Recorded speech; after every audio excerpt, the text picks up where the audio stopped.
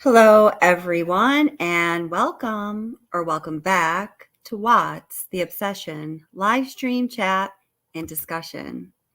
This is Alibi of Lies, part 2.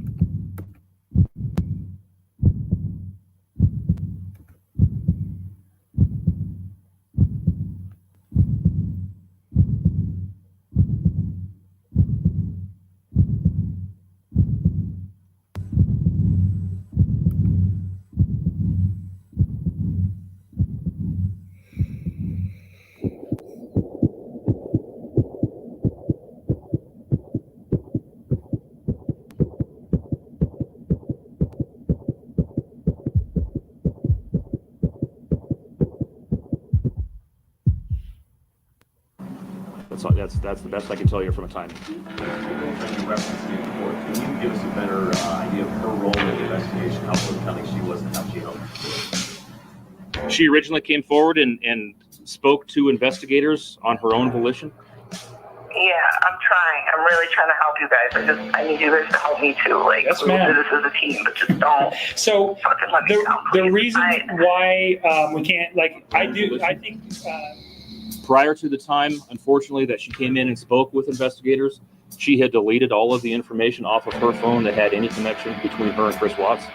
That hampered the investigation. They're going to say, oh, you're the woman that had an affair with this man who took out his whole family. And I take a step back and it's just like, I didn't know. It's...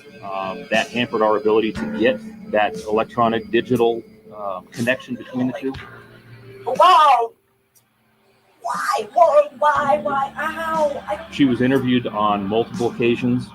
I believe that for the most part, she was forthcoming in the course of those investigations. We don't have any reason to believe that she had any prior knowledge or involvement in the death of Shanann, Bella, Celeste, and Nico. I think that's the best way I can answer that. Yes, sir.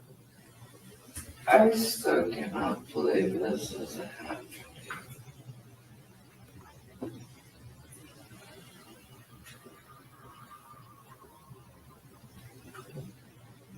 I still cannot believe this is happening.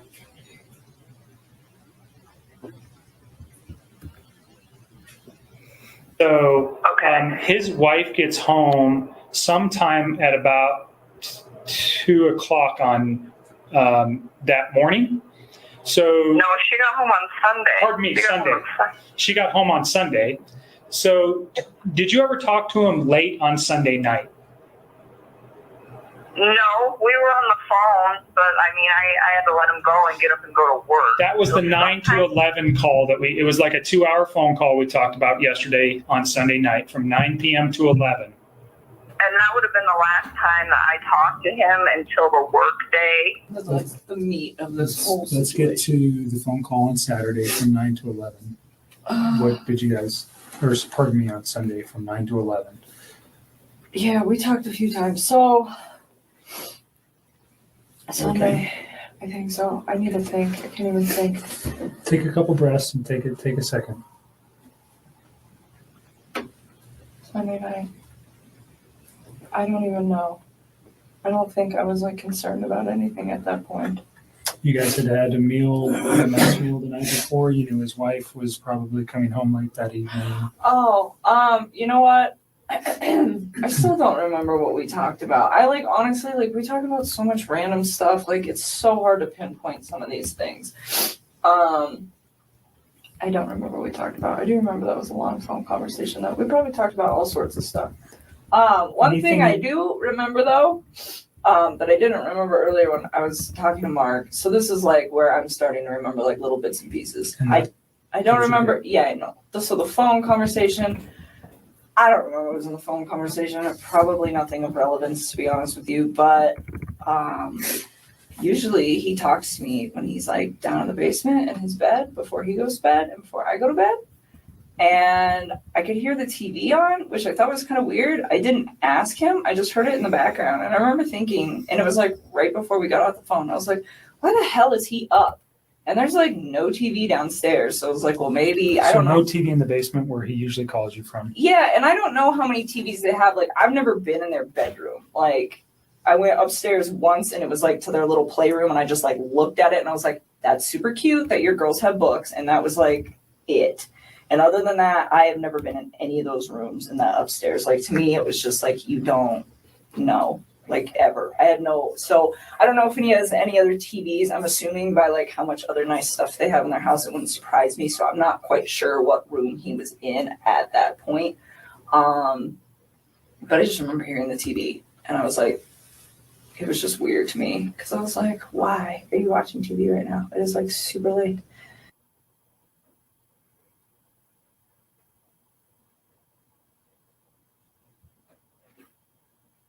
So Okay. his wife gets home sometime at about 2 o'clock on that morning. So No, she got home on Sunday. Pardon me, She got home Sunday. on Sunday. she got home on Sunday. So did you ever talk to him late on Sunday night? No, we were on the phone, but I mean, I had to let him go and get up and go to work. That was the 9 to 11 call that it was like a 2-hour phone call we talked about yesterday on Sunday night from 9 p.m. to 11. And that would have been the last time that I talked to him until the work day. So, ha. Oops. But I just remember hearing the TV and I was like, it was just weird to me because I was like, why are you watching TV right now? It is like super late. Okay, guys. So, hi, everybody, and welcome. I just want to pause that, whoops, and go back to that video because, I'm going to play the end of it again for you in just a moment after I point out some things. So, welcome, everybody. I'm so glad you're here. Welcome, old friends, moderators, members, subscribers. Thank you. Is it Fluffy Muppet? Let's see. Did I get it right? I think it is. For becoming a member. That's awesome. Welcome. I appreciate you becoming a member of the channel. Did I get your name right? Yes. There you are. Guys, remember the Muppets? What a great show. Oh my gosh. So welcome, Wilson Man. I'm so glad you're here. Joan was saying she misses you. We all miss you. I know you started a new job, I think right around the time I started my job, and I started a new job the same day that our friend, A Curious Rose, started her new job. So, hey guys, just a little announcement about Curious Rose. Some of you have asked me about her and you're concerned or whatever, and thank you so much. So she started a new job on August 23rd, and it was a big change for her. I know she talks about it. Her dad had been ill, and she's a nurse, and she'd been, kind of caring for her dad. It was COVID times, it would be hard to have a sick parent at home and then be working in a hospital or medical facility, right? So she's very talented and really smart, as you guys know. Got a really good job offer. She went back to work. She's on call a lot. This is a really big change for her. So that's why A Curious Rose hasn't been around here or doing much on her channel. So I wanted you guys to know that. I told her today that people have been asking about her, and it's really sweet for you guys to think of her. And I'm sure I know she's looking forward to getting back. So I just want to tell you guys that. Let me say hello to a couple other people. Hi, Kevin. I want to be a cowboy bashnik. I saw that you're at work, so you're going to be quiet. But whenever you want to come back up as a guest, Kevin, I would love to have you come up. Kevin is our oil field expert who's been on a couple times as a featured guest. And he has so much knowledge and wisdom and information to pass along to us about everything in the oil fields, because that's a mysterious part of this case for a lot of people for a lot of reasons, partly because most of us don't work in the oil fields. We have no idea how all that stuff works, all the details, the ins and outs. So it's really awesome to hear from Kevin. And he's good at other things too. Hi, Helias. How are you doing, sweetie? Hi, Midge Elkins. How are you doing, darling? Joan, thank you for being here. Wonderful moderator as always. Welcome, Princess Megan Elsa. Jennifer Bradford, another wonderful moderator, along with Utter Nutter. Thank you guys for being here. You are so amazing. Hi, Downtown Wonder. Welcome. How you doing? Hi, T. Andrews and Wilson Man. I said hi, but I didn't sing a song. Gregory Worth, great to see you. Love that you've been coming to chats and always love your comments. Hi, Jacqueline. How are you doing? Welcome. Hi, Stevie. Welcome. Nice to see you too. And let's see, I'm going to go back up just a little. And if I miss you, I apologize. Please say hello and we'll say hello back. I'm happy you're here. We're all happy you're here. We love to hear from people and we love to know what you think. And we want to know what you think. Hi, Mary Beth. Welcome. How are you doing? Hi, is it Kaza67? Welcome, Kaza67. Good to see you. Let me get back down towards current times. Hi, Debbie McLean. So glad you're here. It's always a pleasure to have Debbie. She's very smart, knows a lot about this case. Oh, let's just pin her comment here, see what she has to say. Debbie says, Shanann was coming home. I'm sure they had relevant things to talk about since he told her he was leaving, but she says they just talked about random stuff. Such a good point, Debbie. You always bring up something that I'm like, oh, right. That reminds me, I have something to tell you guys or talk about with you guys. Because you're always right on target, Debbie. So this whole business of, we just talked about a lot of random stuff. And the 111-minute phone call that occurred the night before Chris Watt's family went missing and the night before they were murdered. That phone conversation that happened 3 days before this interview, can't remember a damn thing about it. Debbie's point is, Chris had told his mistress, Nichol Kessinger, that he and his wife were separating. That he was going to be leaving. They were no longer going to be together. He had been maintaining this story, they say, for the most part, throughout most of their 6-week relationship, according to their timeline. Shanann was gone across the country in North Carolina until, for all but, I should say, 3 days of their apparent 6-week relationship. So they were having this relationship without her being present, without the risk of her coming home, without Chris having to work around the schedule with his wife or even his children, because his children were across the country with Shanann. And now Shanann is coming back from North Carolina. She immediately went on a business trip. She's coming back from the business trip. So the 111-minute phone conversation happened the evening before the wife was finally coming back home. She's back in the saddle. Things were going to change dramatically. All right. And it is clear that Nichol Kessinger was obsessed with Chris Watts. It seems the feeling was mutual, but that's a true statement. So they weren't just talking about the weather. I mean, we know that. So we know that when Nichol Kessinger evades the questions about that phone conversation, because she has been asked, I've counted a total of 9 times in the 5 interviews between herself and CBI's Kevin Kobak. There might be more where he kind of tries to slip in a question about that conversation, but I've counted 9. She always tries to change the topic. She does not answer the question. She will do almost anything to not talk about that conversation.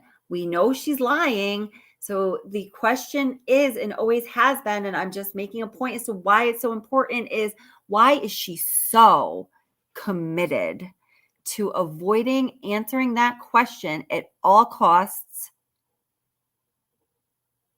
And why does she continue to make stories up that are clearly not true about the lack of substance in that conversation? It's a maddening question.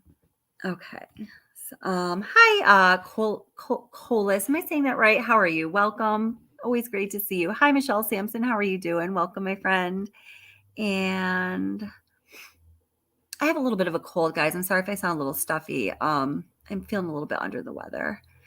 And Fluffy Muppet, love that name. And again, thanks for becoming a member, sweetheart. Let's see. So Fluffy Muppet says, I want to read this comment. She says, if she was on the phone with him for that call, that's a really good point. Yeah, I get you. She was probably freaking out. I'll never see you. You're not really leaving her, are you? She probably cried. Oh, I'm sorry, not her voice more. She probably cried more than any why tears. Right. Really good point. Yeah, I totally agree. I think she was freaking out too. I think that's what, precipitated this whole event, honestly. Let's see. Hi, Linda. Welcome. How are you doing? Let's read Linda's comment. Linda says, or asks, was she on the phone with him when he was trying to kill his girls? Oh my God. The first time in their bedrooms. Oh my God. I wasn't ready for that question. I've honestly have never thought of that.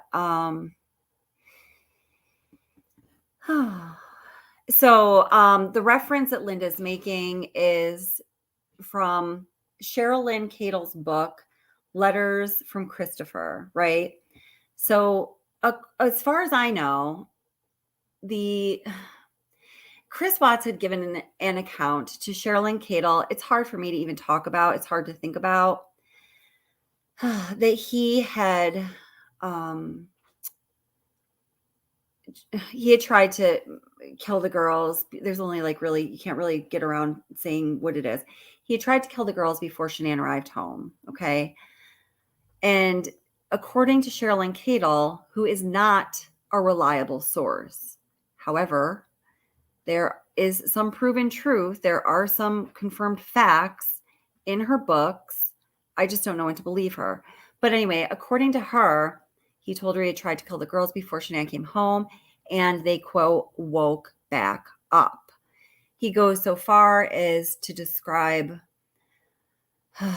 Bella kind of being in bad shape and maybe with some bruises on her face, and saying that Cece was out of it.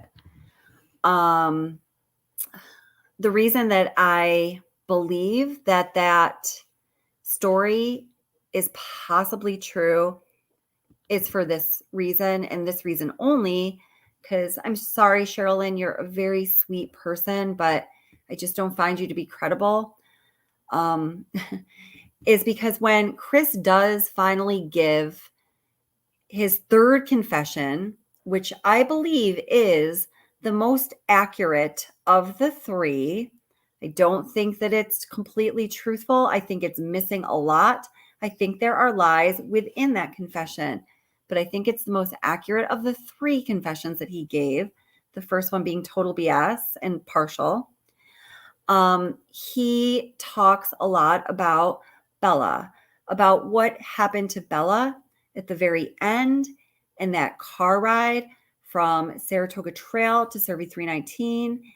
He gives a lot of detail about what Bella said, Bella's response, gets choked up when talking about Bella. Now, I could say in my opinion, but I think it's fair to say that it's known that Chris was closer. He felt closer to Cece, his second child, than to Bella, his first child.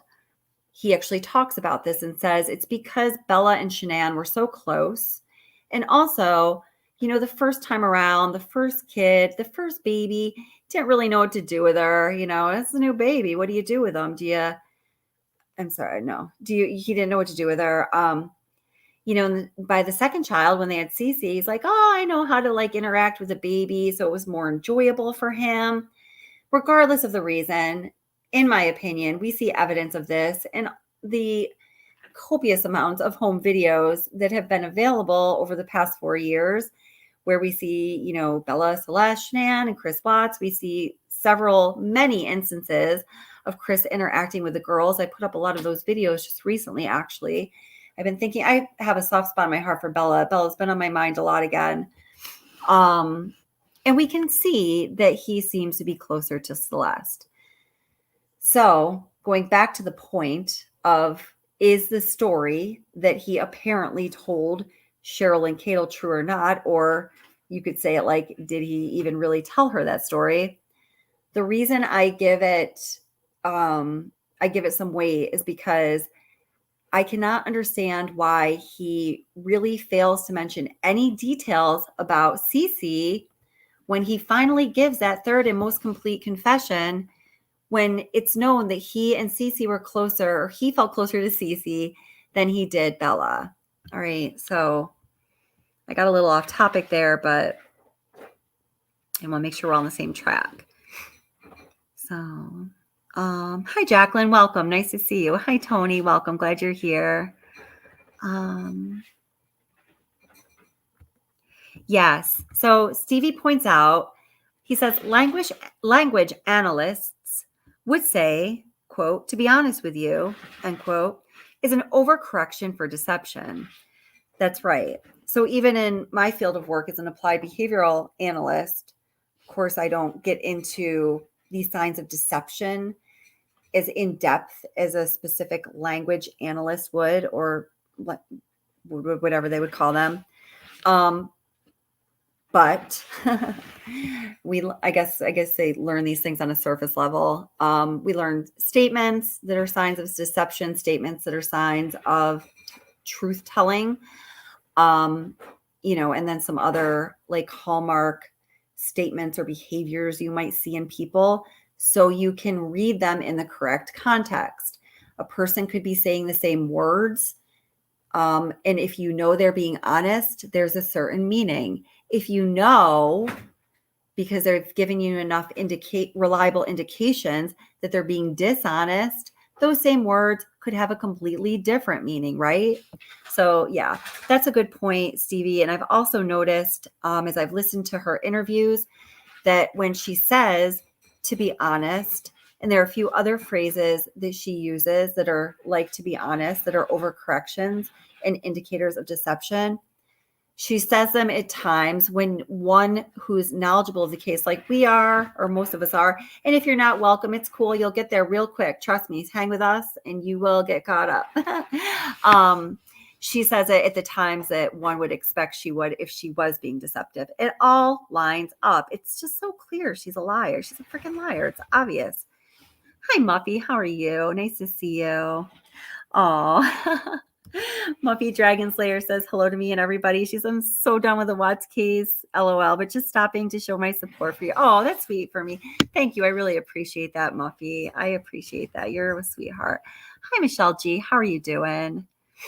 That's right. Michelle G points out that Chris Watts wrote in the card that big things were going to happen. That's a really good point.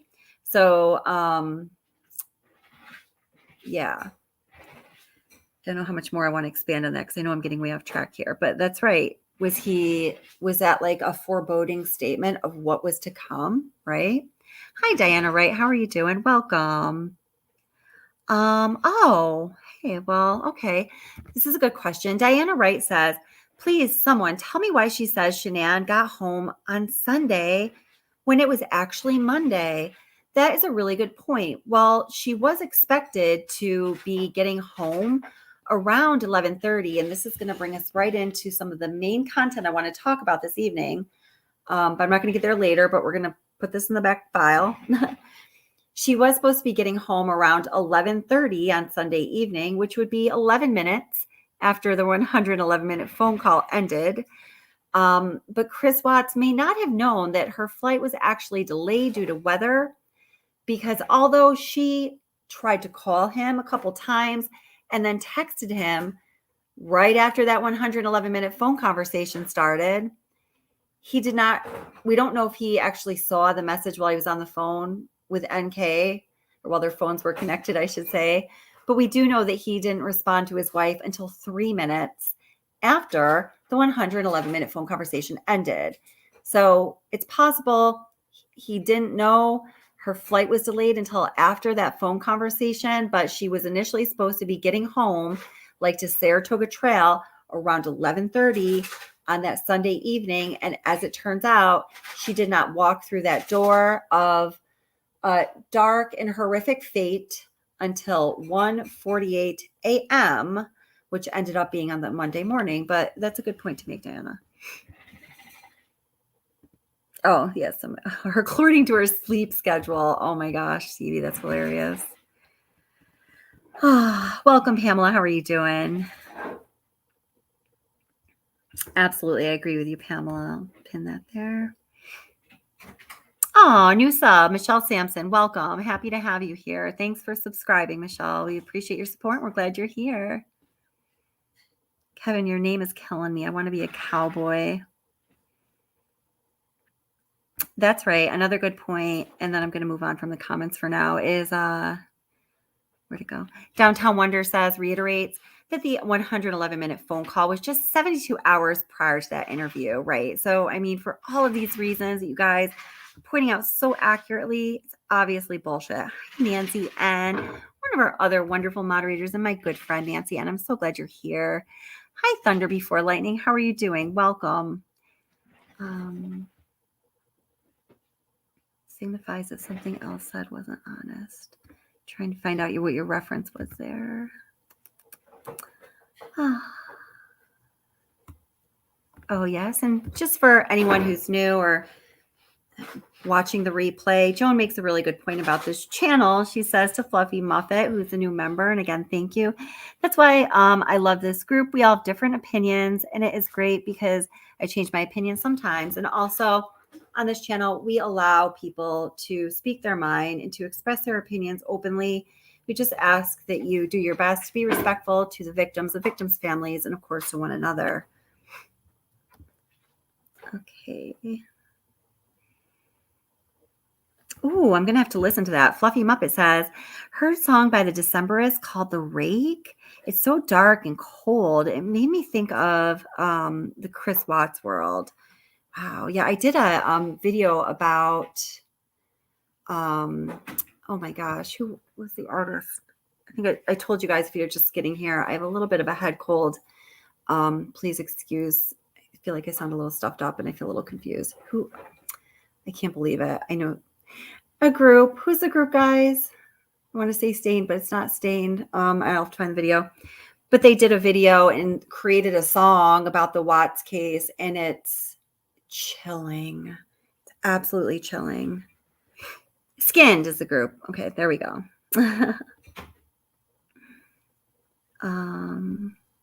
Oh, let's see what's going on. Hi, welcome JBS. How are you doing? Welcome. Hi, Michelle Gardner. Welcome. How are you doing? Great to see you. Hi, Kimberly Davis. Welcome. Glad you're here. Kimberly says, I've always felt inside that this work girlfriend was the one who murdered his girls. You know what? It's you and a lot of people, Kimberly. At least one of them. That she was there and he's covering for her, taking the full blame. Her choice of no morals. There's a lot of people that would agree with you, and I certainly can't say I disagree with you. Yeah, there's a lot going on in this case. That's for sure. All right, so I'm going to bring in a little stream. I'm going to bring something into the stream here. So what I want to talk about is, okay, so alibi of lies. When I say the alibi of lies here, I'm talking about Nichol Kessinger's alibi of lies, or supposed alibi of lies. Hi, Grateful Mama 420. Welcome. How are you? And then perhaps more importantly, the evidence that we have, the facts that we know exist, and the data that has been provided specifically for Sunday, the day before, and the evening before the murders, and Monday, the day of the murders, that all but absolutely 100% proves beyond a reasonable doubt that much of the story that Nichol Kessinger has told about what she did on Sunday evening, Monday morning, Monday afternoon, and Monday evening is total bullshit. Okay. So this is exposing her alibi as lies. So what I'm going to do tonight, even with this head cold, is to tighten up some of the details that we may have touched on before. And I'm going to try to show you the timeline in totality. If you line everything up, is like kind of like overlays right on top of one another, how everything lines up in that timeline on the evening before and the day of the murders to show us that what Nichol Kessinger claims she said and did is literally not possible. One thing I wanted to discuss this evening that I'm so sorry, I'm going to have to hold off on this because I vetted the source, but I'm going to do a second vetting. It is possible, and I'm not going to make a big deal about it. I'm just going to say it here on this live stream that we might have new, and I'm talking sparkling, spanking, brand new, definitely has not been circulated information about what Kessinger was doing Monday morning, specifically answering the question to whether she punched into work or not, or if there was any evidence at all that she was in that building, that she was at work on Monday morning. So again, I'm doing a second round of vetting this source because I just got, just a couple hours ago, I just got cold feet. I don't want to be one of those channel that puts out clickbait. Don't want to be one of those channel that manufactures incorrect, that manufactures stories, fiction, just to get people to come back. I'm not going to join that group of sleazy creators or channels. And if I'm not really careful about how I proceed with this, it could kind of put Watts the Obsession in that category, and we're just not going to go there. So I'm hoping that on Monday, I will be able to actually present this information to you. Okay.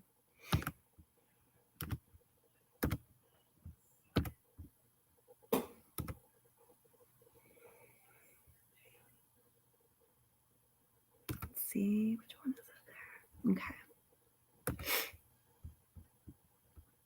Oh, silly head cold. It's when, all the kids go back to school and people get together with all their germs and they create more germs. And you know how it goes every September. Shortly after that phone call, and then I'm going to be getting right back to those things. Let's see.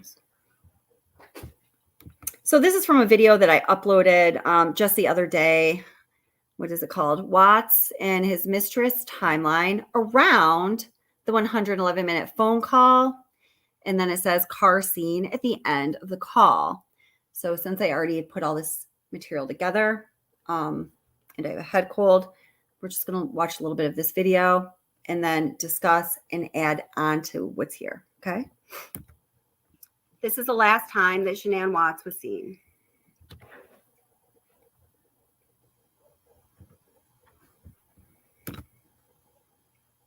Oops, someone make that bigger. Sorry, guys. What? Okay. She gets out of Nicole Atkinson's car. She goes to the door, and that's it. We never see this beautiful woman again. Okay. So, oops, I better stop there, else it'll keep playing sounds. Hey, now, John. Oh, you know what? I have something I need to show you from Discovery. Just 1 second here. Let me just pull up the Discovery because I'm going to have to. Wait, this is a great point. Hold it. I'm sorry. I got to go off track again because Molson Man brings up a great point. And I don't think that we've made, Molson Man, I don't think we've made enough noise about this. What do you think? If you want to come up, Molson Man, by the way, and tell any of what you know about the menus, you're welcome to. And you don't have to. I know that you've got your family and stuff. I'm going to put the link in chat in case you feel like you want to do that. But I'm going to try to tell the part that you know about this. So Molson Man and I, independently, before we even knew one another, researched the Lazy Dog menus. So the Lazy Dog is a restaurant that Chris Watts and Nichol Kessinger went on a date to the Saturday before the murder. So 2 days before the murders. Now, they went to one location and then they went to a second location. The second Lazy Dog location that they went to was much farther from her home, from both of their homes. They only had a limited amount of time, mind you, okay? And we know that they had big plans that evening because that morning, according to the Discovery, Nichol Kessinger was Googling how to prepare for anal sex and double penetration. So we know that they were planning on doing a lot of things that evening, including having dinner apparently at the Lazy Dog. So the kids were home on this Saturday, 2 days before the murders. They had been away in North Carolina for most of the Watts-Kessinger relationship. They were only home for a total of 5 days while these two lovebirds were together, and Shannon was only home for a total of 2.5 or 3. I think that's how it goes. And so Watts had a babysitter. The babysitter arrived around 4. And the babysitter's mother, because she was, a teenager, was picking her up at 10. So Nichol Kessinger tells law enforcement how Chris didn't want to just, leave the moment the babysitter got there. He wanted for there to be transition time for the girls. Such a loving father to do that 2 days before he murders his children, or is part of murdering his children. So by the time he finally leaves, gets the girls set with a babysitter, they have a total of 5 hours for their date that has a rather expansive agenda, don't you think? There's lots of things to be filled in that agenda. So for them to go to one Lazy Dog, take the time to get out of the car, to go in there, to read the menu. They said that they were actually seated, but they didn't order. And then she said, well, the reason I wanted to leave was because, I looked at the menu and there was just there was too many macros or not enough macros. There was just something off about the macros. No, that's not what she said. She said that she just didn't like the menu. So that is the reason they then left Lazy Dog location number 1 and went to the second Lazy Dog location, all but eliminating the possibility for double penetration that evening. My God. So, okay. So Molson Man and I both researched this issue of the Lazy Dog menu. Was there a different Lazy Dog menu at Lazy Dog location number 2, or were they the same menus? Now, the reason I started researching this myself was I've worked in many a restaurant and many a types of restaurant, from chain restaurants to fine dining and everything in freaking between. My very first job was bussing tables at a really nice restaurant when I was 14. My dad's like, you're 14 now, you're going to have not one job, but 2 jobs. I also worked in the mailroom of an insurance agency. Some of you tell me that I work too much or work too hard. This might be why. So, and maybe I do because I have a cold, but feel a little run down. But I spoke with a total of 3 people between those 2 locations. And at each location, one of those people was a manager. And this is what I was told. And Molson Man found something very, very similar. I'll see if he put anything in the comments there. I was told that the locations, because this was a restaurant that was newly franchising, trying to turn into I think it's a proprietary franchise where they'd have multiple locations and, a person could own just one location. It's this business model. So they told me at that time that the Lazy Dogs, all the locations had the same menu, and they would do some, there would be some variety or difference between the menus insofar as this was the example I was given, like a Friday night happy hour special. Maybe one location is going to say, tonight we're going to do margaritas and we're going to feature, this, tapa to go along with the margaritas to promote our Friday night happy hour. But the other location is going to do $2 drafts and whatever the case may be, something a little bit different. I was told by 3 different people who worked. 2 of the people were from the second location. The place where I talked to one person, I got the manager right away, was the first location. But I was told by all 3 of them the same thing. I also, of course, looked this up on the internet. And what was on the internet on the Lazy Dog website that had little sublinks to the different locations reflected exactly what the managers and then the other employee told me at those locations. Independently, Molson Man did some research. Again, we didn't even know each other at the time, and he found basically the same thing. So isn't that interesting, guys? So let's think about this. Nichol Kessinger tells investigators, yeah, we went to 2 lazy dogs. She probably tells them that because she knows that they're likely going to find out that there are cameras everywhere. And, they know or believe, this is what she's thinking, that Chris Watts just killed his whole family. They're probably looking at me with a suspicious eye, even though my identity is protected according to the discovery. Maybe I better be truthful about this. I'll lie about everything that happened behind closed doors for 100% sure, but I better kind of tell them the truth about this, she's thinking. So she tells them something they would not really be able to verify, or at least that's what she thinks, that they left one location, went to the second one because she didn't like the menu at the first one. Well, Molson Man and I independently, through research, proved that that's a lie. So then, God, so many questions, guys. So then the obvious question is, why did they go to a second location? The menu, guys, was the same. Her reason for going to the second location is bullshit. It's proven bullshit.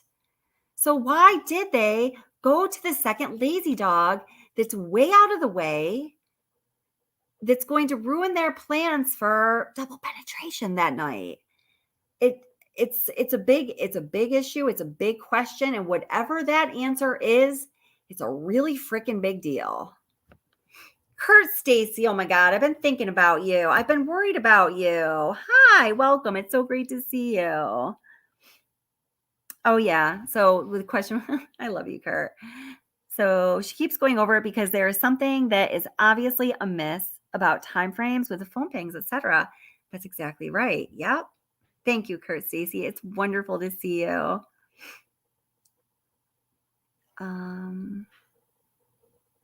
Oh gosh. Gregory says, I'll bet that babysitter is so rattled to this day. I bet she is. Oh my gosh. Hi, DC Primetime. How are you doing, sweetheart? Yes, pun intended. That was. I'm glad you caught that, Molson Man. Yeah, right. Exactly. Also, the sex before and after, they must have been rushed. My God. Totally. Trying to get to your question as JBS. I see that you said you had a question. You're making some statements there, and somebody. Hi, Doors of Perception. How are you doing? Welcome.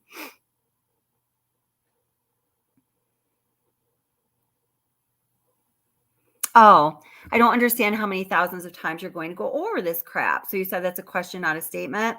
I'm going to go over as many times as is needed for enough people to understand that complete justice was not served for Shanann, Bella, Celeste, and unborn baby Nico Watts. I will go over this as many times as is necessary so enough people understand that somebody who took some kind of part in an absolutely fucking horrific, egregious crime is walking the streets scot-free, or as our guest, Lee R.D., recently surmised, and I think she could possibly be onto something, is actually in a nice cush federal prison where she's eating eggs and pancakes for breakfast, has a pretty soft bed, and gets to watch television. She'll leave with a nice brand new name, a few $100,000, according to Lee R.D., who's, I think she said she's an Italian Catholic from Brooklyn. You get me? And, that is why nobody has spotted her in the past 4 years, which is all but a miracle in today's digital age, right? So there's the answer to your question, JBS. Please don't give my moderators or people in chat a hard time. All right. Okay, here we go.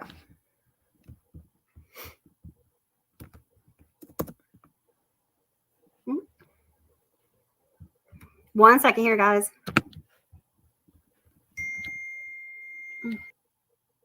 Because it just takes a second to look about it. Why don't we just talk about this? So the 111-minute phone call, guys, does not appear in the discovery file. And I say that time and time again. You know why? Because it's a really big deal. And you know what it indicates? That something is amiss in this case, that there's legal corruption, judicial corruption, or incompetent law enforcement and investigators overseeing the entire state of Colorado, because this crap happens all the time in that state. Other than the fact that record of it existed in that very first rendition of discovery that Weld County was putting out, that they stopped putting that out very shortly after the discovery file was released, and they replaced it with the next month's phone record, which is bullshit. It's not useful at all. They don't mention it at all. The 111-minute phone call, just wrap your head around this. The 111-minute phone call it exists nowhere in discovery, nowhere. And when you look at the official discovery timeline, it is conspicuously missing. So this is really bothersome.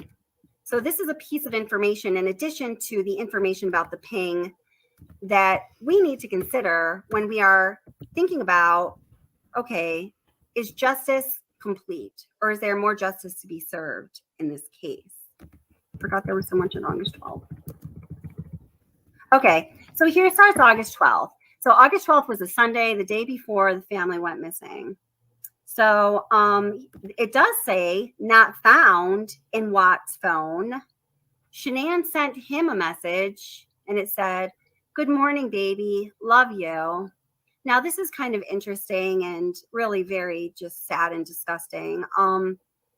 You know, there are people out there. Wait a minute. I've got to pause. The trolls are in full force tonight. So Tammy Nichol says, "Let these souls rest and CW can rot." CW can rot. And that's what he's doing. And just let me be clear, peeps. I personally think, so as a creator of this channel, this is, I guess, the stand of the channel. So I've said it a million times.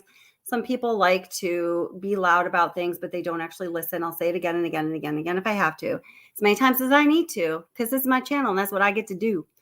I personally believe, and most of the people who are in chat right now, the ones that I know that they think the same thing. Chris Watts is exactly where he should be. He should be in prison. I don't think that law enforcement even knows exactly what he did, because he's given 3 confessions and they're all very different. Most of them are partial. It's ridiculous. It's a shit show. They don't know exactly what he did, and neither do we. He's not talking, obviously, or when he is talking, he's not telling the truth. So he should be in prison. That's for damn sure. As to let these souls rest, those souls are resting. Shanann, Bella, Celeste, and unborn baby Nico are resting. They are carefree in eternal peace with one another and their maker. So when we're down here on earth talking about this case on YouTube, because people are really interested in true crime, I've talked about the psychology behind it, how it's human nature to be interested in the dynamics that exist in true crime cases. If you want to know more about that, you can go find it in some of my other videos. So when we're doing that human thing down here on mortal earth and seeking justice on their behalf, we're not bothering them. We're not poking a stick at them. They are resting, right? So people, this just statement that's been coming at me for the past year and a half since I started this channel, let them rest, let them rest, let them rest. It's just such a ridiculous statement. They unfortunately, they were murdered. They're not here to bother. They're at peace. Moving on. That somehow say, NK needs to be further investigated, but Chris Watts is innocent. I don't think that at all. I think the man is exactly where he needs to be. He is far from innocent. And I think that there is substantial proof of that. Oh, look, I just said it there again. That whether Weld County did the best job or not, I guess that's debatable, but he's where he needs to be. One of the pieces of evidence that points to the fact that I believe he had a consciousness of guilt, which is a legal indicator of guilt beyond a reasonable doubt, which is the standard in a criminal case. Whereas in, some civil cases, the standard would be what a reasonable person would do. In criminal case, it's guilt beyond a reasonable doubt. But anyhow, is the fact that there were certain things that were not found in his phone. They were missing. They were deleted. And they were all things that had to do with Shanann and his relationship with Shanann, his marriage to Shanann, and his communication with Shanann. So in the few days before this terrible tragedy happened, he was deleting her communications out of his phone, like he was erasing her out of his life, which hurts me to say, but we have to talk about things for what they are, okay? So as you look at August 12th, 2018, you'll see that there are other things that were not found in his phone having to do with Shanann. I'm not going to go through all those now because it's a different topic. But what I want you to see is during the hours of, later in the evening when that 111-minute phone call happened, there's no record of it here, okay? So 2109, so that's 9:09 p.m., right? So at 9:09 p.m., Shanann, all the way from Arizona, with a baby growing in her belly, having been treated so poorly by her husband, is saying to him, poor darling, what kind of vegetables do you want with dinner tomorrow? And Watts just replies, green beans. Not even thank you. Thank you, baby. Oh, I know. Don't let me take care of it. Why don't you rest your feet? You're 15 weeks pregnant and I've treated you like shit. No, he just, the way this is awful. His treatment of her is despicable. Anyhow, then she says she was ready to come home. Shanann soon told Watts that she was ready to come home. And I think it means he replies, I'm ready for bed. So here at 9:13, there's another communication. She's saying she's going to be late. And right here, guys, between 21:13, which is 9:13 p.m., and 21:29, which is 11:29 p.m., which is 10 minutes after he got off the phone with Kessinger. We're going to look at something tonight that happened in that 10 minutes too. That's interesting. There's nothing here on this official timeline. Between these hours of 21:13 or 9:13 and 11:29, there should be listed the 2-hour phone conversation that occurred between Watts and Kessinger that was unlike any other phone conversation they ever had in the history of their communication, according to the phone records. So this right here is a screenshot from the officer Conrad, or Coonrad, however you say his name, from his camera, his body camera, while he was in neighbor Nate's house. And neighbor Nate is, of course, the guy who had all that security camera footage pointed towards Watts' house. What I've circled here in yellow is a screenshot of his security camera menu that is dated at 11:25 p.m. on Sunday, August 12th. And it shows headlights going by the Watts house.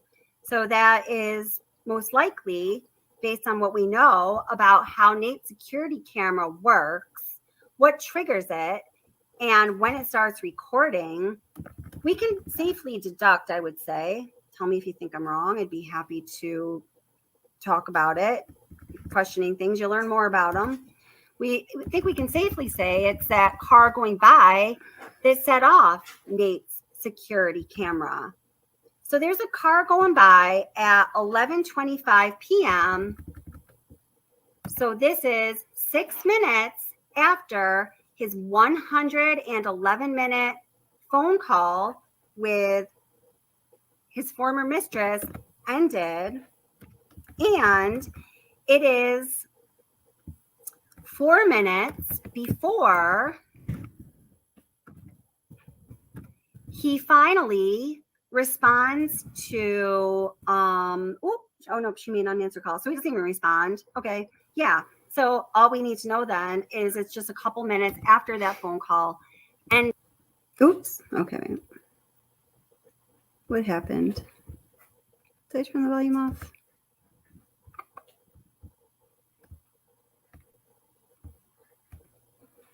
What just happened? Wait a minute. What happened to the volume here? Just one second. I've got a little, I just must have clicked something. That's weird. Hold it, please. Say his name from his camera. Oh, I know. I remember. Oh, geez. I have to take this video down because I didn't even narrate this. Okay. So here's what goes down. I just remember why I set it up this way. Okay. So I don't know if you guys, I know we're chatting about different things and stuff, which is awesome. I love seeing what you guys write. And I know people just love connecting with each other and chatting. So definitely that's awesome. Always want that to continue. But we're just going over the details according to the discovery of all of the itemized events that occurred during or immediately around the 111-minute phone conversation. So this is really interesting.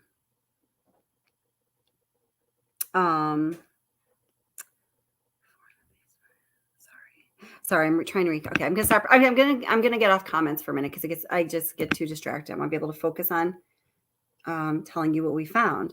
Okay, so the 111-minute phone call was from 9:28 p.m. till 11:19 p.m. So that's noted at the top right there. Okay. Now remember, this 111-minute phone call is not in the discovery's timeline. It is not. It does not appear there. Information about Nichol Kessinger, her communication, interactions with Chris Watts, and things that she did even independent of Chris Watts on a couple occasions are filling the pages of the discovery timeline up until Saturday, which is 2 days before the murders, which is the day when Nichol Kessinger wakes up to Google search all of those bedroom activities, we shall say, I guess. Whatever those, I don't know. I'm citing the head cold on that one. And then they have their date at the Lazy Dog. And we just explained the strangeness of how that all went down. So oh gosh, I'm going to have to pull up the discovery. From the very first item on the timeline, which is when Nichol Kessinger searched for the name Shanann Watts on September 1st, 2017, a year and a half before she and Chris claim they started dating. So let me say that again. And some of you may have heard me say this before. And guess what? I'm going to keep saying it because this is important. And if anybody who is in law enforcement or the court system in Colorado really wants to do their job, and they actually hear this and they think about it and they realize what it means, maybe this case will be revisited, which is why we're here. So the event that starts the discovery's timeline for the Watts family murders is Nichol Kessinger's Google search of Shanann Watts that occurred on September 1st, 2017, a full year and a half before Kessinger and Watts claim they started dating. That's a really big deal. The next item on the timeline jumps to the summer of the murders.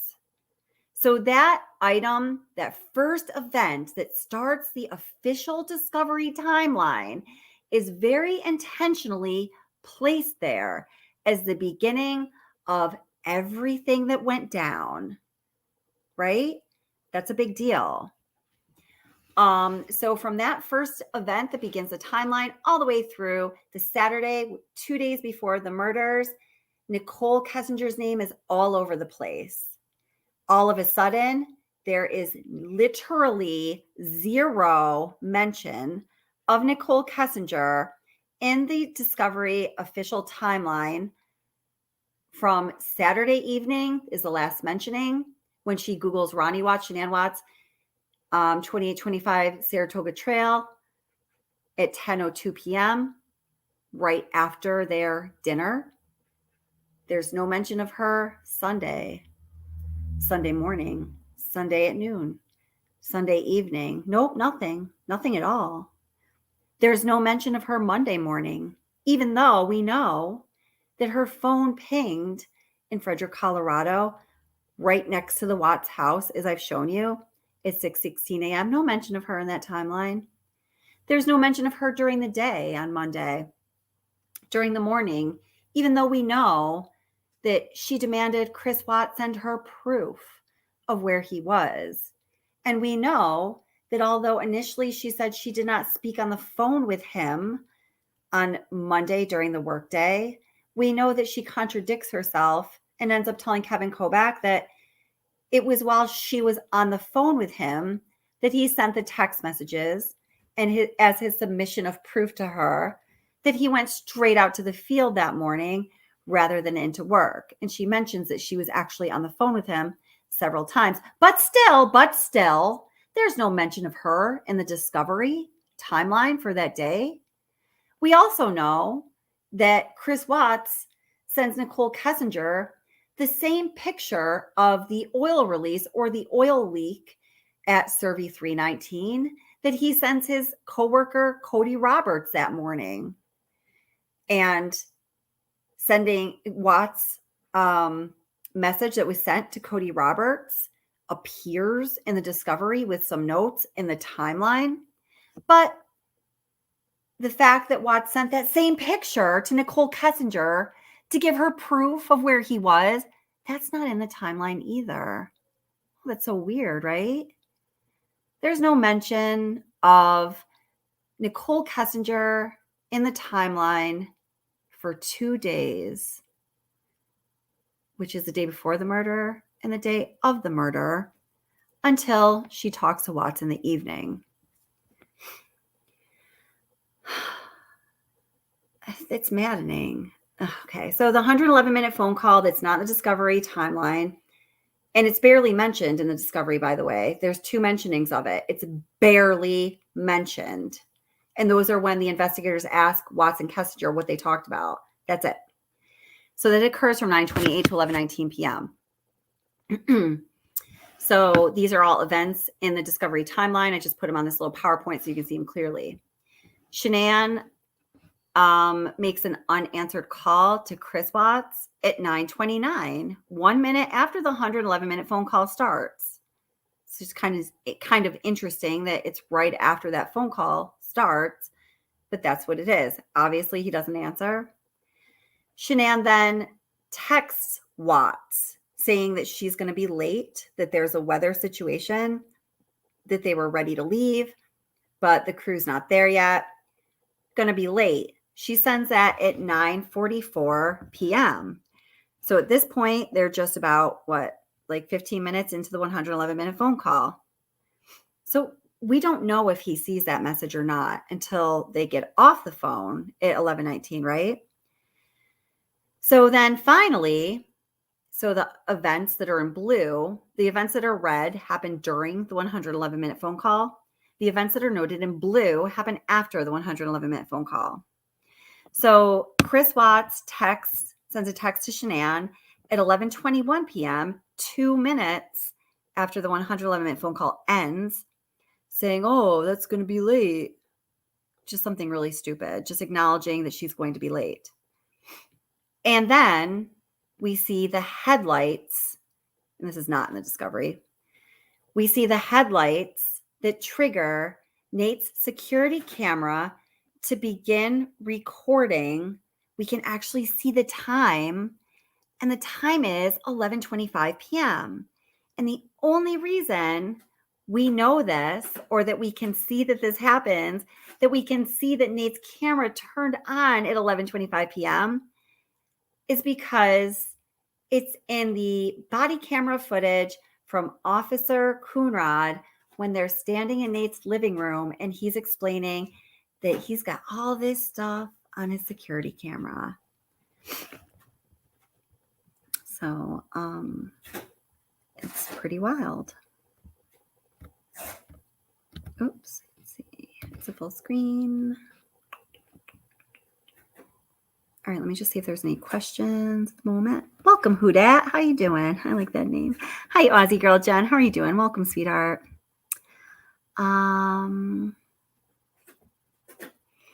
That's right. Yeah. Debbie McLean says, there is no evidence that Nichol Kessinger went to the museum on Sunday. Only her father's word is that we did go to the museum. She says to her father, really? She didn't remember that. That's right. Pretty shady ass alibi. We're going to actually look at that.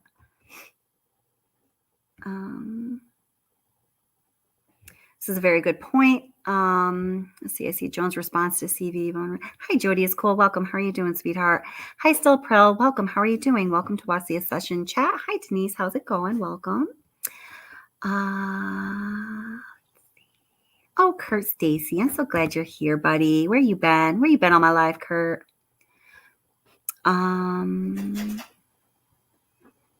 Where is Stevie's comment that Joan responded to? Can't see if I can find it. Okay, so Stevie just very simply says, and this is such an important point. It's odd that there had never been any security footage from the restaurant. Oh, from the restaurant, right. Or the airport, which is what Joan had mentioned, or anywhere on the Colorado highways on the way to Survey 319 from Saratoga Trail, because there should have been, I don't know, I think the number is in the 60 plus cameras on that driving route from the Watts residence on Saratoga Trail to Survey 319. And the DA's office excuse is, well, that's a Colorado Department of Transportation thing. And, well, the cameras, they weren't working. All 64 of them were? Got to be kidding me, right? I mean, this is laughable, guys.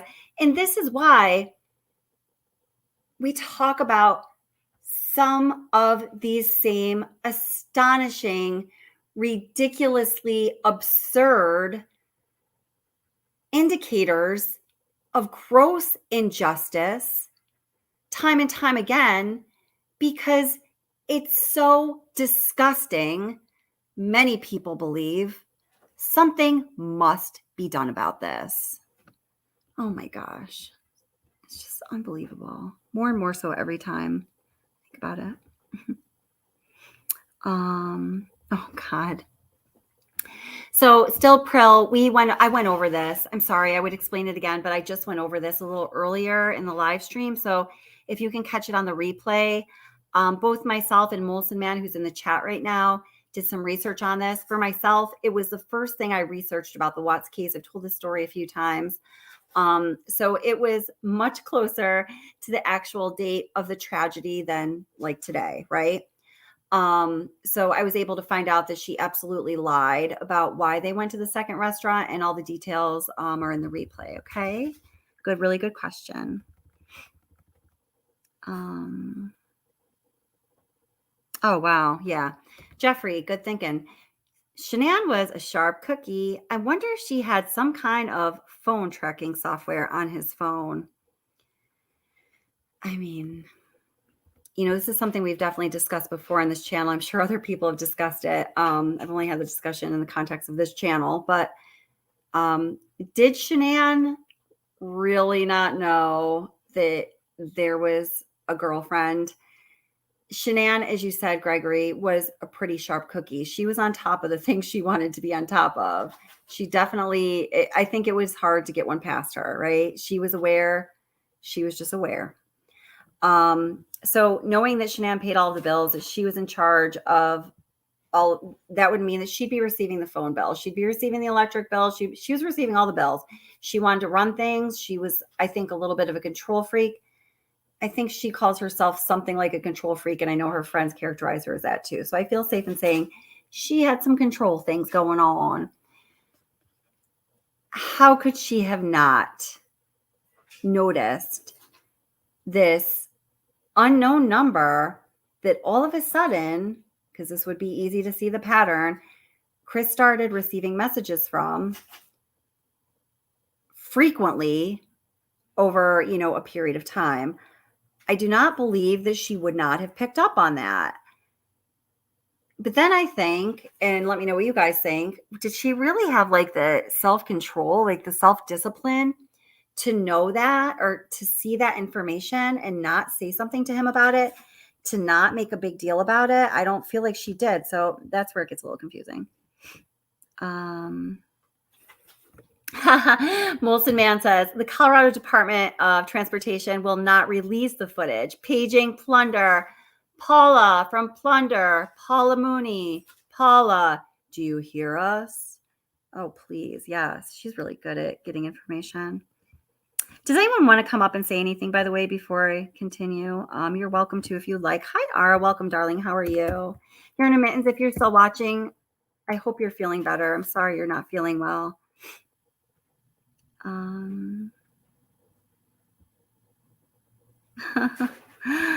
That's a good point, Kevin.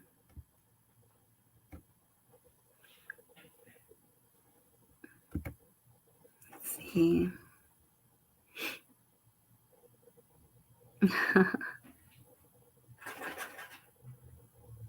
That's right. This is a good point. Okay. So, all right. So Debbie McLean says, it's no coincidence, Kelly.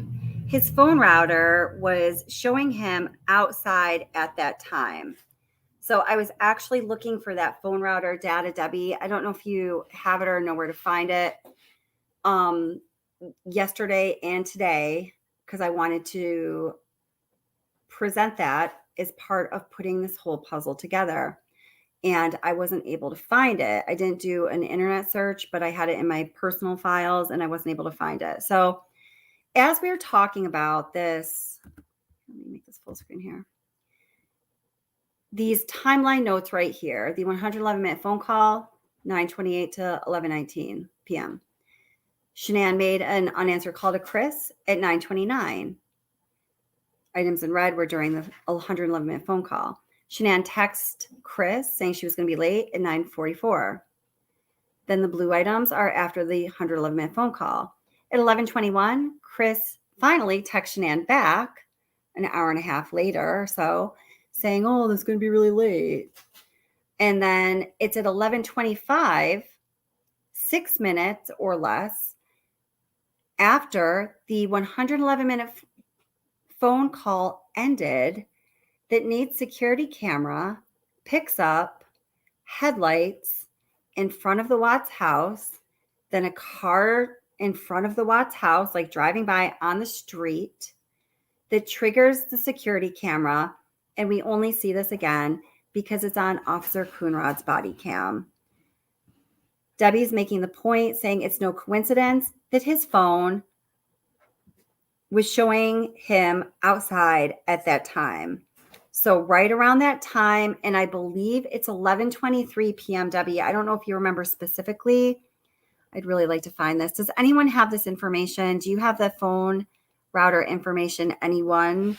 Ara, sometimes you're good with that stuff, where we can look at what the exact time is and show everybody who's watching. I believe the router data indicates that he disconnects from his home router at 11:23 p.m. So if we lay that all out, we have the 111-minute phone conversation ending at 11:19 p.m. We have Watts disconnecting from his home router at 11:23 p.m.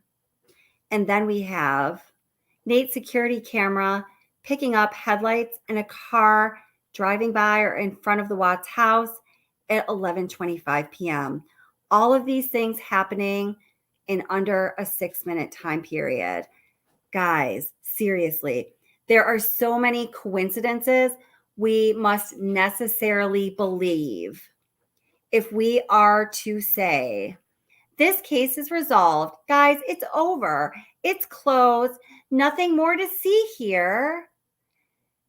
If we believe that, if you, viewer, believe that, that's okay. You can believe whatever you'd like to believe. I think it's great that people are thinking for themselves based on the information that they've taken in and processed. But if you believe that the case is closed, there's nothing more to see here, she's totally innocent, they didn't need to investigate her. There is no reason to question her. But you guys, leave her alone. Oh my gosh, what are you doing? Leave that poor girl alone. If you believe any of those things, you must also necessarily believe in an extraordinary number of coincidences that happened, starting with Nichol Kessinger's Google search for Chris Watts in August of 2017, followed by her search for Shanann Watts in September of 2017, that event that begins the official discovery timeline, all the way through August 13th, the day of the tragic murders.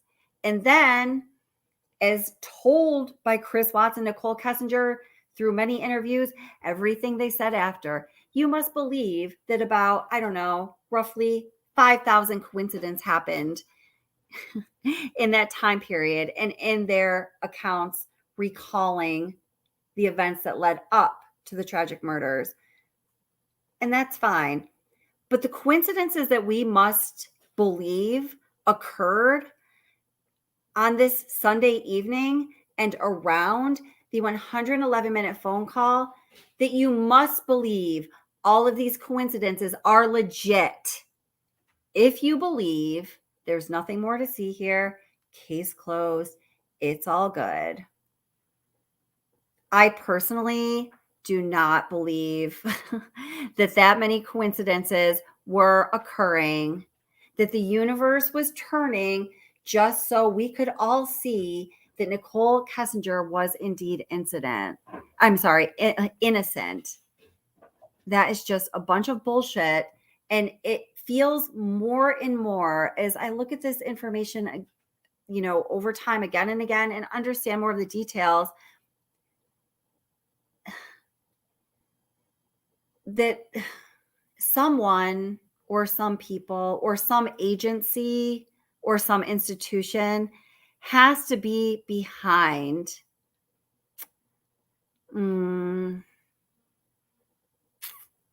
releasing all of the idea of all of these coincidences that must have existed in order for people to believe that there's nothing more to look at in this case. I hope that makes sense. I'm afraid to say too many things there, so I'm sorry for being somewhat vague a little bit there, but yeah. So if it does turn out that after we vet this person again, that approached somebody who is close to the channel with information that details Chris Watts' former mistresses Monday morning. Yep. And we're talking about Monday, August 13th, the day of the murders, and definitively answers the question, did she punch into work or not? Was she at work or was she not? If after the next vetting, after I got cold feet about presenting it tonight, if that person works out and we decide to present it, a lot of those coincidences that we're asked to believe will be proved to be beyond a shadow of a doubt fictional. And I guess that's all I can say about that. So, let me check out chat here for a minute. Yep, that's okay. So Yarn and Mitten says, what if he was using a burner phone? Shanann wouldn't have been able to track that. That is true, but we do also know that there was a large number of communications between Chris Watts and Nichol Kessinger that were on his phone.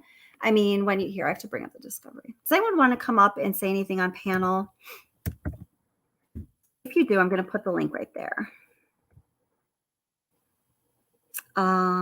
Just one moment. It's just gonna be quiet for a minute. I just want to read through this and then get back to what we were just what Yarn Admittance just said about the burner phone there.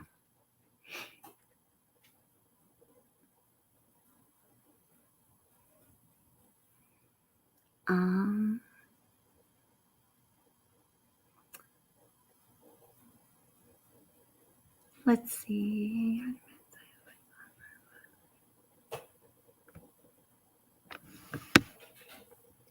So Ara says, Yarnamans, I've always thought that a burner phone or app was used for communication between those two. I believe that there was too, probably in addition to what we do know. But what we do know is there is a lot of communication between Nichol Kessinger and Chris Watts on their phones. And we're just talking about, from phone number to phone number.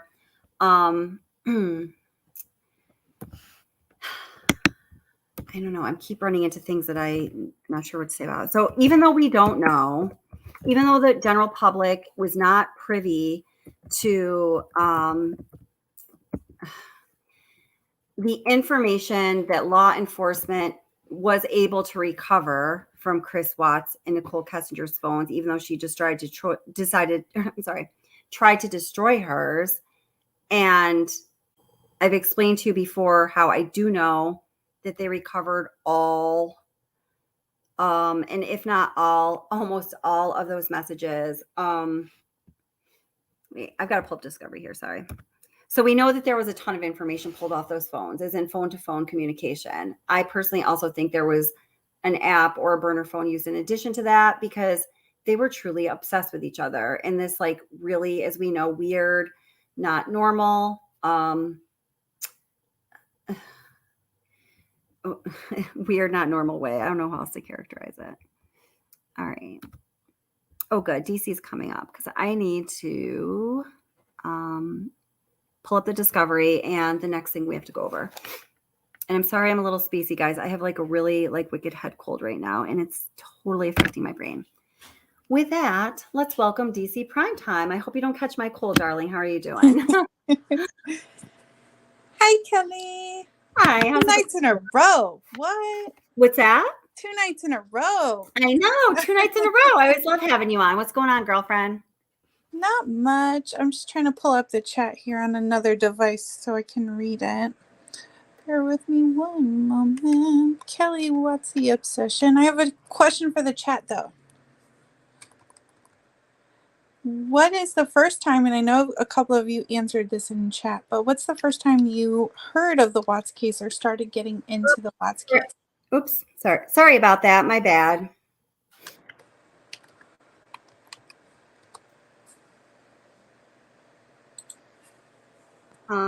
Yeah, if anyone comes up, I see that Kurt just said to somebody, you don't have to have your camera on. Of course, you don't have to have your camera on. Come on up. If somebody would like to say something, I would love for you to come up. We all want to know what you think. There's a link. I just posted it.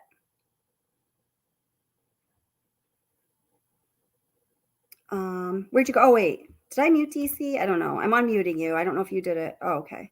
Yeah, I did it. Mr. Primetime entered the room. Oh, okay. There you go. Mr. Primetime. That's awesome. Oh, that's funny. I don't know why they cracked me up so bad. Hi, Mr. Primetime.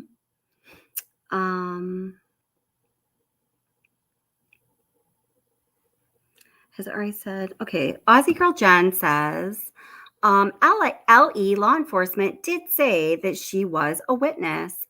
So in the end, NK might get some help, but I doubt enough, as LE already said they doubted that she would.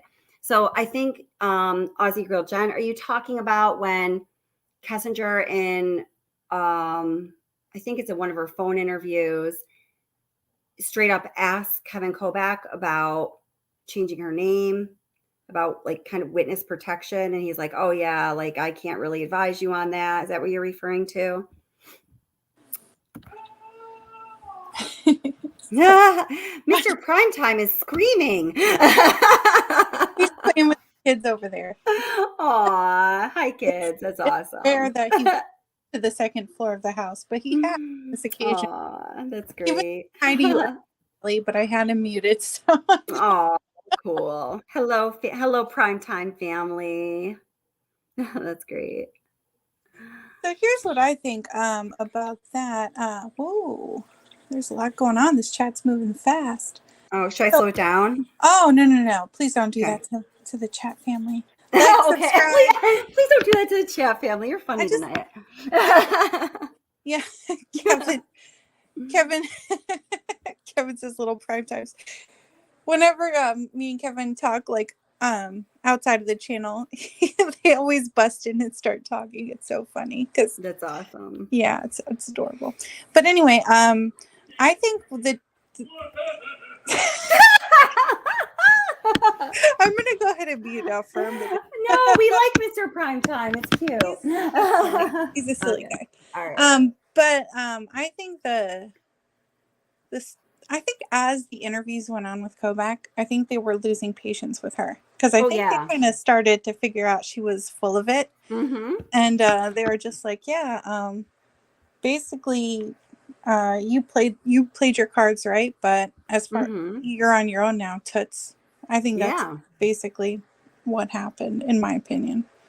Yeah. I don't think they totally figuratively said you're on your own now, toots, because I definitely still think they were protecting her. Well, they were protecting themselves at that point. I mean, I guess it had. I think they were protecting themselves, and she just kind of got lucky. Personally, my opinion. Wait, can you explain that a little more? I'm interested in your thinking behind that. Well, yeah, because they kind of shielded her in the beginning, and then as time went on and the investigation unfolded, they realized that she was full of it, and then the DA, Lord Mayor of Wattstown, decided to shut it down, and by then it was too late for any more investigation. But I think the investigators, the people that were actually getting the interviews and looking at the facts of the case, knew what was up. Okay, they might have. I believe it. Yeah. I have to tell you something pretty crazy I just found out. Remember when I was going to do a live stream last week, I think it was, and I couldn't do it because my computer crashed, and then I got back on my computer and there were some files corrupted. It was a big mess. I wasn't quite sure what happened. Well, I just went to go look in the Discovery, and my copy of Discovery that I keep on my hard drive is gone. My copy of the Chris Watts Discovery that's been on my hard drive forever is 100% no longer there. Luckily, the original copy that I have that I've only really, I think, been talking about kind of recently, I have backed up on a thumb drive and some other things. But isn't that a little bit crazy? I wonder if I've been talking about having that original copy too much. So, this goes to everybody, but never click on a link that you get in an email. Right. But unless it's from Primetime, because Primetime is totally trustworthy, and I'm not about like trolling you or corrupting your files. But yes, there is some wicked tech savvy people trying to shut down the and then I get the discussion, in my opinion. Then I get kicked out of my StreamYard. So, okay. Yeah. So I don't know, guys. True story though. I have to go, I have to get a little, yes. You think so, Utter Nutter? Uh-oh, I have a big mouth. Okay. I mean, yeah, it was definitely it is what hacked. it is. Yeah. You know, they can hack you, they can corrupt your files, they can do what you want, but the conversation lives on. And if not through Kelly, it's going to be through 10 other channels until the end of time, because it's exactly it. Yeah. it is what it is. Right. Sorry. That's right. Here, I'm going to bring Kurt Stacy up because I've got to do a little more work to get a copy of the Discovery now. So, okay, awesome. Hi, Kurt. Here he is, man of the moment, the Kurt that I've missed. Kurt Stacy, drum roll, everyone. Oh, Lord. How are you doing, friend? I'm doing great, but I want to add into what you all are just talking about. There's something going on, and the reason why I say that is because I didn't realize it, but for some reason, my link to you was unsubscribed. Really? Yes. And Huh. all this other stuff. So I wasn't getting any updates or any. I got it through email, but I wasn't getting anything on the channel. That's very weird. Yes. And so it adds into what we're talking about here. So, I mean, it's just, I think we're all being monitored or something. Yeah, well, some weird things, I mean, definitely, yeah. Some weird things, have happened, but when I had that crash the other night, right before, it was a Kylie Rodney live stream I was doing. Mm-hmm. I mean, it was minutes before the live stream, and it was a serious crash. I couldn't get back into my computer for a while. I called my friend who's like a computer, I always call him the computer dude. I don't know what they're actually called, IT computer, whatever they're called these days. It always changes. And he told me what to do to get back on it safely. So I noticed a bunch of the files were corrupted. I noticed some various things. I hadn't tried to look for this specific file until actually just now, and it is 100% gone. I had it in 3 different locations. It's gone. The root is gone. There's something going on because I was getting your emails where you were saying I'm going to be live tonight and all that. But then not until I went back on the channel, that's a different story because I've just been so busy getting into the fall semester with my writing barn and all that. And Kelly, that would being a teacher. So yeah. I was like, then when I went to look at what's going on, I was unsubscribed and that was bizarre. Yeah. Huh. That's wow. Yeah, that is bizarre. Well, thanks for letting me know that.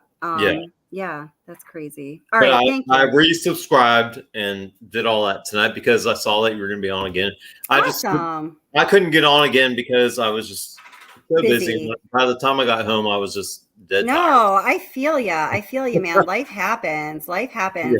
Like I'm not really feeling well this evening. I was going to cancel this live stream, and also because I didn't want to talk about that kind of big piece of information I was going to talk about, because I decided to do a second vetting of the source, which they know, so they're fine with it. They understand, which I think is a good indicator. Anyhow, I was like, I don't want to disappoint people, because I know it's not even so much like what I have to say. I know people really like the chat community here, and I just didn't want to disappoint people. But sometimes you need to take a break. Yeah. But just to address, and you've seen in my chat, just all these folks that are saying, how many times are you going to rehash this information? Well, you need to, because there are anomalies with all of this.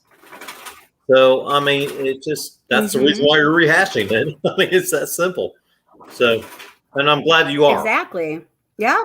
And as you said, there may be some other additional information coming up. I mean, you're not going to officially say that, but I mean, but it's great. I'm glad. I love that you continue to do this work and you continue to look into this, because thank you. Anybody with a brain can see that this investigation had more channels and things going out that were not looked into. That's right. Yeah. No, you don't have to be Nancy Drew. I just saw that comment.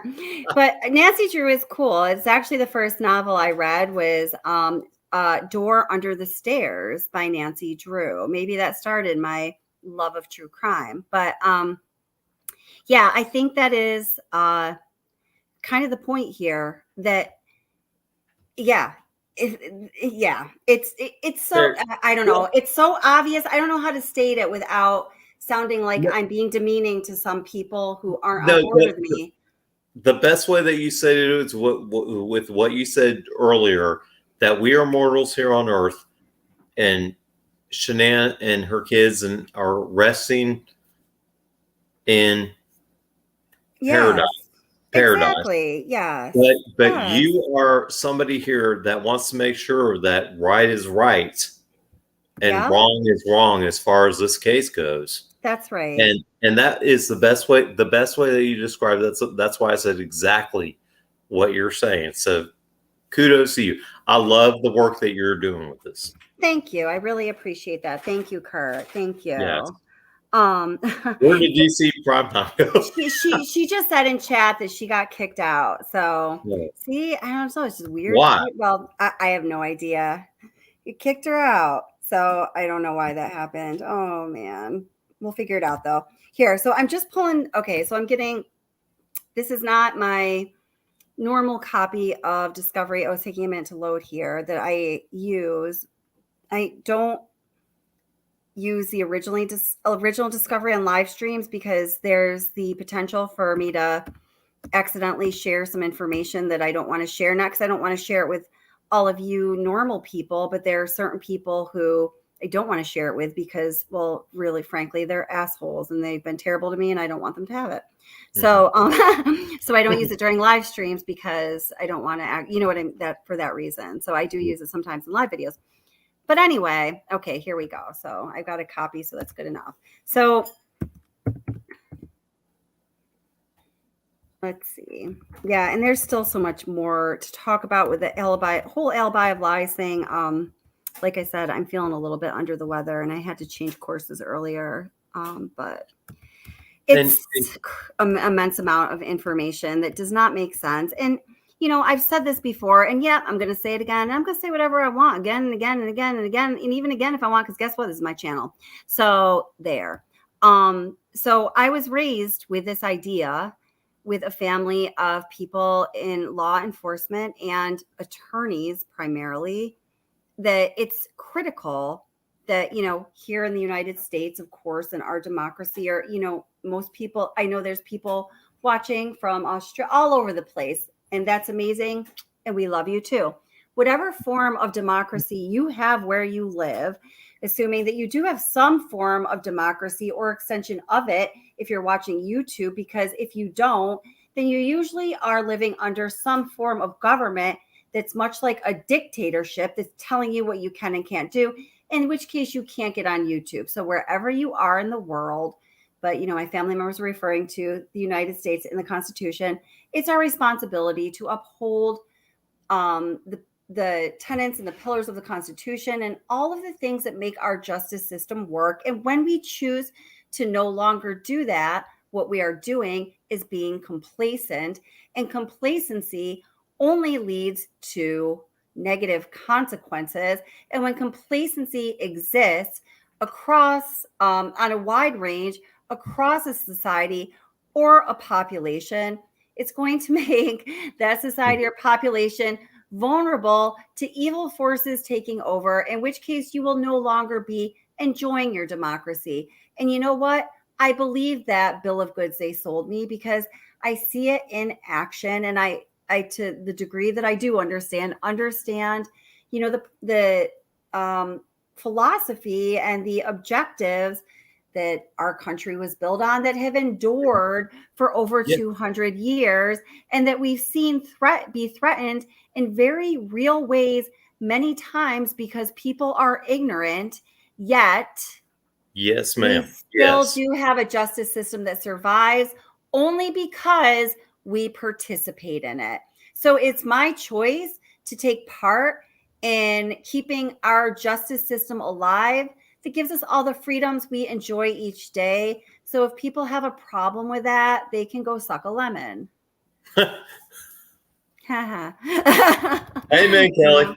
And you know, I'm right on the same page with you. Yeah. I pretty much consider myself a constitutionalist. Mm-hmm. The law of the land in this country, here in the United States, is based on the Constitution. There's a lot of people that don't understand that are living here. Mm-hmm. So they until they get educated about that, then they understand.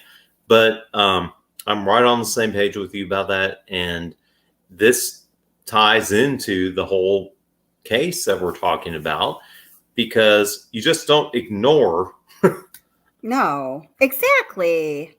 evidence, and law ties into the Constitution. Yeah. Everything ties into it, and that's how we live in this country.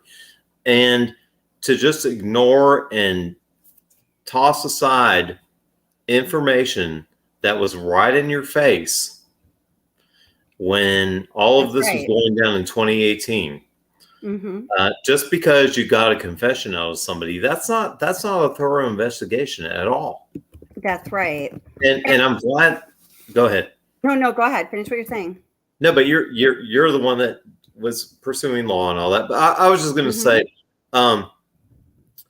that I don't think any case is complete and sealed until all avenues where there's evidence has been investigated. I think that's very true. And you know what? Just building on what you're saying here, I was actually just talking about, well, actually, I don't want to give too much information about where I work. So I was talking about somebody who is in law enforcement. We'll say that. And we were having a conversation kind of about what you're saying, but a different way. Law enforcement has people in law enforcement, people who are serving their community in elective offices within their local judicial system, but specifically law enforcement. They have an obligation to bring forth evidence and all evidence without using, their own bias. Yeah, exactly. Yeah, I'm really lost for words tonight because my head's so stuffy. Without using their own partial judgment. Yeah, bias. Yeah. They have an obligation to do so. So what is clear to me is that there was evidence in this case that was either submitted, processed, or rolled out to the public in a way that is disingenuous and, well, quite frankly, inaccurate. Sometimes we call that bullshit. So somewhere in the process, somebody who is supposed to be serving the public and serving their community and being part of that whole system that our democracy is founded on, and our three branches of government, law enforcement's in one of them, somebody screwed up. And it happens, this is what I was saying about the coincidences. It happens so many times, so predictably, so frequently, and in all topics pertaining to this case. There is absolutely no way, laws of probability say that wasn't an accident. This is intentional. It has to be. It has to be. It is. Yeah. So. Well, the other thing that I was going to bring up too, and you in your field and mine, we both have had scientific backgrounds to a degree, and data doesn't lie. Yes, we know that. Right. Amen. And the data that you have been bringing up with these phone calls and the time frames and all that kind of stuff, I mean, you've got to question what's going on. And so these people that are saying, why do you keep rehashing all this and talking about this? Because the data is there, but it's not being addressed by the powers that be. Yeah, that's exactly right. So the data's there and they chose to ignore it, basically. I mean, that's what it looks like to me. But I mean, but we are data-driven people. Yeah, exactly. Totally. And I do that even at my writing barn. I have tests that I do with my writers and based on basic skills that we do, and it's all data-driven.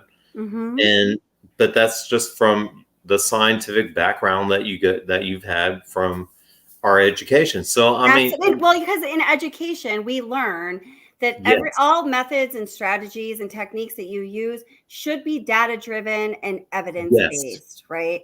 Exactly. Then that's it. That's period. And this is what you're bringing up is there's all the time frames with the phone calls and all that, and where the pings were and all that. So if anybody has a question about that, then just look at the data. Right, exactly. And that is why I go over it time and time again. And I try to do so systematically to show people that have all being, in working with, people in special education. There's all kinds of learning styles. There's all kinds of ways that people are, take in information and process information best. Right. So I am always trying to refine things to make it as clear as possible. Now, I would like to respond to a comment from JBS. And guys, moderators, don't worry about removing his comments. I'll take them. If they're, what do I say, vile and hateful, or if they attack the victims' families or somebody in the chat, they need to go. Otherwise, I would like to see them. There's no attacking here at all. Right. JBS says, so the investigators that handled the investigation are trash. The people that made the Netflix documentary are trash. Everyone who's ever gone over this is trash and missed stuff. Well, I don't know if you think that, JBS, but I never said or implied that the investigators that handled the investigation are trash. I think there's some bad eggs in there. Absolutely. I think that's clear. And that's based in fact. The people that made the Netflix documentary are trash. I've never even talked about the Netflix documentary, certainly not tonight. I'm not sure if I've ever talked about it on this channel. I may have mentioned it if somebody in chat or something mentioned it, or in a certain context. I really don't know. Or I may have said, hey, people that it started becoming interested in this case after the Netflix documentary came out. That's all good. You don't have to feel like you're less than, because some channels make people feel that way. Like, oh, you just started following the case after the Netflix. Who cares? It's not like, it wasn't a race to see who could become interested in this case first. I really believe that's the only case in which I would have even mentioned the Netflix documentary. So JBS, I don't know what your particular and specific attachment is to the Netflix documentary and why you are proactively defending it. But I think the Netflix documentary is awesome. I like it. I think it was really well done. I think it tells a great story. I think it gives us insight into things we might not otherwise know about. I think it fairly represents Shanann. I like that. There are some things I think it doesn't weigh in as much as it should, but that's just from my brain with what I prioritize when I look at this case. And everyone's brain is different. And that's why on this channel, we allow for that to happen. So there was more. So everyone who's ever gone over this case is trash and missed stuff. If I were to say that, let's just say I said, hey, coming from me, everyone who's gone over this case is trash and missed stuff. That would be a statement of gross generalization. And in all situations, statements of gross generalization are ignorant. And I am very conscious of not publicly being an ignorante on my own YouTube channel for a number of reasons. First of all, it would attract the wrong crowd. It would attract other people who enjoy ignorance. And that's really not what I want here. Second of all, I don't think it would be good for the channel. I think, most people would be like, wow, she's ignorant. Peace out. Number 3, I'm a career professional. Anybody who knows me in real life outside of YouTube, watching and hearing me make ignorant statements like that, would no longer respect me. It could even put my job in jeopardy. Hell, I'm in a job where we value equity, fairness, and honesty. So your question, am I saying that everyone who's ever gone over this is trash and missed stuff? No, I'm not saying that. So all these questions you're asking, if I feel this way or if I said that, no, I don't feel that way. Nope, I didn't say that. So that's all coming from you. So let me ask you, what do you think about the investigators who handled this case? Do you think they're trash? What do you think about the people that made the Netflix documentary? Do you think that they're trash? I wonder why you're asking. Do you think that everyone who's ever gone over this is trash and missed stuff? Because I wonder why you're asking such a general question. It doesn't really make sense to me. Please clarify. No. Anyway. Can I add something? Please. Go ahead. And I would say, JB, all the data that Kelly has been providing is just, it's data. That's what it is. It shows clearly the time frames with the pings, with the time phone calls were made, when discussions were made, and it has to leave you wondering. I mean, though that's just what it was. It's data. Mm-hmm. So why are you questioning what she's bringing up? And she's questioning these things because they are anomalies Right. in the whole spectrum of what was going on during that whole time frame of when Shanann and the girls were murdered. Anomalies meaning unexplainable occurrences. Exactly. Yes. So why is that so hard to understand? I agree. So here another so JBS says, so the trained investigators that literally went to school and everything else for this missed all of that in the call logs. Well, obviously, yes. Can I say something? Either they missed it, or they chose to ignore it, or they were very aware of it and they created other circumstances that accounted for it. All three of those options are not how I want my local law enforcement or investigators to work. I bet you don't either. So, I mean, I know that they're trained, they're educated, and I oftentimes respect law enforcement investigators immensely. There were some involved in this case that I respect immensely. There were some involved in this case that I think did some wacky things, but I still respect them to that capacity because, for whatever reason. So, I mean, what do you think about that, JBS? What were you going to say, Kurt? I was going to say that I have a lot of friends that are in law enforcement, and they are pressured to close a case as fast as they can. And it doesn't matter what case it is. It's because there's so many other cases that they have to go after. So, okay, we got somebody that totally admitted to the crime, right? Right. And we just close the case regardless of whatever else evidence there might be about anybody else involved with it. But time is money, and we're going to move on to the next thing that we are required to do. Right. It's kind of like education. Exactly. Well, I mean, that kind of, unfortunately. So that's what I'm saying. I'm just saying they are paid to do their jobs. They are paid to close a case. And if however they can close it and the fastest that they can do it, then let's do this and move on to the next thing. And that's what I think happened here. I think that might be too. I think that might be what happened here too.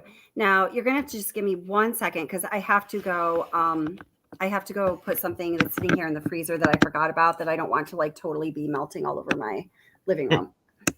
Give me 45 seconds. Kurt, entertain our viewers. Do something entertaining, Kurt. All right. I'll be right back. Is it just me up here now? I just want to say thank you for all the supporters. And I know I've seen some comments here where folks have said, welcome back and all that. But what I'm telling you is I've been very busy. I've just been getting my fall semester started with my program. And after it's been long days and after when I get back home, last thing I want to do is like get on the computer or good. Anything like that. I just want to crash. So, yeah, good. But what I found very, very kind of disturbing is that when I went back on to look at Kelly's, when I finally got on YouTube to see all the people I'm subscribed to, she wasn't there. That's crazy. And I was like, that's weird. Does that happen to other people? Have you guys noticed this channel or any other? Have you ever noticed that you were subscribed to a channel, then all of a sudden you were like unsubscribed unexplainably? I'm just curious. Yeah, we'll see what they say. Yeah, let's look and see if that's happened to them too, because that surprised me. But it kind of didn't surprise me because I know Facebook was monitoring people and doing that kind of stuff too. But I mean, it just surprised me that Yeah, it did. Here, let me get down to current times. So, guys, if I missed a comment that you wanted me to see, you're going to have to GBS equals. Sorry. Hi, MS. Welcome. How are you? MS says JBS equals Nichol Kessinger. What up, Nicole? That's funny. So we've had someone say that JBS is a Frankie Jr. all. Now we have it as a Nichol Kessinger all. Maybe they're together. I don't know. That would be interesting. Nilda backs it up. Oh gosh, I don't know. Oh, hi Mia M, by the way. I saw you were asking if I got email. Like I said, I've been feeling a little under the weather, and I've been the work has been very busy this week, so I haven't read it yet, but I will this evening or tomorrow. Oh, let's say tomorrow, because I'm gonna go to bed after this. So some people, to answer the question I just asked her, some people said no, some people said yes. More people said yes than no. Oh. Mm-hmm. No. Yeah. Well, if you look and you see that you're unsubscribed, just subscribe right back again. Yeah, no, that's exactly it. That's exactly it. Yeah. Yeah. Huh. That I think they may be able to explain that it was a glitch in their system or something like that. Yeah, seriously. I don't know what that is. We're both like, Yeah. Gosh, I really got off of the Alibi timeline here. Let me think for a minute. Yeah, that not deciding to not talk about the Monday morning punch in or not piece would cause me to eliminate a lot of things. But it's better to do that than to put out something that would truly be like shocking to people. That would truly be, what do they say? What do people say? Breaking, whatever. I don't know. I can't even think right now. But all of those statements that people use and their, taglines and whatever, advertising their live streams over and over again. This is, earth-shattering, groundbreaking, proof. No, it's not. That's what we all love about your channel, Kelly, that you do the research and you make sure before you put something out there, and that's good because you don't, like you said earlier, you don't want to be one of those channels that look at this and then it turns out to not be exactly. I literally was having like a panic attack about it. I was like, oh my God, I don't ever want to go down that road, Yeah. So, hi, seriously, how are you? Thank you so much for stopping by. Let's see. So I know something I did want to show you guys that a lot of people, I think we went over it recently. It may have been in the last Alibi of Lies live stream, the original one. And I've seen a lot of follow-up questions about this since. So I'm working on a video right now that lines up what we know about Chris Watts' text to people. Mostly I'm focusing on Nichol Kessinger, but there's some other communications in there too. It lines it up and compares it to what we know from seeing the body cam footage. So you're able then to see exactly what it was that Chris Watts was doing when he was looking down at his phone when this was happening. What Chris Watts was doing when, everybody else who knew Shanann was in a total fucking like white knuckle panic because they realized that she and the girls were missing for too long. And it was really scary and earth-shattering, as like some creators like to say, because that would be earth-shattering. And meanwhile, he's looking up the craziest thing or texting Kessinger. It's pretty wild. Somebody actually suggested to me that I do that. I can't remember who that was, but thank you for the suggestion. I never thought to do it. Just doing the process of making this video, it's very enlightening. Let's see. But what we do know, and a question people have specifically asked that lines up the body cam footage and the data that we are privy to is, we're just going to start watching this here. which means that my video is going to get a copyright strike from Lasso Group, who claims to own this body cam footage, but they don't. They're just a fictitious scam group, but that's cool. I'll fight it like always. Oh man, so many issues on YouTube. Oh wait, let me bring this into the stream here.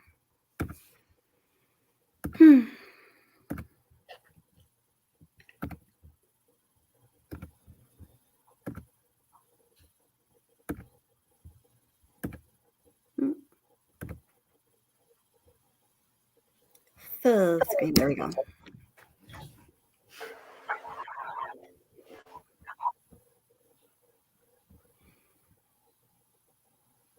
Oops, I think I'm, there we go.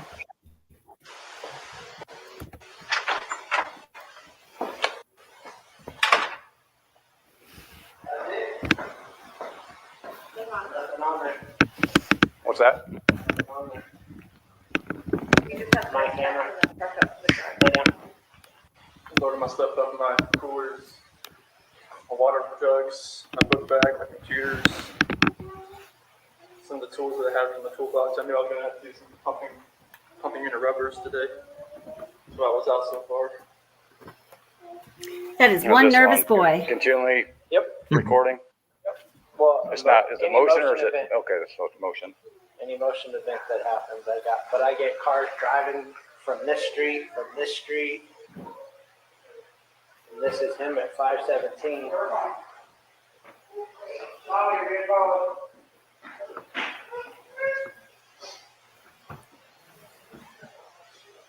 Usually park out there on the side, I just want to get everything back in.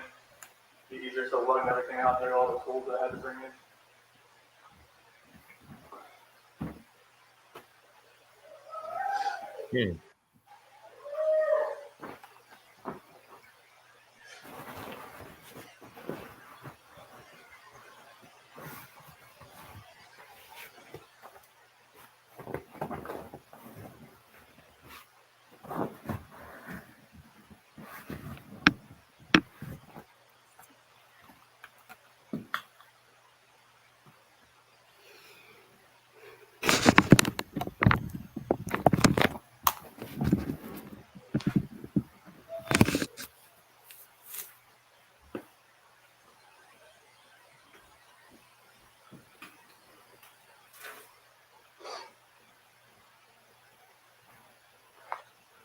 What else can I do with this?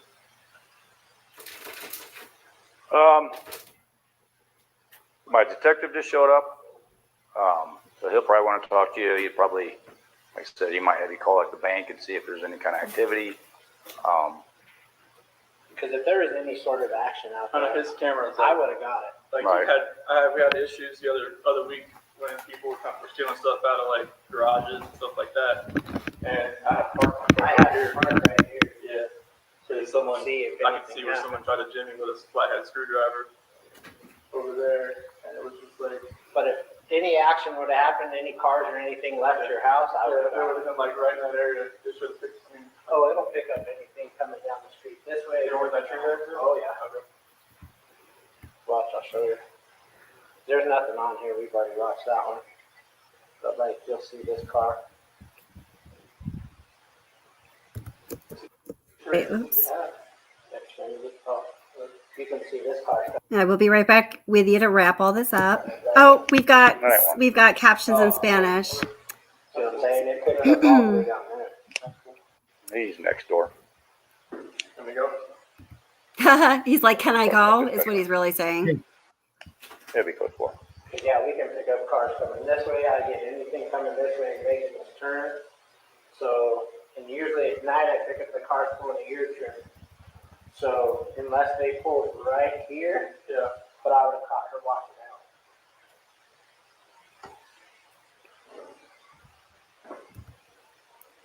Diesel. But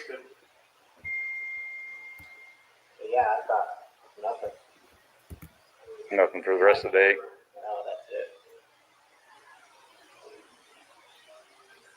Now, I want you to notice this amazing timing right here. So you just heard Chris Watt's cell phone ding, okay? A notification. Now, this is where this is an advertisement for American Horror Story when How crazy. A picture of a fetus comes up on the screen. This timing is just remarkable. Oops. She's pregnant as well. How far along? 14, 15 weeks. And now he's just thinking about, oh, and I killed my would-be firstborn son too. What an asshole. Talk about God in action. Right. Seriously, though. Mhm. Now, all right, this is crazy. So here we see, this is when we first see on Nate's security camera, you'll see in that first upper left-hand frame, it says 11:25, and just before that, it noted that it was Sunday, August 12th. Okay, so that was the night before the murders. That was the Sunday night when they had the 111-minute phone call that ended at 11:19 p.m. Chris Watts' phone disconnected from his home router at 11:23 p.m. And then Nate's security camera, I was just pronouncing like Kylie Rodney's mom, good Lord. Nate's security camera picks up headlights and a car driving by Watts' house at 11:25 p.m. on that Sunday night, which would be 6 minutes or less after the 111-minute phone call ended. So now we also see right after the fetus appears on the screen and Nate continues anyway, and Chris Watts is cursing Nate out to high heavens in his mind. We all know that's happening. And he's looking down at his phone, even though he's standing there with an investigator who's looking for his 15-week pregnant wife and 2 little baby girls.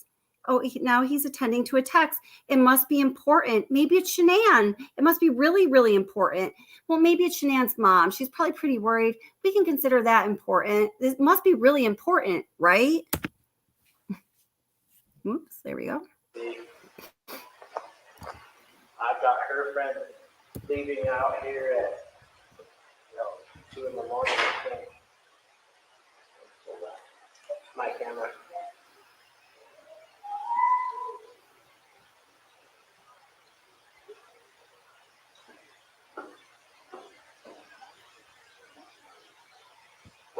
Did you go check if anything was missing around your house? There wasn't nothing, like, all the old blankets and stuff.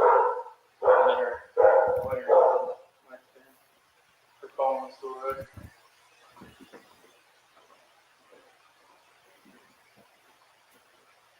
Oh, junk.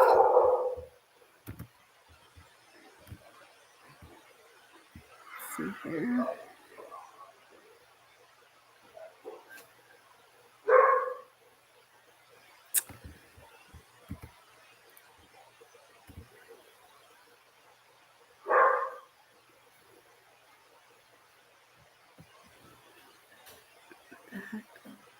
She dropped her off at 1 in the morning, right? My doorbell said 1:48. She came in.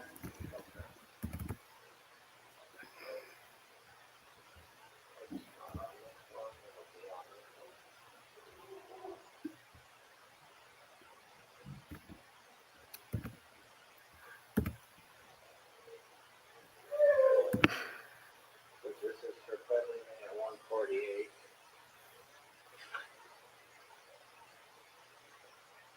Okay, this is crazy. Just be right with you just 1 second. That was the start of the video. Yep. 1:48 In the morning.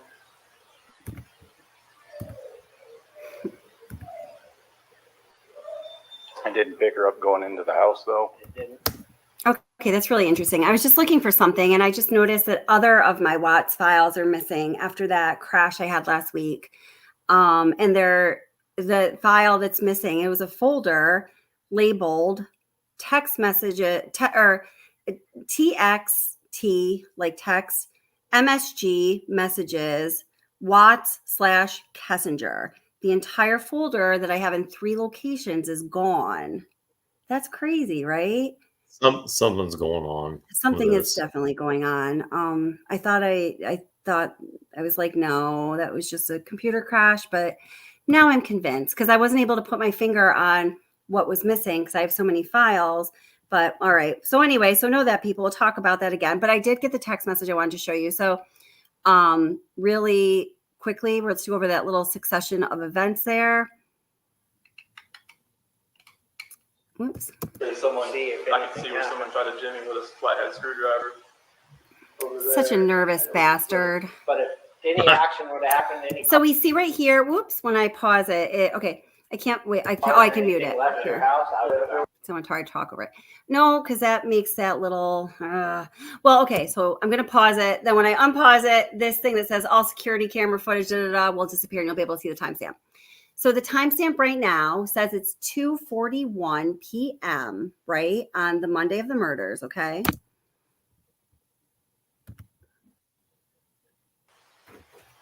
Watch, I'll show you. There's nothing on here. We've already watched that one. Because as DC Primetime told me, it's not that the officers' body cam footage clock is off. It's in, what is it, Greenwich, whatever, I don't know, universal time frame. Yeah, exactly. All right. Like, you'll see this car. What security system do you have? What security system do you have? He just asks very like casually, right? Yeah, he wants to know everything. You can see this car starting to drive down the street. That one. Oh, see what I'm saying? It picks up all the way down there. He's next door. Let me go. Talking about dispatcher. He'll be close for. Because, yeah, we can pick up cars coming this way. I get anything coming this way and making this turn. So, and usually at night I pick up the cars going to your trim. So, unless they... I wish he would have said, and I have an excellent view of everything that goes on in your driveway. Oh, we would have seen him poop his pants. It don't matter. You know, Chris was thinking, oh, shit. I know, definitely. Pulled right here, but I would have caught. So you notice he just started paying attention to his phone.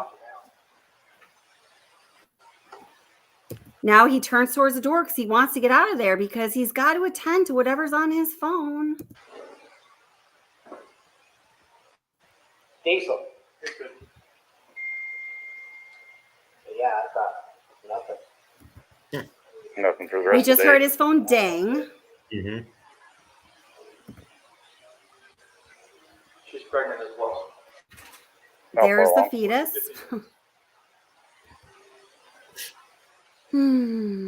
How providential.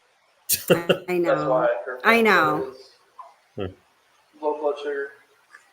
And see, I've got her friend leaving out here at... So now he actually checks his phone. So look at that timestamp. We see now that it is 2:42 p.m. on the Monday of the murders.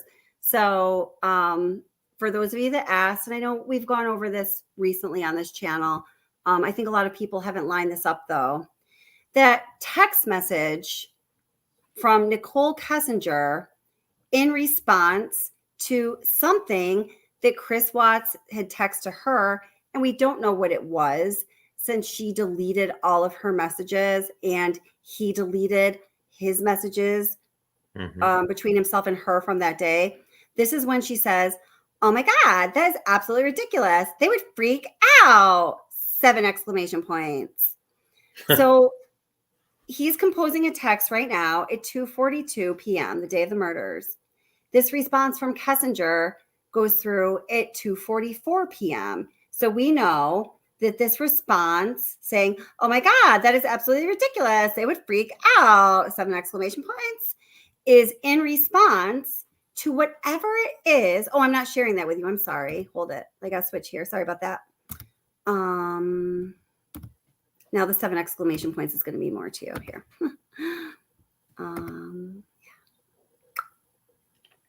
Where it go? Oh, here. I'm sorry about that, guys. Here it is. One more time. "Oh my God, that is absolutely ridiculous. They would freak out." 7 exclamation points. Okay. And whoever I just pulled, because my files are gone after my computer crashed last week, crazy. Whoever I just pulled this from, and I have no idea where it was just internet world. it says he responds with this. That's wrong. She responds with this. Okay. So we know that all of this is going on that we see before us. We just saw a Nate's security camera footage that at 11:25 the night before the murders, just 6 minutes after the 111-minute phone call ended, something triggers Nate's security camera. There's headlights and a car going by the Watts house. Between when the call ended and that car in front of their house, which is 6 minutes, right smack in the middle at 11:23, Chris Watts' phone disconnects from his home router, indicating that he stepped outside of his house. His phone does not disconnect from his home router when he is in his house. There is a lot of data of his phone connecting to the router to show us that reliably and accurately. Okay. So even though all this is going on, he pays attention to his phone. He knows it's the dirty enchilada. He says something to her. She responds with this. And as many of you might know, she explains this text message that I think she accidentally brings up to Kevin Kobak in their very last interview on August 23rd. She explains it away by saying this message is in regards to unicorn Lucky Charms, right? Ring a bell? And I'll play a little clip for you. What are you thinking, Kurt? I'm just sitting back, just bewildered that none of this was followed up on. Right. Exactly. Yeah. I mean, it's just crazy. It is a source of bewilderment. That is for certain. Yes. And it's just, I don't know. Continue on and I'll give you some more. Okay. Very good. Very good. This is just... It's crazy. I know. It's wild. So here, as I'm pulling up the Lucky Charms statement, I'm just going to go back. I'm just going to play that like minute of bullshit over again. Sorry for my language tonight. I just don't feel well and I'm irritated. It's your channel. You do what you say and do what you want. Yeah, that's right. That's what's going on tonight. We're all adults here. That's right. Yeah, I'm sure you've heard bullshit before. No. Oh, man. All right.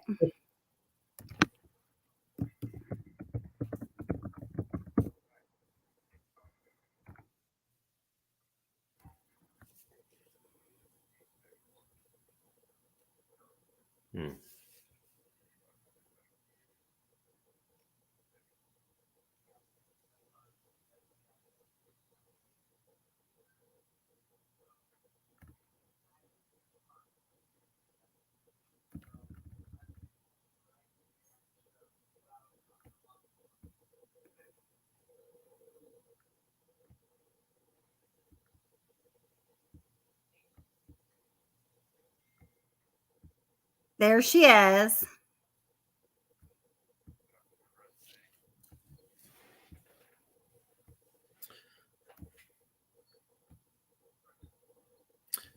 Kelly, are we supposed to be hearing something right now? Oh, I'm sorry. I forgot to bring it in the stream. Thank you, Kurt. Yeah. Oh my gosh. All right. I got it. I'm sorry. That's okay. I was just sorry, wondering. guys. No, I'm so glad you mentioned that. I've got to swap out the text message for. I'm sorry, guys. Here we go. Yeah. I really wish StreamYard doesn't let you like pull up more than one like media source to look at once. Every time I show you guys something new, I have to go through this whole process to swap it out. Ugh. And if you don't pull it into the stream, you don't hear it. So, all right, here we go. Let me do that again. So go back to, let's see, what time is this on now? Hold up. Gotta play to find out.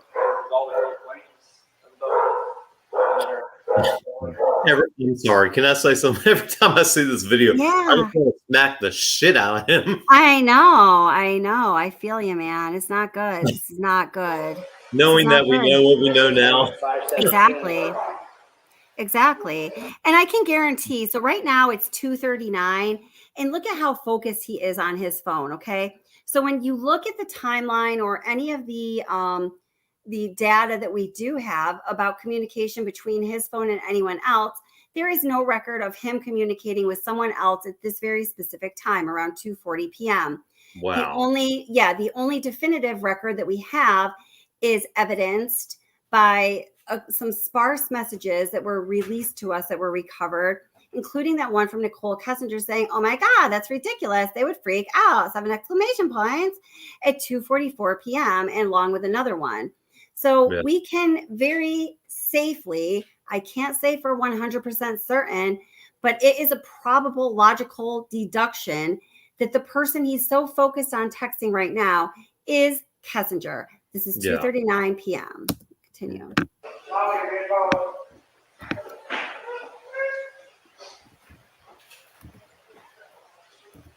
Usually park out there on the side. I just want to get everything back in.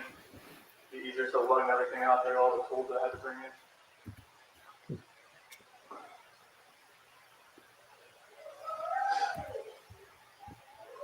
That dog howling is hilarious. It's a funny little howl.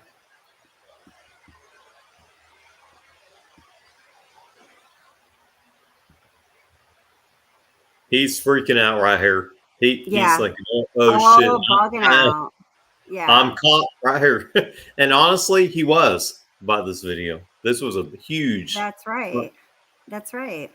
A huge contribution to the whole case.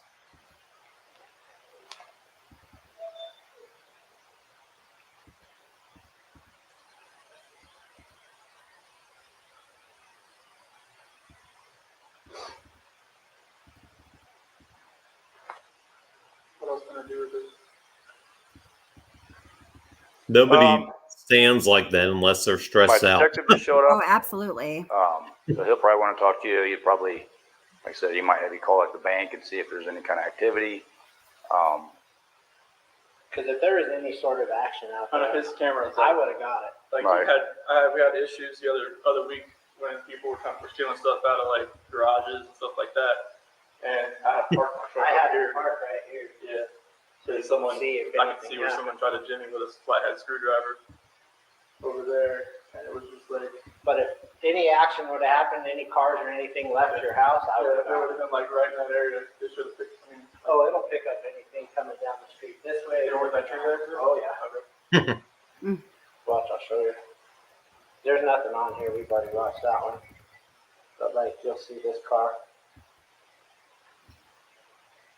What security system do you have? That's when you can see this car starting to drive down the street. That one. Oh, look. Okay. See what I'm saying? It picked up all the way down there. He's next door. Can we go?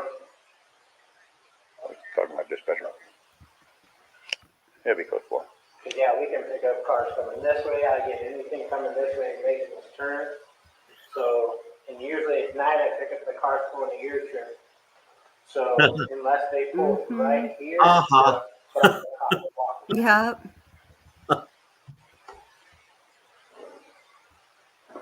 Look how stressed he is. Yeah, I thought nothing. Nothing for the rest of the day. No, that's it. She's pregnant as well. Oh man. How far along? 14, 15 weeks.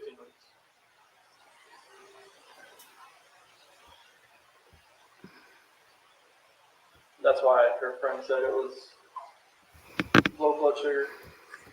And see, Okay. I've got her friend leaving out here at. Now, who's he texting right there? It's Nichol Kessinger. Yes, exactly. Yes, that's what you were Right. saying. That's what I'm saying. So so this is what's going on, okay? Mm-hmm. So he's really focused on that. And as soon as he's done texting her, he's like, I want to get the fuck out of here. He's ready to run out that door. So now we know. Now I got to swap what's in the stream here because StreamYard, thank you, StreamYard, for all the terrible things you do to me. So here we go.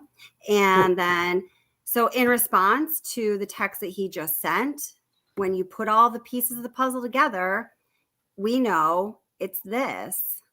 Let's see, I got to find it. Yep. In response to whatever he just said, Kessinger goes, Oh my God, that's absolutely ridiculous. They would freak out. 7 exclamation points.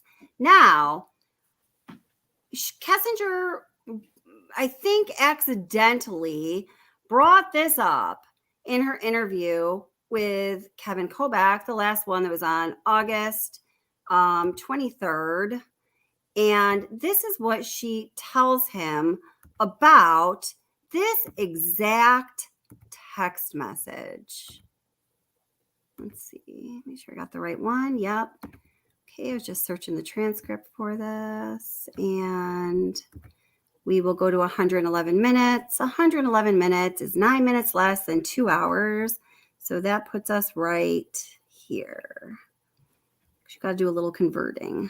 All right. Is that right? Yeah, 111 minutes is 9 minutes less than 2 hours. Is that correct? Yes, it is. Okay.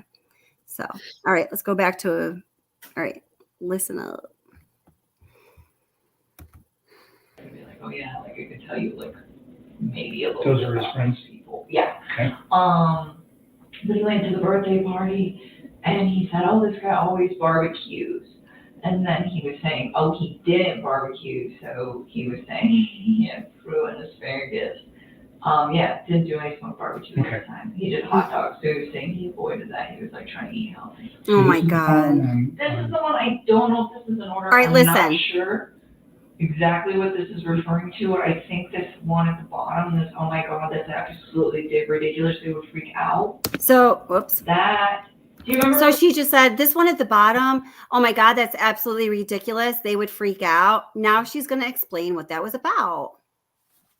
When I told you, like, I was always trying to, like, incorporate his kids and stuff. I mean, even if it wasn't, like, directly, like, me and him, but just, like, I was always thinking of cute stuff. When I'd see stuff, and I was like, oh my God, little girls would like that. I would show him, and I found this box of Lucky Charms that was unicorn Lucky Charms. Okay. And I thought they were really cute.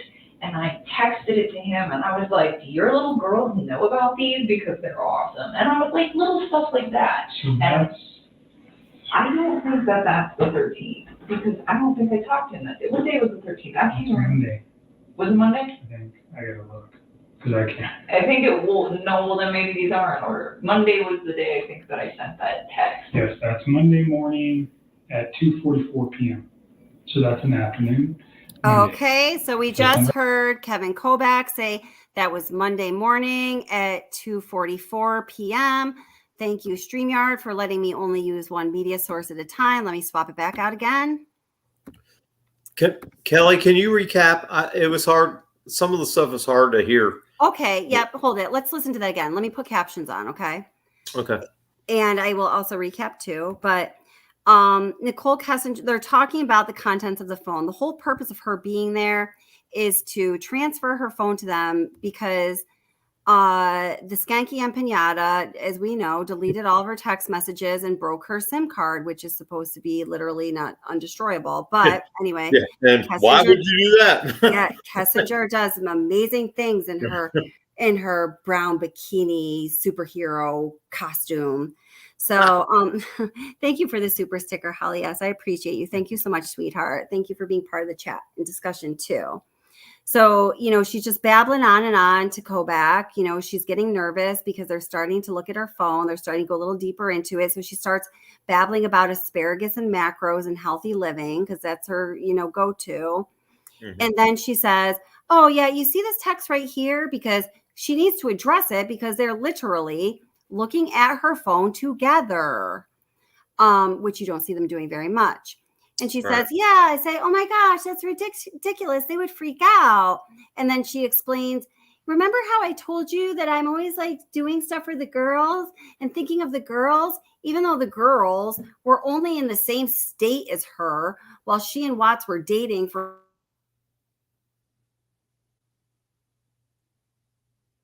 a total of 5 days. She's on this box of Lucky Charms, and they were unicorn Lucky Charms. And I was like, and then whatever she says. Okay. And she's telling him that text that is a response to whatever it is Chris is saying to her through text, while Officer Coonrod and Nate and Chris are standing in Nate's living room looking at the security camera footage that might give them a hint as to where his missing pregnant wife and 3 and 4-year-old children are. Okay, so what you're okay, yeah, go ahead. Got that? So let me Yeah. just play that again for people that may not have heard it. I'll turn on the captions. I'm just going to go back 1 minute. Don't worry, it won't be too much. Let's see. Oops, play. Birthday party he was gonna go to? Whoever was hosting it, I don't remember, like, he told me the name once, but Jeremy? I forgot. I don't even remember, to be honest with you. Like, the only names that I remember very well is Nick and Mark. Those are the only two that I could be like, oh yeah, like I could tell you like maybe a little Those bit are his about friends? those people. Yeah. Okay.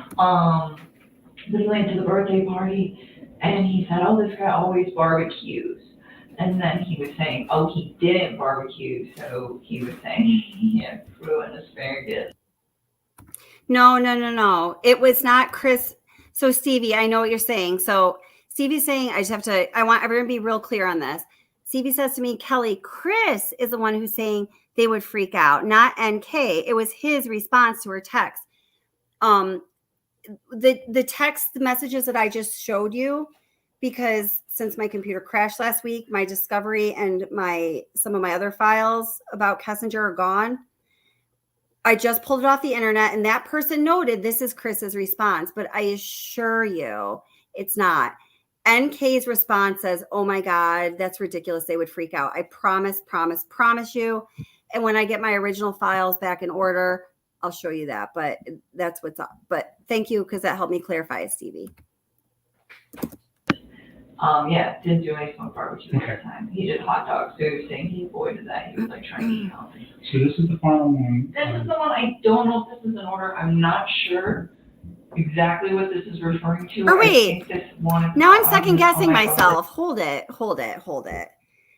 My head is spinning right now. I need to have the original text. Oh my God, that's absolutely ridiculous. They would freak out. Oh my gosh, I just got myself confused. Hold up. Wait a minute. Is one of my case experts? Hold up. I just got myself confused. You might be right, Stevie. I'm sorry. I just got myself confused. You might be right. I've got to find the original text messages now, or the ones that are between them. Okay, listen. While this is playing, I'm gonna do a Google search of it. But one of them says, "Oh my God, you're right. It was Chris's response." I'm sorry, guys. I was explaining that wrong. I blame the head cold. I'm so sorry. So it was Chris's response. You have so much going on. This Kelly. is what happens when my files are missing. I don't know what to do. It's like my blankie is gone.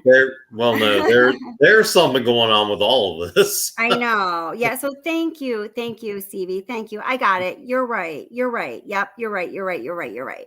Thank you, Stevie. I appreciate that. Okay. So now thank God Stevie clarified that, because going back to, I don't want to ever put out wrong information, but my files are gone. This is what she says. Okay. That's absolutely ridiculous. They would freak out. Do you remember when I told you, like, I was always kind of like. Let me just go back 10 seconds so you can hear her say that. Thank you, Stevie. Oops. Barbecue, so he was saying he had fruit and asparagus. Yeah, didn't do any smoked barbecue at the time. He did hot dogs, so he was saying he avoided that. He was like trying to eat healthy. So this is the final one. This is the one, I don't know if this is in order. I'm not sure exactly what this is referring to. I think this one at the bottom, oh my God, that's absolutely ridiculous. They would freak out. Do you remember when I told you, like, I was always trying to like incorporate his kids and stuff? I mean, even if it wasn't like directly like me and him, but just like, I was always thinking of cute stuff when I'd see stuff, and I was like, oh my God, little girls would like that. I would show him, and I found this box of Lucky Charms that was the unicorn Lucky Charms. Okay. And I thought they were really. Okay, now wait a minute. Okay. From a perspective of analyzing behavior, and more specifically, analyzing deceptive and truthful behavior and statements, I just need you all to focus. Everybody, no chatting about other things right now. Focus, just for 30 seconds. when she starts telling Kobak about the Lucky Charms, tell me what is different about the way she's speaking than almost every other thing that's ever come out of this bitchy empanada's mouth. All right. Just listen. All right. Please, please, please. Let me know what you think, Kurt. You better get it right, Kurt. I'm going to need to give you the script next time, like some other channels. Okay, here we go. I'm not sure exactly what this is referring to. I think this one at the bottom, this, oh my God, that's absolutely ridiculous. They would freak out. Do you remember when I told you, like, I was always trying to, like, incorporate his kids and stuff? I mean, even if it wasn't, like, directly, like, me and him, but just, like, I was always thinking of cute stuff. When I'd see stuff, and I was like, oh my God, little girl would like that. I would show him, and I found this box of Lucky Charms that was unicorn Lucky Charms. Okay. And I thought they were really cute. And I texted it to him, and I was like, do your little girls know about these? Because they're awesome. And I was like, little stuff like that. So and I don't think that that's the 13th. Because I don't think But it is. What day was the 13th? Okay. Monday. But it is the 13th. All right. Before I go to that, guys, what's different about how she's talking when she says, it's this box of Lucky Charms? And did you notice anything, Kurt? Yeah, the tone of her voice changed big time. It did change big time. She went from all that da to, well, I was saying you know. Yes. That's right. Mm-hmm. And yep, that's right. Yes, her voice does change. Yep. You're totally all right. And yes. And Gregory and Joan are saying little kid voice, and she does employ the little kid voice often, especially when she's talking to men, especially when she's talking to Kevin Kobak. She goes between the little kid voice and the football player voice. And so this is definitely the little kid voice. Yep. Hi, Cloud Adams. Welcome. How are you? And she also noticed the pacing of her talking. I'm going to go back like a little more just to give you context. So that's one of the things you look at. You look at rhythm, you look at tone, you look at all these different things. So listen to also the pacing when she gets to the Lucky Charms. Again, I'm going back about 1 minute to give you context.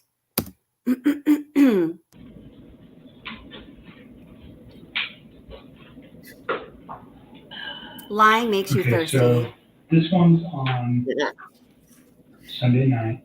Yeah, that's at 4:07 p.m. What's he talking about? Pounding fruit? Is that you or him? That's him. Talking. So he was talking about that birthday party he was going to go to. Whoever was hosting it, I don't remember. Like, he told me the name once, but I forgot. I don't even remember, to be honest with you. Like, the only names that I remember very well is Nick and Mark. So we know that she talks fast. Her dad makes a point of it. He's like, that little thing, she used to do X amount of words, and now she can do X amount of words. Okay, listen.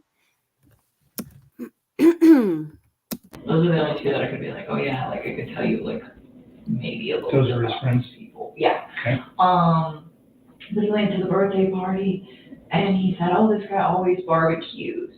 And then he was saying, oh, he didn't barbecue, so he was saying he had fruit and asparagus. Didn't do any smoked barbecue this time. He did hot dogs, so he was saying he avoided that. He was like trying to eat healthy. So this is the final one. This is the one I don't know if this is in order. I'm not sure exactly what this is referring to. I think this one at the bottom, this, oh my God, that's absolutely ridiculous. They would freak out. Listen. Do you remember when I told you, like, I was always trying to, like, incorporate his kids and stuff? I mean, even if it wasn't, like, directly, like, me and him, but just, like, I was always thinking of cute stuff. When I'd see stuff, and I was like, oh my God, little girls would like that. I would show him, and I found this box of Lucky Charms that was unicorn Lucky Charms. Okay. And I thought they were really cute, and I texted it to Mm-hmm. I'm gonna go back. I'm gonna go back 5 seconds. I don't know. I can't get that precise on this actually, but hold it. that. And I don't think that that's the 13th. Okay, hold it. So this is the only text event where she, quips back at Kevin Kobak saying, I don't think this is such and such a date because I believe, in my opinion, whatever this conversation was about, she started sweating bullets here because she does not want Kevin Kobak to have an understanding of what it was they were conversing about on the day of the murders. And I guarantee you, folks, it was not about Lucky Charms. Now, listen to her explaining herself. Watch how she finally pauses and slows down, almost like the video goes into slow motion. This is literally, guys, because I noticed that I picked up on this a long time ago. It's not so, there's so many different things that any of us could say, let's feature this and talk about it, from this perspective. I just haven't done that. But this is the only instance that I have picked up on or found, because I've had it in the back of my mind, where she actually slows down like this. So then let's think about why that might be. Because I don't think I talked to him that day. What day was the 13th? I can't remember. Monday. Was it Monday? I don't think I talked to him that day, even though in our phone conversation, I told you that I talked to him that day because I asked him for proof that he was in Survey 319 and not the office. And he sent me the text message. I was still on the phone with him. None of it's in the discovery timeline. Isn't that funny? It also says protect identity in capital letters on page 276, but I don't know why that would be. Anyway, let me keep playing it. I gotta look because I can't. I think it will, no, well then maybe these are in order. Monday was the day I think that I sent that text. Yes, that's Monday morning at 2:44 p.m. So that's an afternoon, Monday. Does that sound right? I was at work when I texted it to Okay. him. So that fits. Okay, so then it is in order. So it is in order. So And this is makes the sense. 12th. Because that's Sunday, right? That's Sunday. Okay, so they're in order. They're just missing a whole So bunch. he's basically saying he's still at that Barbecue. and that fits. Okay, perfect. Okay. So no. So then this one is in the right place. I was thinking 8/13 was Tuesday, and I'm like, I don't think him and I had very pleasant conversation on Tuesday. You want to screenshot all those to me? Yeah. Okay, let's start with And then how do you I turned this off, but Oh, you like ninja chopping. Oh, I think that worked. Okay, so that takes us down to 629. So then Oh, wait, hold it. I'm sorry. Hold it. Oh, wait, I passed the Lucky Charms. Hold it. Damn it. Here, okay. I'm not sure exactly what this is referring to. I think this one at the bottom, this, oh my God, that's absolutely ridiculous. They would freak out. Do you remember when I told you, I was always trying to, incorporate his kids and stuff? I mean, even if it wasn't, directly, me and him, but just, I was always thinking of cute stuff. When I'd see stuff, and I was like, oh my God, little girl would like that. I would show him, and I found this box of Lucky Charms that was unicorn Lucky Charms. okay. And I thought they were really cute. And I texted it to him, and I was like, do your little girls know about these? Because they're awesome. And I was like, little stuff like that. So And that's I don't think that that's the 13th, because I don't think I talked to him that day. What day was the 13th? I can't remember. Monday. Was it Monday? I think. I got All right. So here's my take on it. And this is one of these, this is a shared this is a shared take on it with some other people that I work with that would kind of maybe look at this using the same method that I would. She is slowing down. She's talked herself into a hole. She brought attention to this text message. She really does not want to have to expand on what this weird text message was about, because she cannot let Kevin Kobak know what they were talking about. She knows this is on the day of the murders. When she says it was about Lucky Charms, she slows down. She actually looks at him. She starts using her hands in this very dramatic way. She actually leans into him. What she's doing with all of those things I just mentioned, what we know about those nonverbals, in addition to what a person is saying, is that you're trying to sell your story. She sells her story, or tries to sell her story. I think she believes it's been sold. And then Kobak says this was on the 13th. She's like, no, I don't think this was on the 13th, right? So this is yet another area where she is trying to protect the information that she has already deleted, that she has already tried to destroy through breaking her SIM card. and that we know because the skanky empanada don't realize that there's going to be other sources of information out there, and we are smart enough to put them together. She does not know that we are going to know that that whole text exchange was, yes, in fact, on Monday, August 13th, the day Chris Watts' family was annihilated. And it was at this specific time.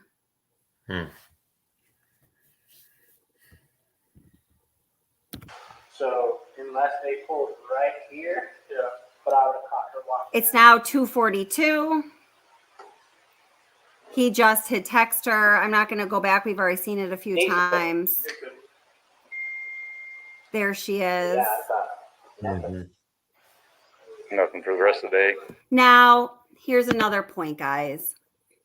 She claims that the response from him, thank you, Stevie, was, oh my God, that's ridiculous. They would like totally freak out, 7 exclamation points. But now I need to find a Chris Watts voice that does that, but I don't have it yet. I'm just my head cold. I'm blaming. She says that was in response to her texting him a picture of a box of unicorn Lucky Charms, which, Stevie, I saw you in comments, asked the question, made a really good point several times. Why, when she's at work at 2:30 on a Monday, is where at work did she get this box of Lucky Charms that she's texting him, right? It doesn't make sense. But we know, because we have the evidence generated from Officer Coonrod's body cam footage, that it's not just like Chris gets the one text about the box of Lucky Charms from her and then he responds. His notifications keep going off, and he grows increasingly agitated looking when his notification goes off. It's the ding. Everybody knows that ding. It's a text message. We all know that. And he can't get to it because he's desperately focused on communicating with the skanky empanada rather than looking at the security camera footage that might give him a hint as to where his family is. This is disgusting. If this example from this timeline of lies, this example right here doesn't tell you that something really suspicious is going on, and this alone, this whole, just this 5-minute segment of time on the day that his family was murdered needs to be investigated, and the information needs to be collaborated and corroborated from several different sources. If you don't see that, then your head is stuck in the sand dunes. Along with the naked picture of Jim that people tell me exists that I don't ever want to see, and I don't think it exists. And, you probably hate this channel because your head's stuck in the sand, and we don't have our heads in the sand around here. You guys all see how important that is? Does that make sense, Kurt? Yes, it does. And I was going to comment also on her voice inflections. Mm-hmm. Like we've heard other things, where she left voice messages for him, and and her messages on social media and all that, where her voice is the sound of her voice is way up here, sounding like a little girl, and hey Chris, I'm and exactly contrast that with what we heard when she was brought to the table with an investigator. That's right. And it just shows you the character. It does show you the character. And another thing about, just analyzing, people's verbal and non-verbal communications. Mm-hmm. This goes a little further. This goes a little beyond the scope of my professional wheelhouse, but I do know this because, as different. So it goes into more of like a psychologist or a counselor or some more of the work that they're going to do. But of course, is my capacity as applied behavioral analyst and a counselor or a psychologist, or these things overlap, right? So when a person exhibits this variable rate of speech, tone, inflection, rhythm, and all these other things that we measure, and there's several qualities of speech that you measure or pay attention to determine things about a person, like truthfulness versus deception, or mental composition. When you say mental composition, that means there might be indications of a person's psychological competency or their mental stability. Okay. So with all of these variable qualities, all of these qualities of speech, of verbal communication, changing so frequently and erratically, that would tell somebody who is evaluating her that there is an unstable or uncertain baseline. So there's not a clear picture of what her norm is when she's not under pressure, when she's not emotionally or like emotional or whatever, which for her doesn't seem like very often, which is kind of the point. So now what that tells a person who's doing a psychological evaluation is that she's not stable. She's not a stable person. Her mental composition or constitution is unstable. Now, and of course, I've talked to people who know more about this than I do to confirm that my understanding is correct. And from what I understand from them, I think this is a pretty accurate statement. If anyone knows more about this than I do, please come up on panel and tell us. I'd love to hear. So what that would indicate to somebody who's doing a psychological evaluation might be something like double R. I saw you were just, your comment hinted towards something like this. Something like a borderline personality disorder or a bipolar personality disorder. And I'm not saying these things are terrible. Something came up about mental illness just the other day. I was briefly on Miss Mensa's channel. And we were talking about another creator who had just once again trashed us and some other people. And I made a little funny video just to kind of bring levity to the situation. If you guys get a chance to watch it, it's only 26 seconds and you'll see Caillou. It's pretty good.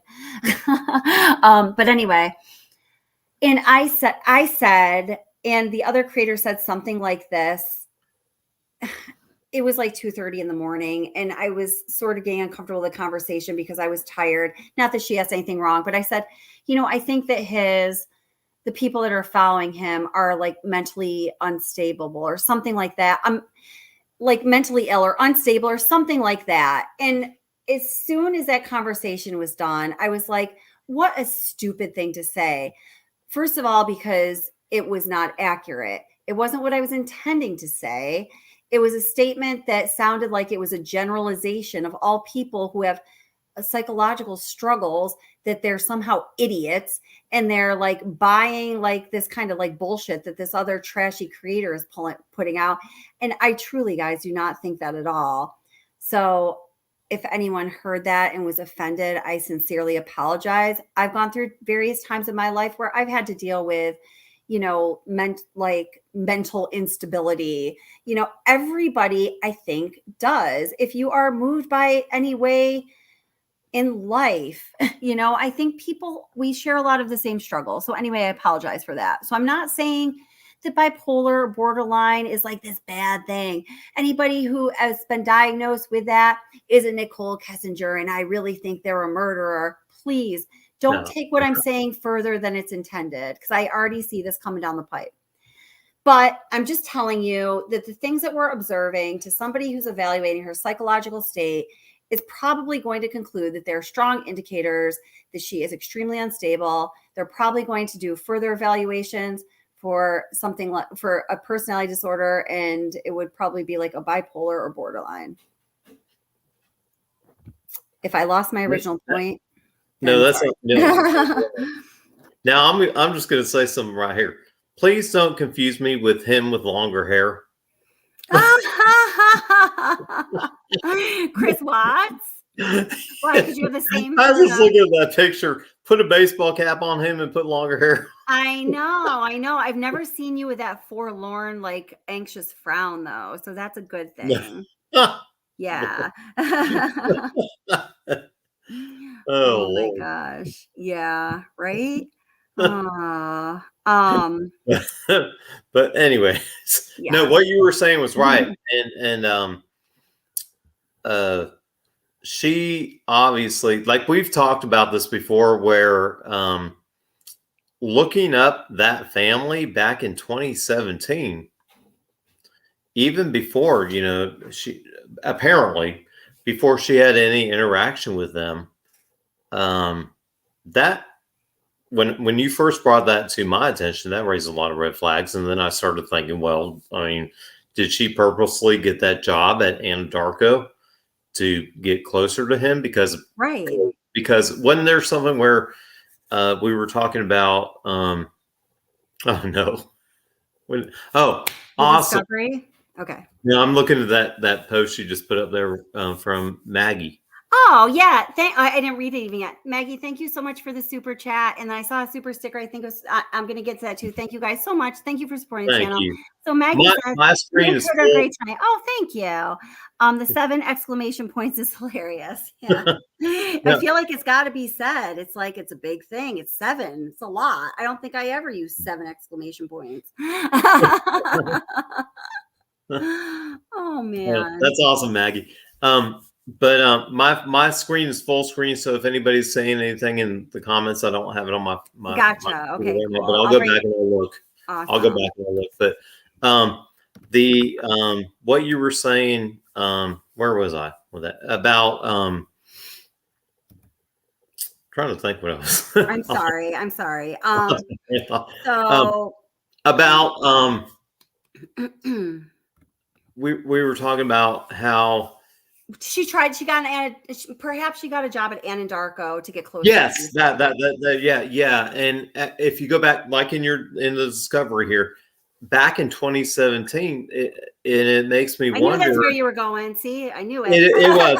Thank you, Kelly. Yeah. And I think we were saying that maybe they had interacted at a party or something somewhere where she first met them. There's speculation for a couple reasons that they met at the 4th of July of 2017, which, you know what, I've always kind of dismissed that for some reason, but listen, I say this and I mean it. I've been wrong in the past and I will definitely be wrong again.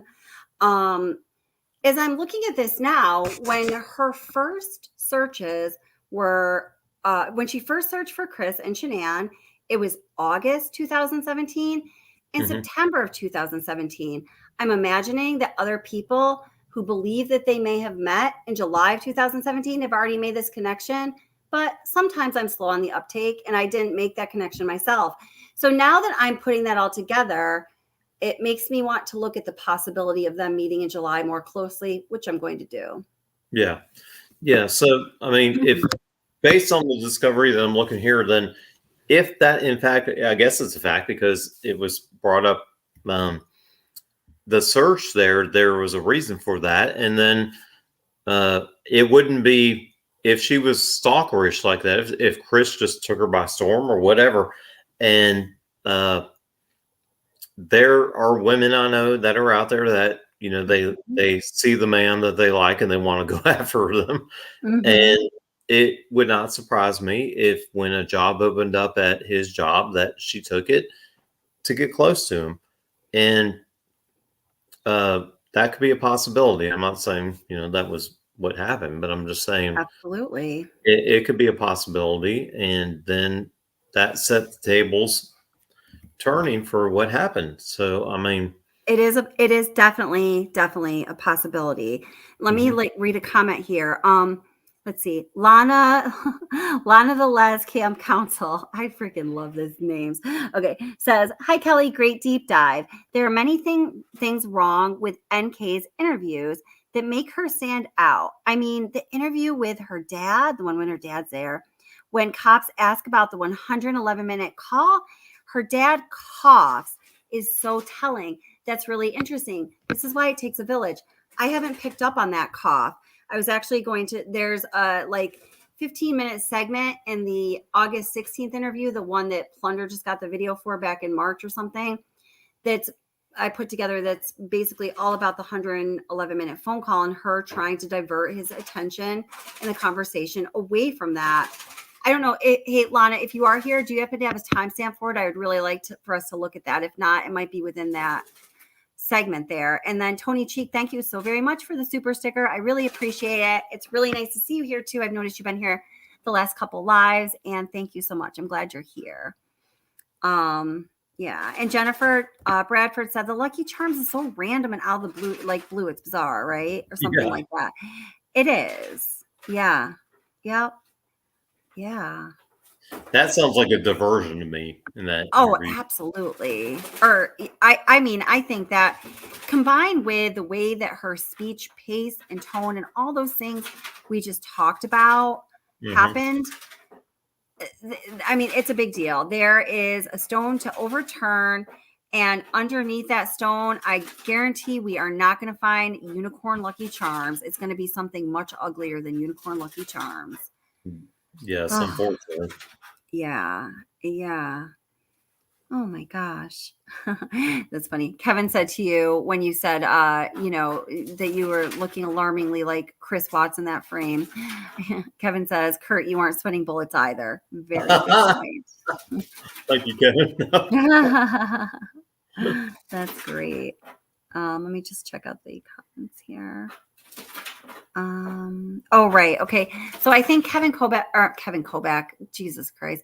Kevin, I want to be a cowboy, said, is not hired by Anadarko. So I think the point he was making is that she wasn't directly hired by Anadarko. She worked for a firm that Anadarko contracted her special services out via her firm.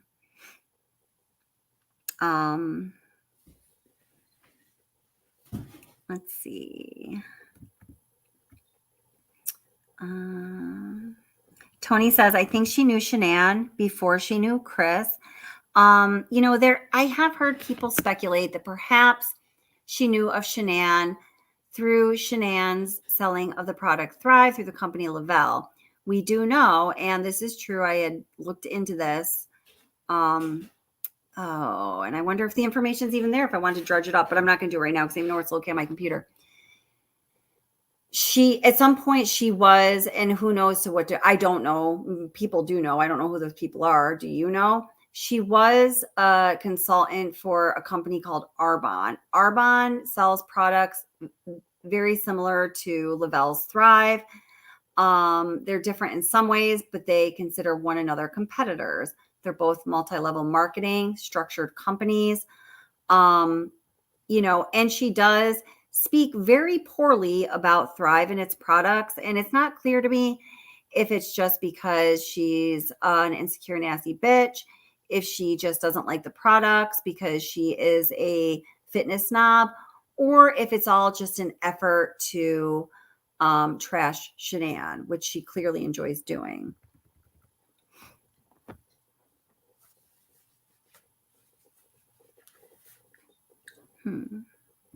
Let's see. So DC Prime says, I have no idea in reference to what.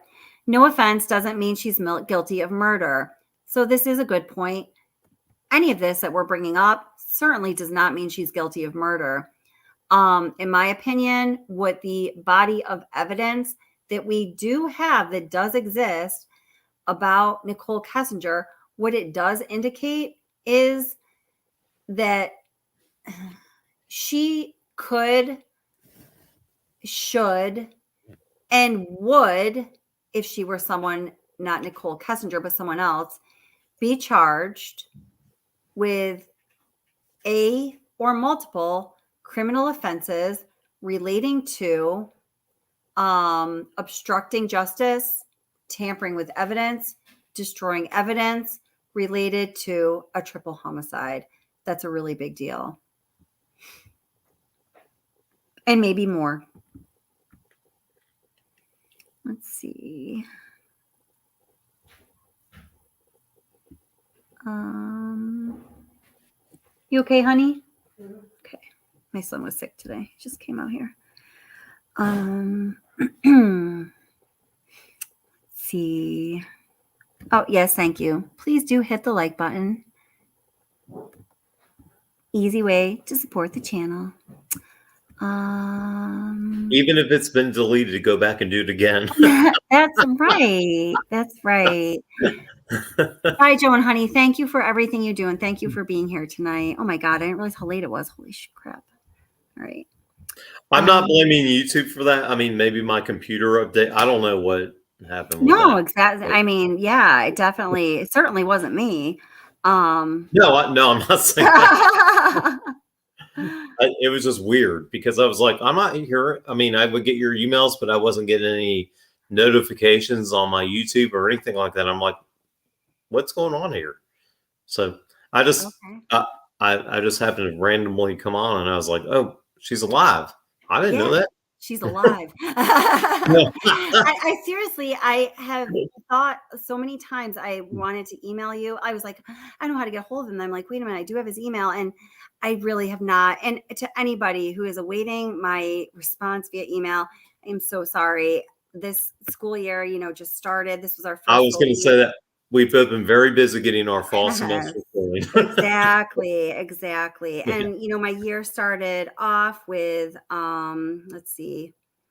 It wasn't the fault or liability of the place I work at, but it was another institution a student was involved in. Let's just say that there was an issue that went to the state and went to the legal team of the state. And somehow I ended up having to, it was a big deal.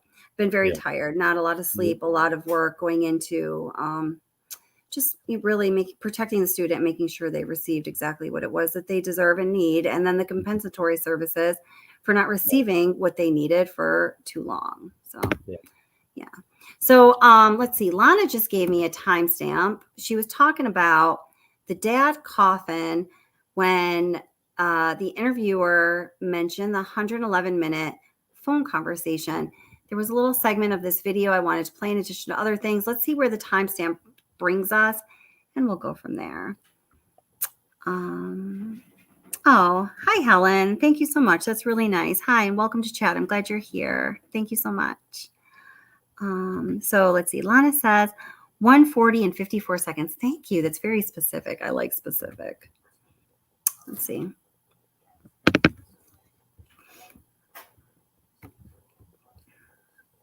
Oh my God. There's so much more information. There's so much I want to go over today. Okay, but that's cool. I don't know why this makes me so anxious. I just want to share all of this with you. Okay, so 140 and 45 seconds. All right, let's all go back to 140 because we always want to get a little context. Oh gosh. Oh, okay, I know. Is this in the stream? No, wait, hold it. I didn't share it. Sorry.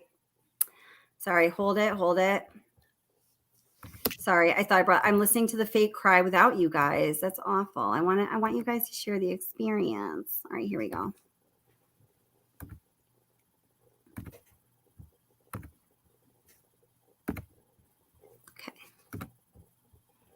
Okay, so now it was Lana that brought up the dad coughing when Kobak brings up the 111-minute phone conversation. So we're going to notice, Kessinger just had a little fake breakdown. She recovers extremely quickly. On the front side of this breakdown, Kobak tried to approach the topic of the 111-minute phone conversation. Might be the reason for the breakdown, don't you think? So he's being a little persistent here finally. As soon as she makes her miraculous recovery from sobbing, he asks her about it again. So Lana noticed Dad's nonverbal response to Kobak's question. Let's watch. Oops. Yeah, there we go. All right. Oh, wait, hold it. Was that? Wait, hold it. Okay, it's around it. She said she got the timestamp from Frankie's. Okay, we'll be right around there. All right, hold on. I'll make it bigger. All right. All right, let's keep going because we're just getting to like the meat of this whole Let's situation. get to the phone call on Saturday from 9 to 11. What did you guys, or pardon me, on Sunday from 9 to 11? Yeah, we talked a few times. So Sunday, I think so. I need to think. I can't even think. Take a couple breaths and take a second.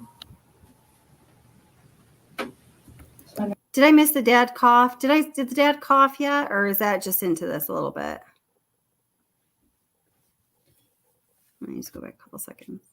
I didn't hear him, but okay, neither. But maybe I'm not sure. We'll see what goes on. We're just There's this whole segment here where he tries to. This is exact. Thank you, Lana. This is exactly what I was talking about that I wanted to play. There's this whole segment where he really tries to angle into that conversation. She just ain't having it. We're just getting to like the meat of this whole Let's situation. get to the phone call on Saturday from 9 to 11. What did you guys, or pardon me, on Sunday from 9 to 11? Yeah, we talked a few times. So Sunday, I think so. I need to think. I can't even think. Take a couple breaths and take a second. Sunday night. I don't even know. I don't think I was like concerned about anything at that point. You guys had had a nice meal the night before. You knew his wife was probably coming home late that evening. Oh, you know what? I still don't remember what we talked about. I like honestly, like we talk about so much random stuff. Like it's so hard to pinpoint some of these things. I don't know what we talked about. I do remember that was a long phone conversation that we probably talked about all sorts of stuff. One thing I do remember though, that I didn't remember earlier when I was talking to Mark. So this is like where I'm starting to remember like little bits and pieces. I don't remember. Yeah, I know. So the phone conversation. I don't remember what was in the phone conversation. Probably nothing of relevance, to be honest with you. But usually he talks to me when he's like down in the basement. So there we go, Stevie. Stevie pointed this out earlier. I don't know what happened in the phone conversation. Nothing of relevance, to be honest with you. To be honest with you, I don't know. It's known to be. There are plenty of studies of so many people that show, to be honest with you, is a statement of deception, or if not complete deception, trying to sell something that is like a spin, let's say, so everyone understands what that is. It's like a spin. Take a second. Sunday night. I don't even know. I don't think I was like concerned about anything at that point. You guys had had a nice meal. Oh, okay. There's a dad cough. All right, let me contextualize that. Let me go back a couple seconds again. Thank you so much, Lana. This is great. Yeah, we talked a few times. So Sunday, I think so. I need to think. I can't even think. Take a couple breaths and take a second. Sunday night. I don't even know. I don't think I was like concerned about anything at that point. So here dad is doing what? I don't know the answer. You guys had had a nice meal. And then he coughs. Really good find, Lana, because there was just a series of nonverbal communications that I never picked up on, but someone should, and you did. Awesome. The night before, you knew his wife was probably coming home late that evening. Oh, you know. There goes dad squeezing his nose. Number 3. All right, let's watch this. I don't think I've ever watched dad during this because I've been so focused on NK. Really good find, Lana. You know what? I still don't remember what we talked about. I like honestly, like we talk about so much random stuff. Like it's so hard to pinpoint some of these things. Number 4. I don't remember what we talked about. I do remember that was a long phone conversation that we probably talked about all sorts of stuff. One thing I do remember though, that I didn't remember earlier when I was talking to Mark. So this is like where I'm starting to remember like little bits and pieces. I don't remember. Yeah, I know. And right now, Dad's probably feeling relieved because he's like, okay, the motorboat's going. She's come up with something. So the phone conversation, I don't remember what was in the phone conversation. Probably nothing of relevance, to be honest with you. But usually he talks to me when he's like down in the basement in his bed before he goes to bed and before I go to bed. And I could hear the TV on. She just looked up at the camera, which I thought was kind of weird. I didn't ask him. I just heard it in the background. And I remember thinking, and it was like right before we got off the phone, I was like, why the hell is he up? And there's like no TV downstairs. So I was like, well, maybe, I don't know. No TV in the basement where he usually calls you from. Yeah, and I don't know how many TVs they have. Like, I've never been in their bedroom. Like, I went upstairs once and it was like to their little playroom and I just like looked at it and I was like, that's super cute that your girls have books. And that was like it. And other than that, I have never been in any of those rooms in that upstairs. Like, to me, it was just like, you don't know. Like, so all of her exaggerated hand motions now that she wasn't doing before is, again, here she's trying to sell a story, which is an indicator of deception. Like ever. I had no, so I don't know if he has any other TVs. I'm assuming by like how much other nice stuff they have in their house, it wouldn't surprise me. So I'm not quite sure what room he was in at that point. But I just remember hearing the TV and I was like, it was just weird to me because I was like, why are you watching TV right now? It is like super late. Okay, so I don't know if you saw it God, it was like hours ago at this point, but in the beginning of the live stream, and I played this little intro video before, back to back, I played these two clips of two different interviews. So we have here going, I'm like, oh my God, like, why are you still watching TV? It is like so late, which tells me a lot about her and her need to control in the relationship, but that's a whole different story.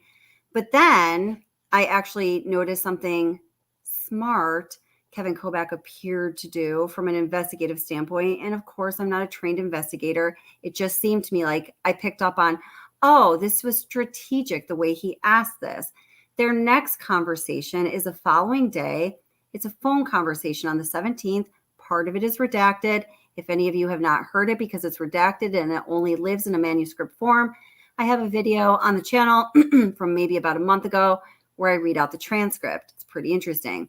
Anywho, during that interview, during the part that we do have the audio of, he asks her, did you talk to him late at night? Did you talk to him late at night on the evening of Sunday the 12th? You know, there was a 111-minute phone conversation. And when he's asking these questions in this August 17th interview, you can tell he is frustrated. You can hear him pounding on the table in rhythm with his questioning when he's saying, it was a 111-minute phone call. And I can play that again if you want me to. He says, did you talk to him late that night? And she's like, no, I didn't talk to him late on that night. I had to go to work the next day. But then here she says, just one more time.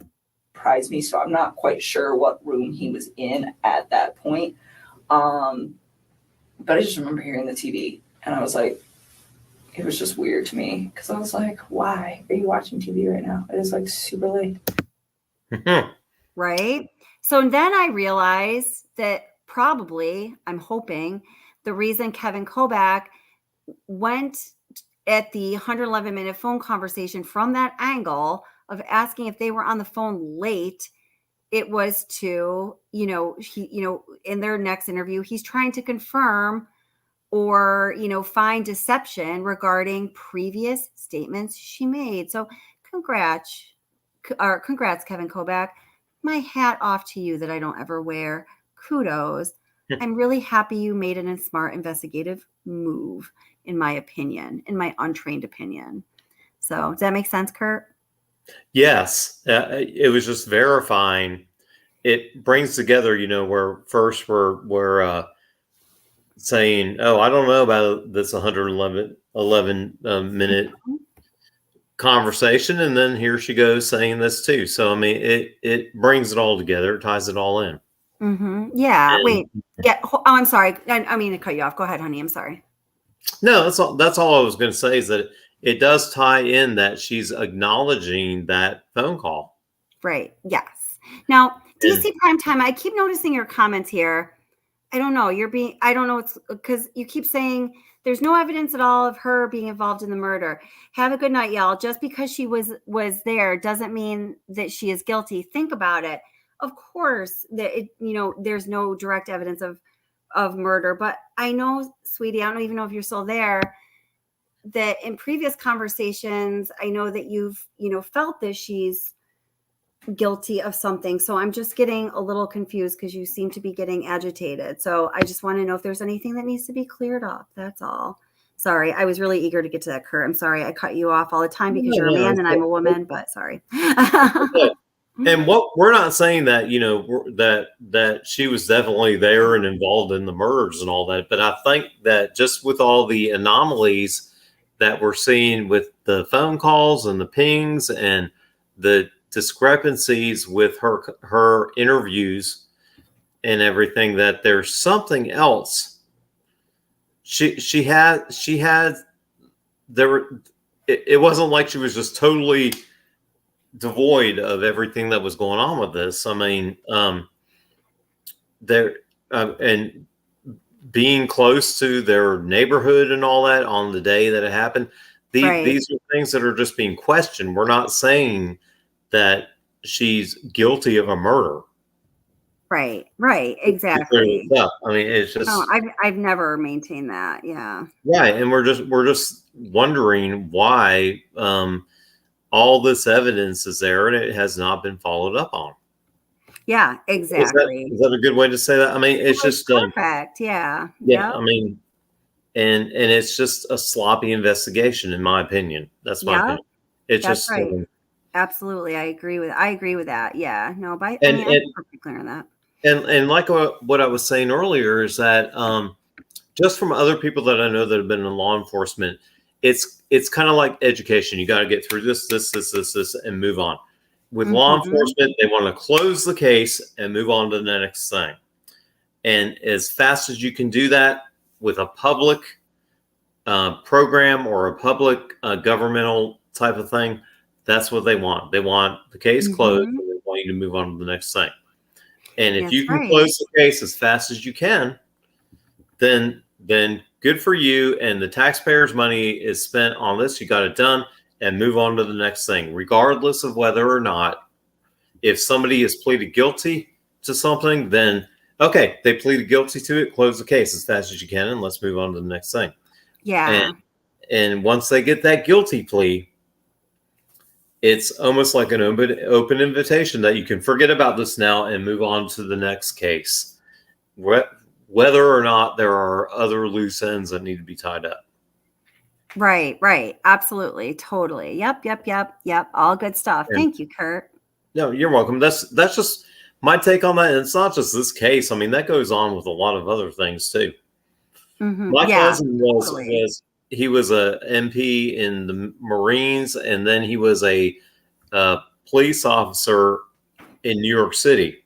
And he had to do a lot. I mean, I have relatives all over the place. And I've heard about stuff like that. It's more about finishing up what you need to do as quickly as you can do because taxpayers' money is being spent, and then move on. Exactly it. Yeah, that's exactly it. And maybe, some of the slop in this investigation is a result, it's a systemic problem. I mean, that's very possible. That's a very good point. Thank you for bringing that up. Pressures that are just being put on, the people doing it. Absolutely. No, I agree with that. Now, I just have to silly double R. He says, what's the obsession? I thought your new rules in chat were no caps. Yarn and Mittens chewed my ass for doing the same. Well, first of all, that's not really a new rule. It's not an official rule, but and I'm just busting on you too, double R. I love you. All caps in chat for everybody's knowledge. And I learned this, I'll be honest, because I all capped in somebody's chat, another Watts Creators chat, and their moderator chewed me out. And then I realized, I get it. So all caps, and that was a while ago, all caps is often seen as like aggression or yelling at someone. In this case, Yarn and Mittens, who is the most consistent moderator for this channel, I'm sorry, not Yarn and Mittens, Utter Nutter, who There just goes all caps. said something in all caps. That was because, and I appreciate it. Like she's like one of like our like I most know. committed best moderators. So we I'm know just how to joking. communicate. I had just addressed DC prime time, and she really wanted to let me know, like, don't expect. I know exactly what's going on. Don't be spending your time looking for a response from her, Kel, because she's already in bed. So this is an appropriate use of caps from a moderator. And I did see that Yarna Mittens kind of chewed you out. She was just, enforcing a rule that, we had talked about. But I'm sorry. I can tell your feelings are hurt. We can go to group therapy if you want. We'll work this out, I promise. I'm sorry about that, Double R. But I hope that clarifies things for you. All right. And whoops, let's see. Maggie Bridget, thank you very much for the super chat, my darling, says, if it's too late for CW be watching TV, then why isn't it too late for him to be on the phone with her? Right. Wait, let me read that again. If it's too late for Chris Watch to be watching TV, then why isn't it too late for him to be on the phone with her? Well, right. Yes. So I think if I understand what you're saying, that's why I very quickly brushed over a statement I made that hearing her say that tells me something about her need for control and probably the reality of her being controlling in their relationship. Chris and somebody else, many people have made comments that indicate the same thing. Chris Watts really, in having an affair with this empanada, was jumping out of the frying pan and into the fryer, right? We all know that statement. But yeah. And that's true. Yes. And Nutter also point out, if like you're talking directly to me to get me a message, you have to all caps it or I might brush by it. But if it's just a general chat comment, all caps oftentimes is seen as aggression. That's all. And again, I learned that because I did it in someone else's chat and I was kind of embarrassed and, so yeah. But it's contradictions everywhere, right? Right, Maggie? It's just, it's a really good point. Jeez. All right, here. Let me keep playing this because I think there's a little more juice. There goes my digging, bunny. Digging. This is not the same woman that Had he had phoned you? Or were you guys already talking when the TV was going? Or I just remember I picked up on it later, but I don't think it was throughout the whole conversation. Okay. I just remember it being towards the end because I remember thinking wow, it's really late. Something I didn't ask you about the house because you've been there twice, and it just made me remember. Do you remember how you guys accessed the house? That's a good question. So once through the garage, and I think once through the front door. I think the first time was through the front door, and I think the second time was through the garage. Was there anything unique about either of the doors when you went into the house that might not be typical of another house? Like a unique door? Not the door itself. On their door. Okay, there's a camera on which door? It's on the front door, isn't it? I don't know. I'm asking. I think so. Okay. I don't know. Did he use a key to access the house? No. He did not. The first time I went over there, he just let me in. And then the second time, did we go through the garage? I don't remember. I've been through his garage before. I went through his front door once, though, because I remember he had just cleaned. It was the first time I went through his front door because he had just cleaned his carpets. Yeah, that's funny. Fluffy Muppet, love that name, says, because they just sit there on the phone until one of them passes out. It's like a really chill thing. So I know I always think about that when I hear her say that. So my opinion is I think she's trying to accomplish two things in that stupid statement. I think she's trying to reinforce his perception of her as being this super cool, chill person who handles things everything really well and maturely and that. So she wouldn't get in any kind of a conflict that would cause someone to go crazy and murder their family or be part of it because she's really chill, right? So I think that's one of the objectives in this stupid statement. And I think the other one is to say, You're asking me about this 111-minute conversation, boy. You're barking up the wrong tree because we just sit there on the phone until one of us passes out, and it's like really chill, which is obviously ridiculous, right? So that's kind of funny. I'm glad you pointed that out. Hey, Kelly, what was that comment? I saw something about me back there. I couldn't read it. Double R said, that's right, says, this is a really important one too. I want to stare off head to head with Kurt Stacy ASAP. That's so funny. Anytime, Double R. I would love to facilitate that stare off. That would be awesome. I'd be honored. Yeah. Thank you for bringing these up because my screen is full screen. I don't see all the comments going on. Yes, I actually started that to go back to it. Yeah, that's funny. Thank you. My gosh. This is funny. And hi, Rigatoni. How are you? Rigatoni says, has anyone else totally gone off empanadas after this case, or is it just me? I've heard that a lot of people have given up Mexican food altogether. See, you know what's interesting to me with this video that you're playing right now is this looks like a completely different woman than the other NK, one was played. The NK that out on the sand dunes and all that kind of stuff. I mean, it's just like she changes her personality like yes, like a chameleon. Exactly. She changes her personality, her look, her voice. Oh my gosh. Yeah, it's really crazy. Yeah. Yep. Oh, that's right, Ara. So Ara pointed this out to me. Okay, so she almost says, I caught him. Oh gosh, I wanted to point this out too. Okay. So that little sound clip, I might go back to it, where she says, she was wondering why he was on the phone so late because it was so late. Or no, I'm sorry. I'm getting confused because it's late. She wonders why he was watching TV because it was so late. She starts to say, and this is very clear, I caught him up, I think she means in the bedroom watching TV, but then she really quickly catches herself and changes it. Now, in saying, I caught him, I think the reason, and I think Ara agrees, the reason she catches herself and changes it is because she was anxious and on fire about this whole evening and Shanann returning from that Arizona trip because everything was going to change for them, right? But she could not allow Kevin Kobak to know what a controlling empanada she was. So she had to catch herself and change the statement. Ara caught that and it was really good.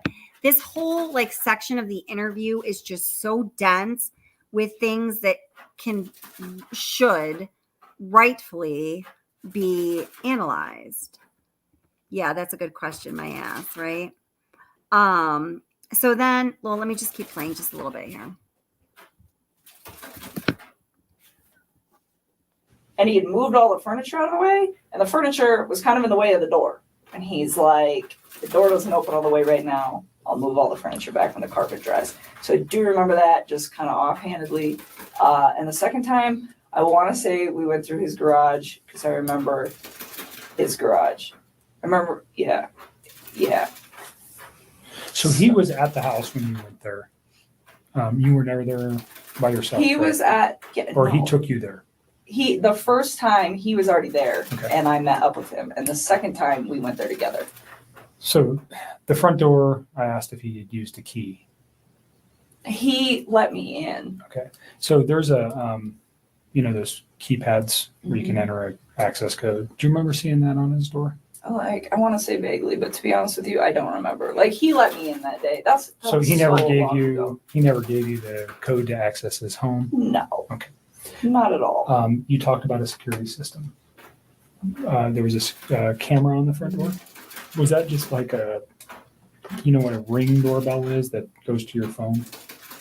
I don't even know what it looked like. I only know that it existed either because A, I wasn't paying attention the first time I was over there, but B, because of all the stuff that's going on right now. That's the only reason I know. Did you remember seeing any cameras anywhere in the house?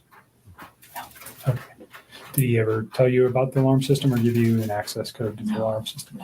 I wouldn't have asked for that. I wouldn't have wanted that anyways. Sorry to regress to that. No, you're okay. Go back to the phone call or where you noticed the television in the background of the phone.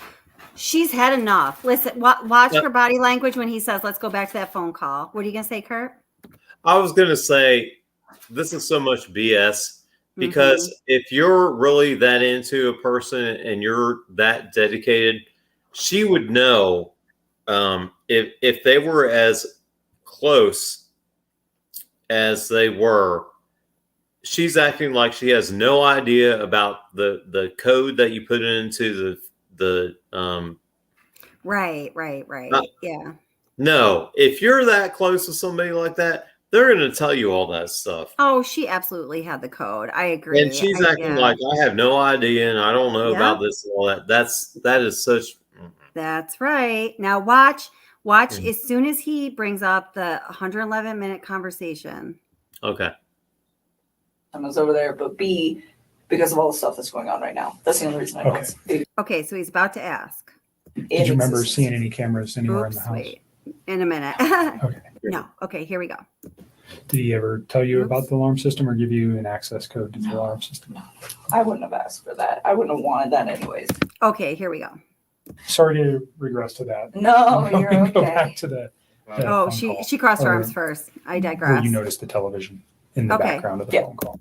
Yep, my arms are crossed. I'm not going to tell you a damn thing about that ever. Right. Yeah. So I didn't know what room he was in, but I was just like, I just thought it was weird because he's always like, before I go to bed and I lay down, he's always like kind of trying to do the same thing. We just talk. It's like a really chill thing. There you go, Fluffy Muppet. Until one of us was about to pass out, and then that's like the end of it. But it was. So she's saying, you know, that 111-minute phone conversation can be summed up by us just sitting there until we pass out, and then that's the end of it. Move on. Strange. Because I was like, the TV's on. I remember I was thinking, I was like, look at her body language. Wait, hold it. This is an important part too. Wait, just right here. Or where you noticed Sorry, the Kurt. television in the background of the phone call. Yeah. So I didn't know what room he was in, but I was just like, I just thought it was weird because he's always like, before I go to bed and I lay down, he's always like kind of trying to do the same thing. We just talk. It's like a really chill thing till one of us is about to pass out, and then that's like the end of it. But it was strange because I was like, the TV's on. I remember I was thinking, I was like, maybe he's waiting up for her. You lie. Well, I think she's honest about this one. Really? I remember But thinking, maybe he's waiting up for her. Yeah, that's all she was thinking about. She's so tensed up and her arms are crossed. And That's right. Yep. Maybe he was waiting up for her. Yep, that's right. That was the only thing on the empanada's mind. And I was like, maybe not. I didn't know. It wasn't something that like alerted me. Oh, yes, it did, you dumb bitch. It was just different from his How to standard operating procedure. Because whether his wife.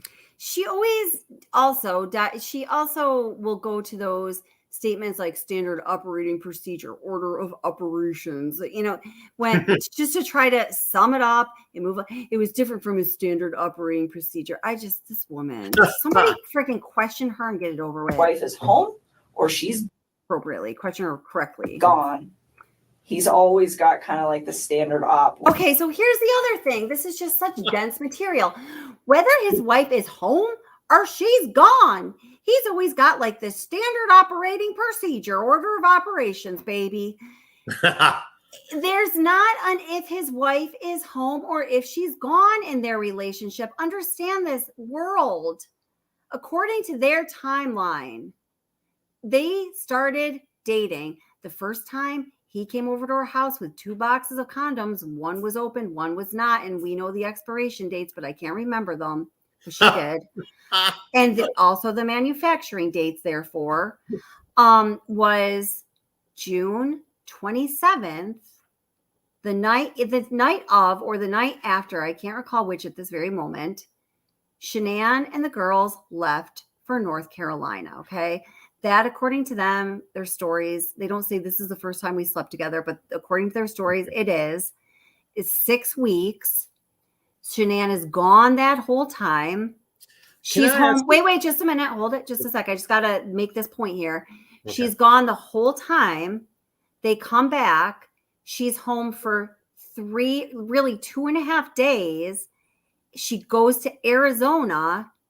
She walks in the door. She is allowed to breathe for another couple of minutes to couple hours. We don't know. And then she's murdered. Okay. So they have this, like, let's say we believe their timeline, and it's a 6-week relationship. It's a 6-week relationship. The wife is home for 2.5 days and she's immediately murdered as soon as she's supposed to be coming home for the duration, no more in North Carolina for the summer. And this is what Skanky Enchilada says about it. Listen. He never gave you the code to access, Oh, it's too far. Sorry. or where you noticed the television in the background of the phone call. Yeah. So I didn't know what room he was in, but I was just like, I just thought it was weird because he's always like, before I go to bed and I lay down, he's always like kind of trying to do the same thing. We just talk. It's like a really chill thing till one of us is about to pass out. And then that's like the end of it. But it was strange because I was like, the TV's on. I remember I was thinking, I was like, maybe he's waiting up for her. And then I was like, maybe not. I didn't know. It wasn't something that like alerted me. It was just different from his standard operating procedure. Because whether his wife is home or she's gone, he's always got kind of like the standard op when he calls me. Whether his wife is home or she's gone, he's got kind of this standard op when he calls me. Well, bullshit, Enchilada, because she was only home for 2.5 days during the entire duration of your relationship. You are full of garbage. So that's why it was kind of like unique. Okay. Because it doesn't really fluctuate when she's there and when she's not there. He's pretty like free reign with what he does. It was unique because she was coming home and she was going to be home for good. He was pretty free reign with what he did when she was in North Carolina across the country. And that's exactly how Kessinger wanted him to remain, desperately so. So anything important that you recall during that conversation about the children, about his wife, about what he... So again, Kevin Kobak goes at that conversation from another angle. Man, he's striking out. She's throwing some fast pitches. was doing the next day, what he had planned, Only because her dad's sitting there. and anything like that. Did he tell you any of that information? I remember he told me he had to go to the field and not to the office on Monday morning. Okay. Did he specifically say where he needed to go on Monday morning? No, I don't. So here's when she talks about that, and it's all cool. Then she tells the story 2 more times. By the 3rd time she tells it, it's a completely different story. Oh my God. I can't even with this bitch. Let's see some comments. Oh, yeah. Yes. Stevie says, her immature, playful attitude about a quadruple homicide is just like mind-boggling. It sure as hell is. It is unbelievable. I'm like really rational. I know. I love that statement. We might have to bring that in. He may have been. Gregory thinks that Kobak was infatuated or attracted to her. I pick up on that sometimes. Yeah. Yes. So Ara also reiterates, NK claims that she's unlike any other woman. She's calm and collected and rational and so awesome. She makes that point often, doesn't she? Wow. There's a lot going on with this girl. Yes, I agree. She was very needy, and you do see it constantly. Absolutely. Hi, Lynn Gary. How are you? Welcome. Let's see. Why she says, why does Dad shift away from her, even moving his chair over? Let's see. Wendy. Oh my God, you said this way long ago. I'm sorry, guys. I'm fast forwarding to kind of current times. Oh, hi, Maggie Bridget. Thank you again for the super chat, and we're picking up all your questions and comments. I really appreciate that. Thank you so much. And I like being able to see them in these bright colors. Maggie's, oh, wait. Oh, you're clarifying. Okay. She says, I should clarify. What I meant to say was that NK really didn't care about Chris Watts watching TV at a late hour. She was pissed off that he was in the marital bedroom. Gotcha. That was my point. My bad. I'm sorry if I read your message wrong, honey. Yeah, I think I think that I understood that's what you were ultimately getting to. And she was not only mad about it, she was en fuego. The enchilada was en fuego. I mean, yeah. And so for a long time, I truly didn't have a theory necessarily I was leaning towards. It was materializing for me. I listened to other people's theories and I just tried to look at the facts and consider things based on all of the facts and evidence that is available to us, and then analyzing these things like the verbal and nonverbal communications and cues and indicators of truthfulness and deception. The most likely scenario in my mind, and I wouldn't even put these out there on this channel, but I am now because I just feel more and more sure of it than as time goes on, is that she was freaking the fuck out about Shanann coming home that night. Like we went over, Shanann was gone for the entire duration of their 6-week, super weird, like obsessive relationship.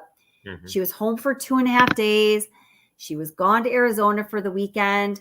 During that weekend, a whole lot happened, some of which indicates possible collaboration towards what ultimately resulted, which was obviously egregious and tragic.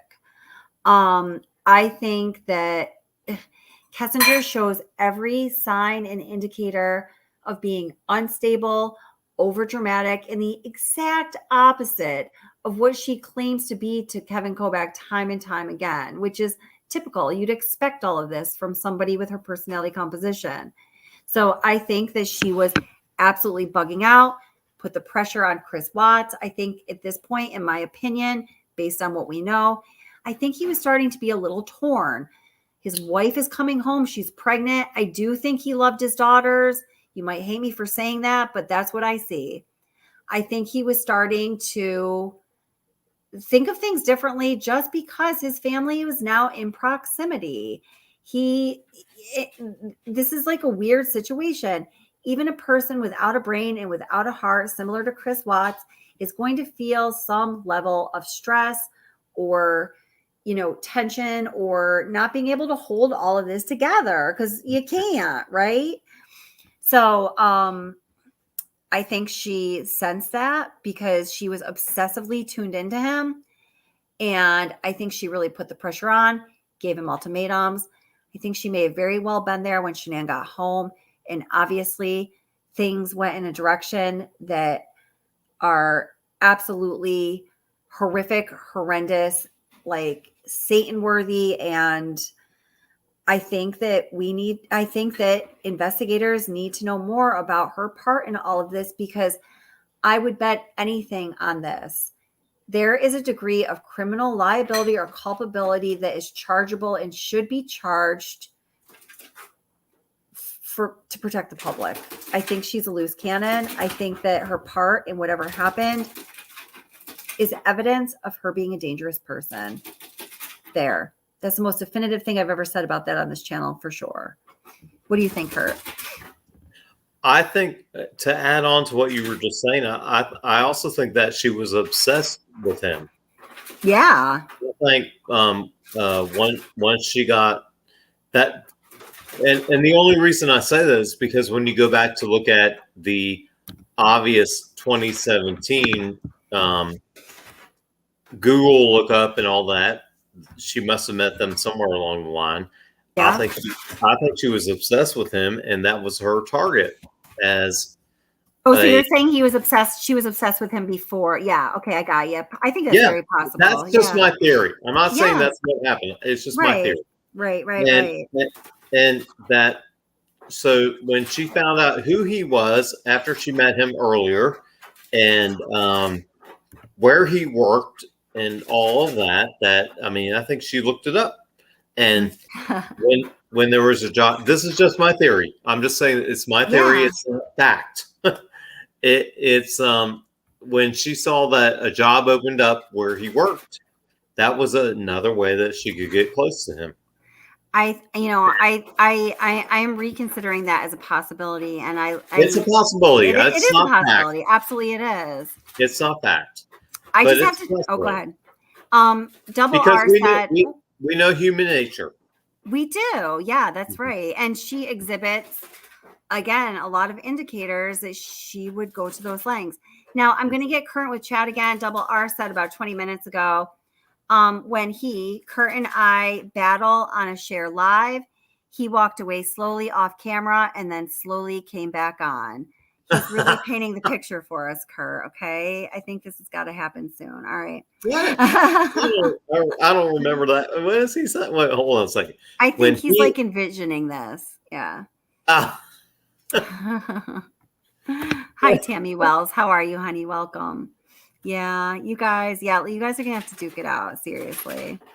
Yeah, Cloud Adams. Yeah, she's nervously touching herself, and she's also it's self-soothing. Yeah. And All at times the blocking. Yeah. crossing all the arms and Exactly. Yeah. Yeah. Let's see. Body language says a lot about a lot of people. It sure does. If you read into it. Yeah. And gosh, I'm sorry, guys. I wasn't reading comments when we were looking at some of that. You guys were picking up on this great stuff, these great nonverbals. So sorry about that. Maybe I should have slow chat down. Next time I will. And boom goes the dynamite. Darn, I wish I knew when you were saying all this stuff. It's funny. All right. Hi, Laura Sims. How are you? Welcome. She says, great show, Kelly. I've been following your channel for months. Oh, thank you so much. This is also my first time commenting because I need to know, is your handsome guest Kurt single? LOL, asking for a friend. Uh-oh, Kurt, look out. I'm sorry, Jody is cool.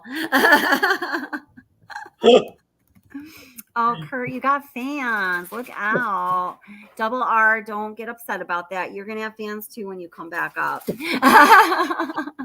Oh, my God. Do you have anything to say, Kurt? No, he's blushing. We made him blush. And guys, please do drop the link for R's channel for sure. Let me put it to you this way. I am single and I like to mingle. There you go. There you go, girl. He's single, Laura, and he likes to mingle. Email me at watsobsession@gmail.com and I can connect you too. That's right. That's what I do here. I offer services. Yeah, that's right. That's right. That's so funny. Oh, that's awesome. You guys are great. Thank you, Laura, and thanks for watching. Oh my gosh. All right, back to business. Okay. CV says they talk for 111 minutes, just hours before he murders Shanann, and then repeatedly says in prison, I just woke up that day and there was something in my head that it was going to happen. Right. And that he couldn't control himself. And that it was like he had, like, he says to the investigator, can you picture like arms around you and, somebody has their hands on your hands and you just can't let go. You can't control what you're doing. Yep. This guy, see, this is, yeah. Can I respond to that? Please. That's either a mental disorder or something satanic or evil, or it's both, in my opinion. Or possibly, or he is, he's describing as though it was a feeling, kind of what was actually going on. Like, it is a response to stimulus that he had been dealing with for a long time, as we all know. Right. So, I mean, it's just it's just a conglomeration of too many negative things coming together all at once. Is that a good way to say totally. I think so. Yeah, for sure. Yeah. I mean, so many different negative things all at once coming together, and I'm not dismissing what he did at all. I'm just saying there was a lot of negative stimuli involved in the whole thing. Absolutely. Absolutely. Oh, Tammy Wells wants to pop up for a moment. I would love that, Tammy. Let me drop the link. Yeah, I absolutely, guys. And you guys are saying such great stuff in chat. I just love it. Yeah. Let's see here. So Tammy's going to come up and. Yay, another person. Good. I know. Maybe she's going to ask you out on a date. Okay, here we go. Just kidding. She's in Australia. You guys live too far apart. It's geographically inconvenient. Yes. Aw, Laura says, that makes two of us. Thanks for reading my comment, Kelly, and for graciously responding to her. Aw, of course, Laura. That's great. I'm so happy you're here. So come on up, Tammy. Oh, here she comes. Here she comes. Oh, Ara's coming up too. Look out. Here comes the crew. All right. What's the obsession? Welcoming two people. Number one, Tammy Wells. Welcome, Tammy. I'm going to also bring Ara in. Hi, honey. And also Ara R. Welcome, ladies. Hey, How Ara. you doing? What's up, y'all? Hey, Tammy. I'm not going to ask you out. I'm in Australia. You're too far away. That's right. Geographically inconvenient. All good. No. Oh, Now, so what's on your mind, ladies? Okay, now I'll let Ara talk first if she wants. It's all good. I had a question for Kelly, so we can get to that later if you want, Tammy. All right, Tammy, okay. you go. Oh, okay. Thank you. I'm curious, how is it that when she said that she went to the house, she stayed downstairs and sat on the floor? Right. But on now the she's carpet? saying that she saw. Yep. But here's the thing that confuses me. How would she know? Because when she did end up going upstairs, she only stayed in that little area where the kids would play. How would she know there was a TV in their bedroom if she never went in there? Good point. Yeah. Now, doesn't she say? Well, okay. Hold it. I may be missing something too. So let's just go over this together. I feel like what she says is she makes a point of saying, like, I don't know. I've never been in their bedroom before, so I don't know if there's a TV in there, but they've had, so many nice things. I wouldn't be surprised. So I think she is intentionally denying knowing there's a TV in there, but she may have slipped somewhere that I didn't catch. Yeah. And Yes, there's a because part later in the... Sorry, go on. Oh, sorry. Remember, there's already TV in that upstairs living area. So she could have said he was upstairs in that living area, but she was specific about, No. I've never been in the bedroom or anything. Okay, right. All right, wait. So, okay. All right. So, tell me more. Tell me more. Keep it coming. Keep it coming. I'm trying to think about this. We were talking about this the other day. Remember, Kelly, when she's talking about going upstairs. I've never been in their room or anything. Remember, we said there's the truth in her lies. And Exactly. That's her saying she was in the bedroom. That's what I was just thinking back to. Yeah, yeah. So did you, Tammy, were you picking up on somewhere where you felt like she was saying that she... I don't know. Well, sorry. She was saying about how. Sorry, no, that's okay. I'm sorry. She was saying stuff about how he was waiting up in the bedroom for her or something along those lines. But when they go into the room and do the welfare check and stuff, I for one don't see a TV. There's a TV. And my eyes are pretty bad at the moment. Oh, there is a TV in the bedroom. There is. Yeah, there is. Yeah. With her ultrasound picture right below it. What's that, sweetie? With her ultrasound picture right below it. Yeah, there is a TV. It's like off to the side. It's on like one of the dressers. Okay. Yeah. Sorry. That's okay. No, that's okay. But I think, what she does say about the TV is, from one statement to another is inconsistent. So Utter Nutter says, she knew they had a huge she knew they had a huge bed, didn't she? Yeah, she describes it as being pillory. So, yeah. So, again, there's another inconsistency. She describes their bed as being pillory. I remember that. I just remember that word because I thought it was a advanced word for an enchilada. You keep dissing my Mexican food, ma'am. I'm sorry. Let's switch. You want to go to, what should we say? Greek opa. I don't know. We can call her Upa, an Opa. Or a falafel. Yeah. A falafel. There you go. There we're going to go with Mediterranean, Middle Eastern. Yeah. Miss Kelly, question for you. Sure. And I'm sure you have done this at some point in a timeline, but Shanann and Watts came back from their trip on August. Yeah. Sorry, damn it. my It's brain. okay. I know it's getting late. I know. It's Yeah. all right. What was it? May the 26th? When did they come back from their Not San Diego May. trip? Oh, June? San Diego, June. Yes. Yeah. Yeah. Okay, so it was June 26th, and then he sends her a text and Kay on the 29th saying that he's gonna miss sleeping with her with her warm body next to his right. Right. So in those 3 days, they were already sleeping Exactly. in the same bed together. That's right. But where? Okay. It's on the 27th when she says he arrives at her house with the box of unopened condoms and the box of open condoms. But here, let's just take a quick look at the timeline so everyone's clear on the facts here. But was this before the meeting at the park? No, the meeting at the park was it was before that. Oh, well, wait, hold it. I'm just trying to figure out, and I know I have to do this for myself at some point. What's that all about? What's this park thing? I haven't heard about that. Their first date was at the park. I feel like that was on June 19th or something, but I'm gonna have to look into that. Yeah, because they hopped in bed. That means quick. I mean, oh yeah, they she's talked a few skanky days. enchilada. Yeah, and they were already staying overnight at their house already. Yeah, I know.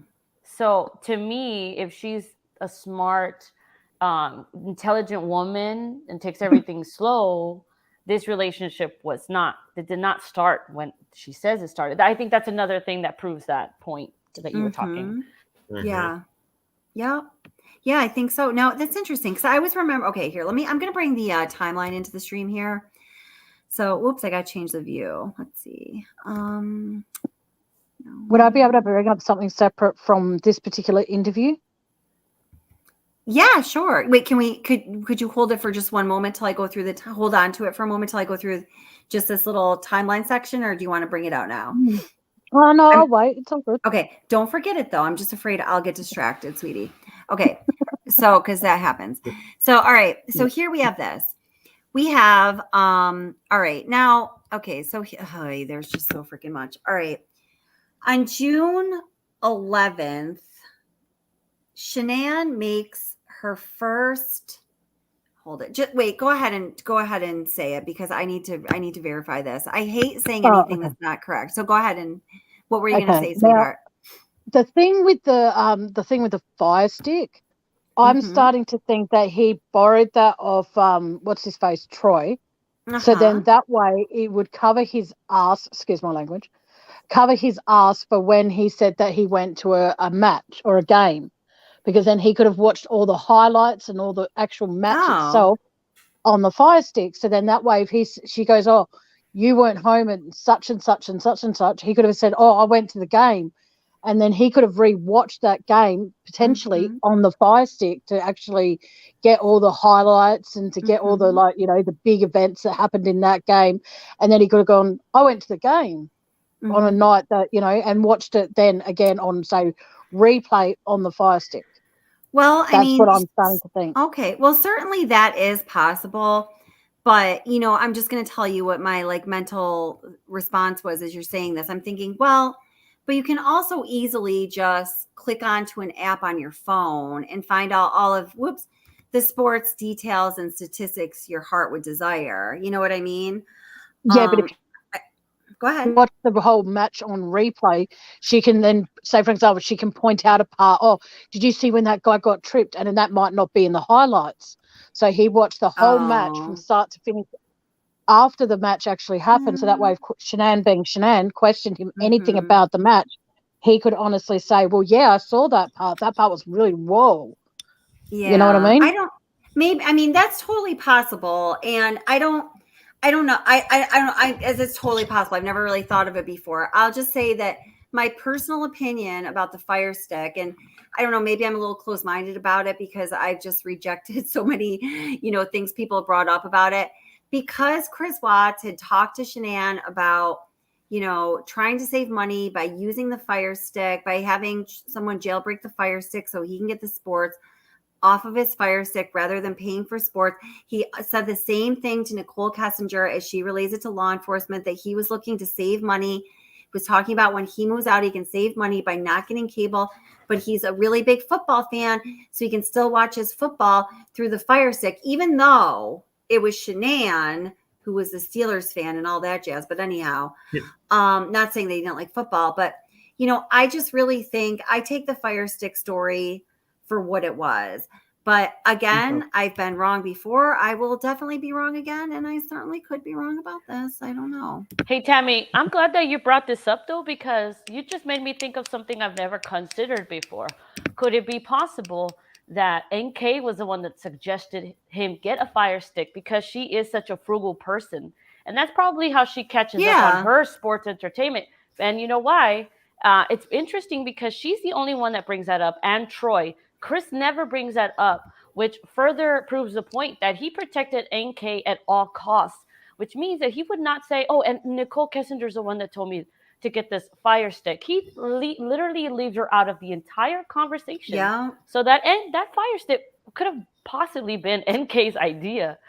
Yeah, I mean, I think it could have very possibly been her idea. She does bring up finances an awful lot, and she knows a lot about their finances. And I think her concern about their finances was either part of her motivation for harming his family, or by proxy, his motivation for harming his family. He knew they were headed towards bankruptcy. He knew they were in an irreconcilable financial situation, that they'd already filed for bankruptcy once before, that they probably were not going to just have full across the board discharges. If they did it again, there were going to be some lessons they were going to have to learn. They were going to be pretty painful. Obviously, NK was not down with that, and I think she made it clear to him. So, yeah. And with that being said, it almost, and I have this theory that NK and Troy knew each other more, like as friends at least. And I think that further goes into my theory, that little idea into the theory box, that they did know each other. She said, hey, Troy, program this Fire Stick for Chris. Help me out. Because maybe he did something similar for her. Possibly, yeah. That's totally possible. So we can get back to that. I want to do this timeline thing before I totally lose my train of thoughts here, because I am getting tired. So here we have on July 11th, 2018, we have, this is, let's see. So Shanann made some posts earlier, like Bella was standing at that like little chalkboard, I think saying Big Sister 101. I think this was previous to, I think that was previous to this post. But this to me was kind of her first like big overt announcement that there was a baby Watts brewing. So she says, this is June 11th, okay? The reaction of both Chris finding out we were pregnant and the girls. Bella's the sweetest in the end.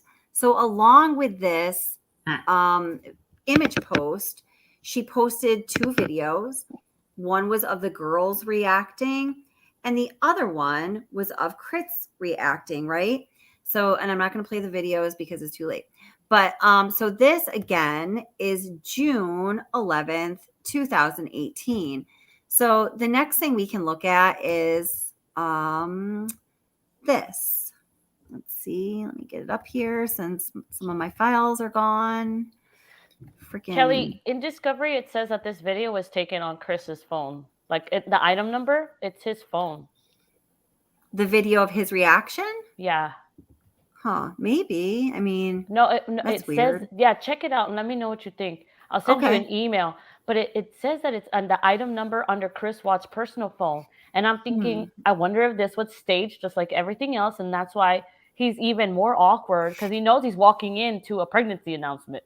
Oh, right. I see what you're saying. Because how would she get right? That makes sense. Yeah, possibly. I mean, guys, everything was staged. I started I have a video about that I haven't posted because I'm afraid of the people don't. Yeah, exactly. Sorry, I'm looking for something in. I'm a bad multitasker. I'm afraid of the backlash. Thank you for the word. But yes, everything everything with stage. We know this. People that are willing to be real about it, I think, know this. So shoot, where is there? Okay, so the first email to him is on June 12th. Let's see. Hold it. Oh, here we go. 1 second. There's so many questions they failed to ask Enco. Oh my God. It's Sorry. insanity. That's so many questions. It's unfreaking believable. And, you know, people ask us why. We wonder what the hell is up. Like, come on now. Okay, here's the email. So many questions. You're right, Tammy. Absolutely.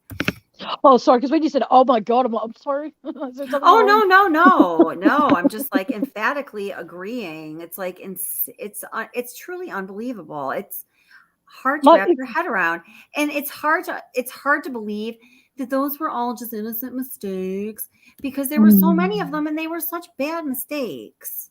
Exactly. You know? Like the first question I would love to have asked her if I ever got the opportunity would be like, how do you explain you researching Shanann and Chris a year before you met? Well, of course. Yeah. I mean, why is that not a thing? Yes. Exactly.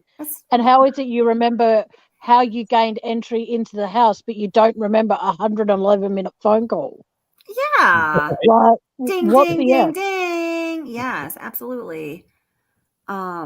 Oops, hold on. I just had the right email and then I lost it. Daniel said in the past that NK looked up Shanann Watts in 2017 because he had already known about Chris Watts. She had already met him. So, of course, she's going to Google the person she doesn't know in that relationship. And that just made so much sense. Well, she Googled Chris. She Googled Chris the month before in August. And then she Googled Shanann the following month. So, I mean, maybe that still applies, but that's just how it went down. FYI. So she Googled, yeah, that could still be true though. She Googled Chris and then she Googled Shanann. Oh my God, freaking stalker. Which ties into my theory, but I'm just. What's that? Say that again. Which ties into my theory about. Yeah. I mean, it's a theory. It's not fact. Sure, of course. Yeah, no, absolutely. But didn't Chris introduce Kessinger to Shanann in like a park or something, like when there was like a carol or something? Yeah, we talked about this earlier. There is speculation about that. No, that's okay. Stop apologizing, girlfriend. There's speculation about that. But as far as I know, there is no like concrete proof of that. But it's possible. I mean, all these things need to be explained somehow, right? So, this case needs to be reopened and taken to trial, and every single person that was interviewed, including that thing, Kessinger, she needs to be interviewed and put on a lie detector test. Yes, because everyone that was interviewed, the only person that was put on a lie detector test was Chris. But the problem with the lie detector test, of course, is that those must be voluntary. They have to be voluntary. They cannot be like compulsory. They have to be voluntary. And there's no way she would ever, No. Right. They definitely didn't even try. Yeah. And in the United States, they're not really held up in court. Right. It can be part of evidence, but it's not taken 100% in court. So yeah, okay, exactly. So apart from I think it can't even be mentioned in court. No. The thing that confuses me, and if I got to interview D.O. Rourke, my first question to him would be, apart from the lie detector test, what actual proof did you have that Chris committed these crimes? Because he only admitted to it after he was told he failed, and yet it's just, you know what I mean? Like, he gets told he failed, and then he admits that, yeah, well, I killed the girls, but you know, I didn't kill Shanann. And then he admits in that other interview, oh, yeah, well, yeah, I killed Shanann and the girls, you know, like, well, which is it, Chris? Right, exactly. And his little sidekick there told Ronnie Watts that all they had was theories. So here, let me just get to this timeline thing. Sorry. Because stop apologizing. I just want to find, I got everything I need here. Okay, so we just saw that big first posting from Shanann announcing her pregnancy with the videos and everything was posted on June 11th. So we have June 11th. I'm going to make a nice visual timeline of all this shiznit. All right. So now on June 12th, the day after, we have the first known email provided by Anadarko between Kessinger and Watts, and this is it. It was sent June 12th at 10:55 a.m., the day after Shanann first posted the videos about her family's reaction to the pregnancy. And she says, Chris, thank you for being honest with me this morning. Truthfulness is so underrated in our culture. Saludos cordiales, Nikki. To which Chris responds, Nikki, this is such a load of bullshit. It makes me want to, I don't know, do something terrible. Whoops, hold it. Sorry. I lost it. Hold it. I got to get to, okay. So then, okay, Chris responds with, and this is from Crime Rocket Science, whoever that site is, since my files are all corrupted. Okay. So I will link that in the description. So he says, Nikki, I'm a straightforward kind of guy. Lying just complicates things. I think you're absolutely stunning. And from what I've learned about you so far, you seem like an amazing person. I hope to continue to get to know you better since we have a lot in common. Yours truly, jackass, prick face, you know, all that. And then she responds, Chris, agreed. It is always nice to find people you can relate to. I enjoy talking to you as well. I feel understood. So they clearly didn't just have a conversation in passing, right? Exactly. I am looking for someone to build a beautiful life with. This is key. Most of you have heard this. Seems so simple yet unrealistic at sometimes. Build something similar to what you have done with your wife and those cute little girls. And I love this statement. I do believe in karma. So out of respect for myself, you and your family, I think it's best if we keep our friendship at work. By the way, I keep the conversations we have between us. So much to unpack. This is proof that she did not believe from the very beginning that he was divorcing his wife. Why does she have to say that she keeps the conversations between us? So many things here. But the point is, this was sent, these first emails are the day after Shanann posted the first videos of her family reacting to her pregnancy. Okay, fine. Let's consult the discovery timeline. Kelly, do you think that they sent those emails to look as a closing for their relationship at work? Because on July the 14th is when Chris Watts added her contact to his personal phone. Yep, we're getting there. Yep, that's right. It's possible. I mean, they say that, well, here, let me see exactly what Discovery says, and then we'll talk about that. So picking up on where we left off and exactly what Ara just said, we now have July 14th, 3 days after Shanann's Facebook post with the reaction videos from the family regarding her pregnancy, 2 days after their initial email contacts. So it says Watts created nearly 200 contacts in his work phone.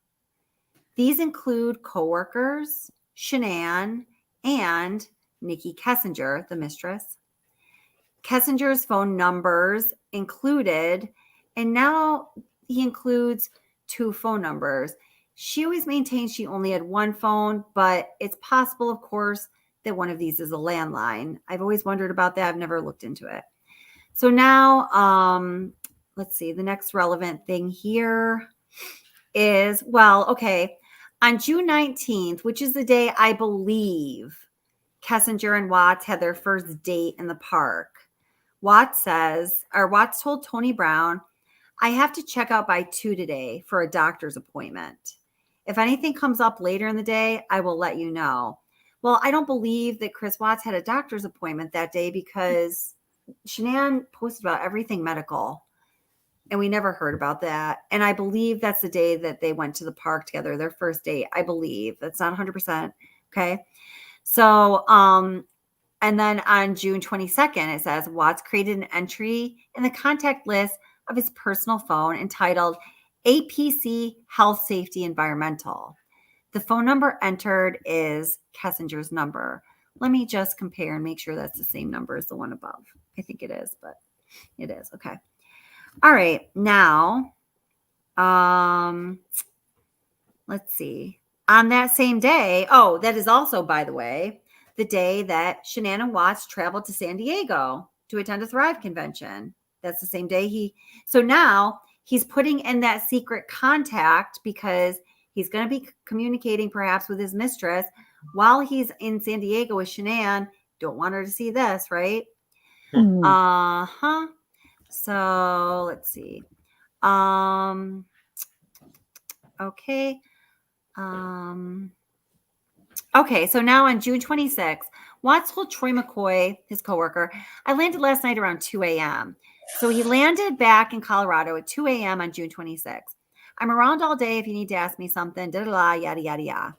Now on June 27th, it says Shanann and her daughters flew to North Carolina where they stayed with the family for 42 days. So it's not in the timeline here, but we know from what Nichol Kessinger's interviews, and this is in a couple of my intro videos that I played, it's on June 27th where I say, could it be the very next day that Watts shows up at her doorstep with 2 boxes of condoms? One is open, one is not. And we all know the expiration dates and all that bullshit. So you see how that timeline works, right? Now, July 3rd is Kessinger's birthday. Watts spends the night there that night. And then it's July 4th when Chris Watts wakes up to a ton of missed calls from Shanann, leaves her apartment, goes home, and then she ends up at his doorstep. And they've made the point before, according to them and according to anything we know, they'd only been dating for like less than a week. How did she even know where he lived? They didn't really live near one another. There wouldn't really have been a reason for that. I don't know. Right. And of course, the obsessive phone calls from Shanann are not in the discovery, but they happen. So, okay. Yeah. And then there in the discovery, there's nothing that happens on the 28th, 29th, which I found was interesting. And that's when they were sending each other those messages. I'm not going to see you as often as we'd like. Sleeping next to your warm bodies. Oh, that's right. I'm sorry. Thank you for looping that back around. Okay. So yes, also not in the discovery are those text messages, but that's okay because I'm resourceful. And even though my file is gone, whoever did that to me, I don't care because I can still find them through Google. I'm like Nichol Kessinger. I'm a prolific Googler. Just kidding. I was trying to sound crazy there. Okay. I was trying to sound a little cracked. All right. You can't sound there's no way you could sound as crazy as that woman. I know. That would be really hard. Even with my outstanding acting skills. All right. So now let's check out the text that Ara is referencing. Good call. And not vomit alert, trigger alert. You might want to throw up. Yuckies. I don't like these texts. They're too gross and they kind of both disgust me. If you ever need to be put off your food, read these. I know, seriously. I was just gonna make a joke that was in poor taste. Never mind. All right. I read them like if they're in a bad, adult movie. Movie scene. That's how I hear them in my head. Yes, I think that's how I hear them too. Yes. Oh my God. With like that lame music in the back. Wow, wow, wow, wow. Yes, exactly. The 80s porn. Yes. I have not watched any of those movies, y'all. Don't get any ideas. Yeah, we all know the music. Let's see here. Shoot, I can't believe that those files are freaking gone. Pisses me off. Sorry. I think I got it here. Because I had all this stuff organized. No, Kelly, I'm telling you, there's something about that. That's. I know. I am afraid there is too. Actually, it's freaking me out a little bit. Oh, Kurt, if a woman is telling you, "Hey, Kurt, hey, I'm different than so many other girls. If we have issues, don't worry. I don't get mad. Like I will be calm and I want to talk it out. I'm completely rational." Are you gonna like roll your eyes behind your head when you hear that? Yes. Yeah, I mean, right? I always think if people have to tell you who they are, they're not that. Exactly. Yeah. Yeah. If they have to justify beforehand, then that puts up a red flag right away. That's exactly it. Yeah. If and I always tell that to my students because I see it a lot in teens, but adults do it, of course, too. Teenagers have an excuse because they're younger, their brains are still developing. Yeah. People that are like, adults that do that, it's a warning sign, in my opinion. I always tell my students, like people who are real because they all want to be real, they don't have to tell me who they are. They show me who they are. And when somebody tells me who they are before I've seen that in them firsthand, I raise an eyebrow and I don't trust them. So if that's how you want to come off to people, hey, you go on with your bad self. But it's only the fact that when you look at them, why do they feel the need to explain? Well, exactly. Yeah. Because they know they're not going to show you those things. So they have to tell you because that's what a person wants to be. They only option they have is to tell you about it because they fall short in embodying the qualities for Realza, Yeah. So, I mean, I'm open to, a lot of folks and I like having friendships and making connections and doing all that kind of stuff. And, it's just be real, Yeah, exactly. Exactly. Do you hear that, ladies? Kurt's telling you what it is he likes in a woman. Everybody take notes. I didn't know your channel was going to become a dating site. That is so funny. We're no longer discussing Chris Watts. We're discussing Kurt's do's and Kurt don'ts. if you Stacy, wanna get to know him. exactly. I'm changing the name of the channel. It's going to be Kurt Stacy, The Obsession. Welcome back to Kurt Stacy, The Obsession. It's not that kind of show, guys. but maybe it is. Maybe it's that kind of show now. Okay. Well, then we know NK will log in. If she hasn't already. There is something when you go back to the interview. There's something I have to point out. Oh wait, hold it. So here's hold on to that thought. Here's the text messages that Ara was referencing. So we just talked about the timeline, then a little gap because my files are corrupted. Thank you for whoever did that to my computer. So now we have on June 27th, which is the day when he showed up to her apartment with the 2 boxes of condoms, he says to Kessinger, promise, I'm about loyalty, truthfulness, and being dedicated because I'm trying to get in your pants. I don't like playing games unless it's role playing, winky face. Ugh. If you want me there, I will be there. Ice cream, cookies, and lollipops. Sounds like a cheap meal night to me. He fails to mention the partially used box of condoms, wording intended, and the unused box of condoms, but we get what he's going at. So now on June 26th, June 29th, I'm sorry, he says to her after they slept together for 1 or 2 nights, and this was at her apartment. He says he's going over there. So he says, I'm still going to see you. It won't be as often as we like, but I will make it happen. You think I'm the only one addicted right now? I'm so hooked on you. And then, so she must have been expressing concern about, I don't know what, everything probably. So then he says to her, also on the 29th, sleeping without your warm body next to me isn't going to be fun tonight. So the way I'm reading it is on the 27th, the first night they're together, when the condoms are introduced to her apartment. And then again on the 28th, he probably stayed at her apartment. They slept together and their relationship is so emotionally immature and obsessive and dysfunctional. This is what's coming out of it. That's my read on it. What do you think? I think it's someone who would. Sorry, go on. No, I agree, but I don't know, man. I'm going into my weird realm of theories that she was sneaking into that basement before San Diego.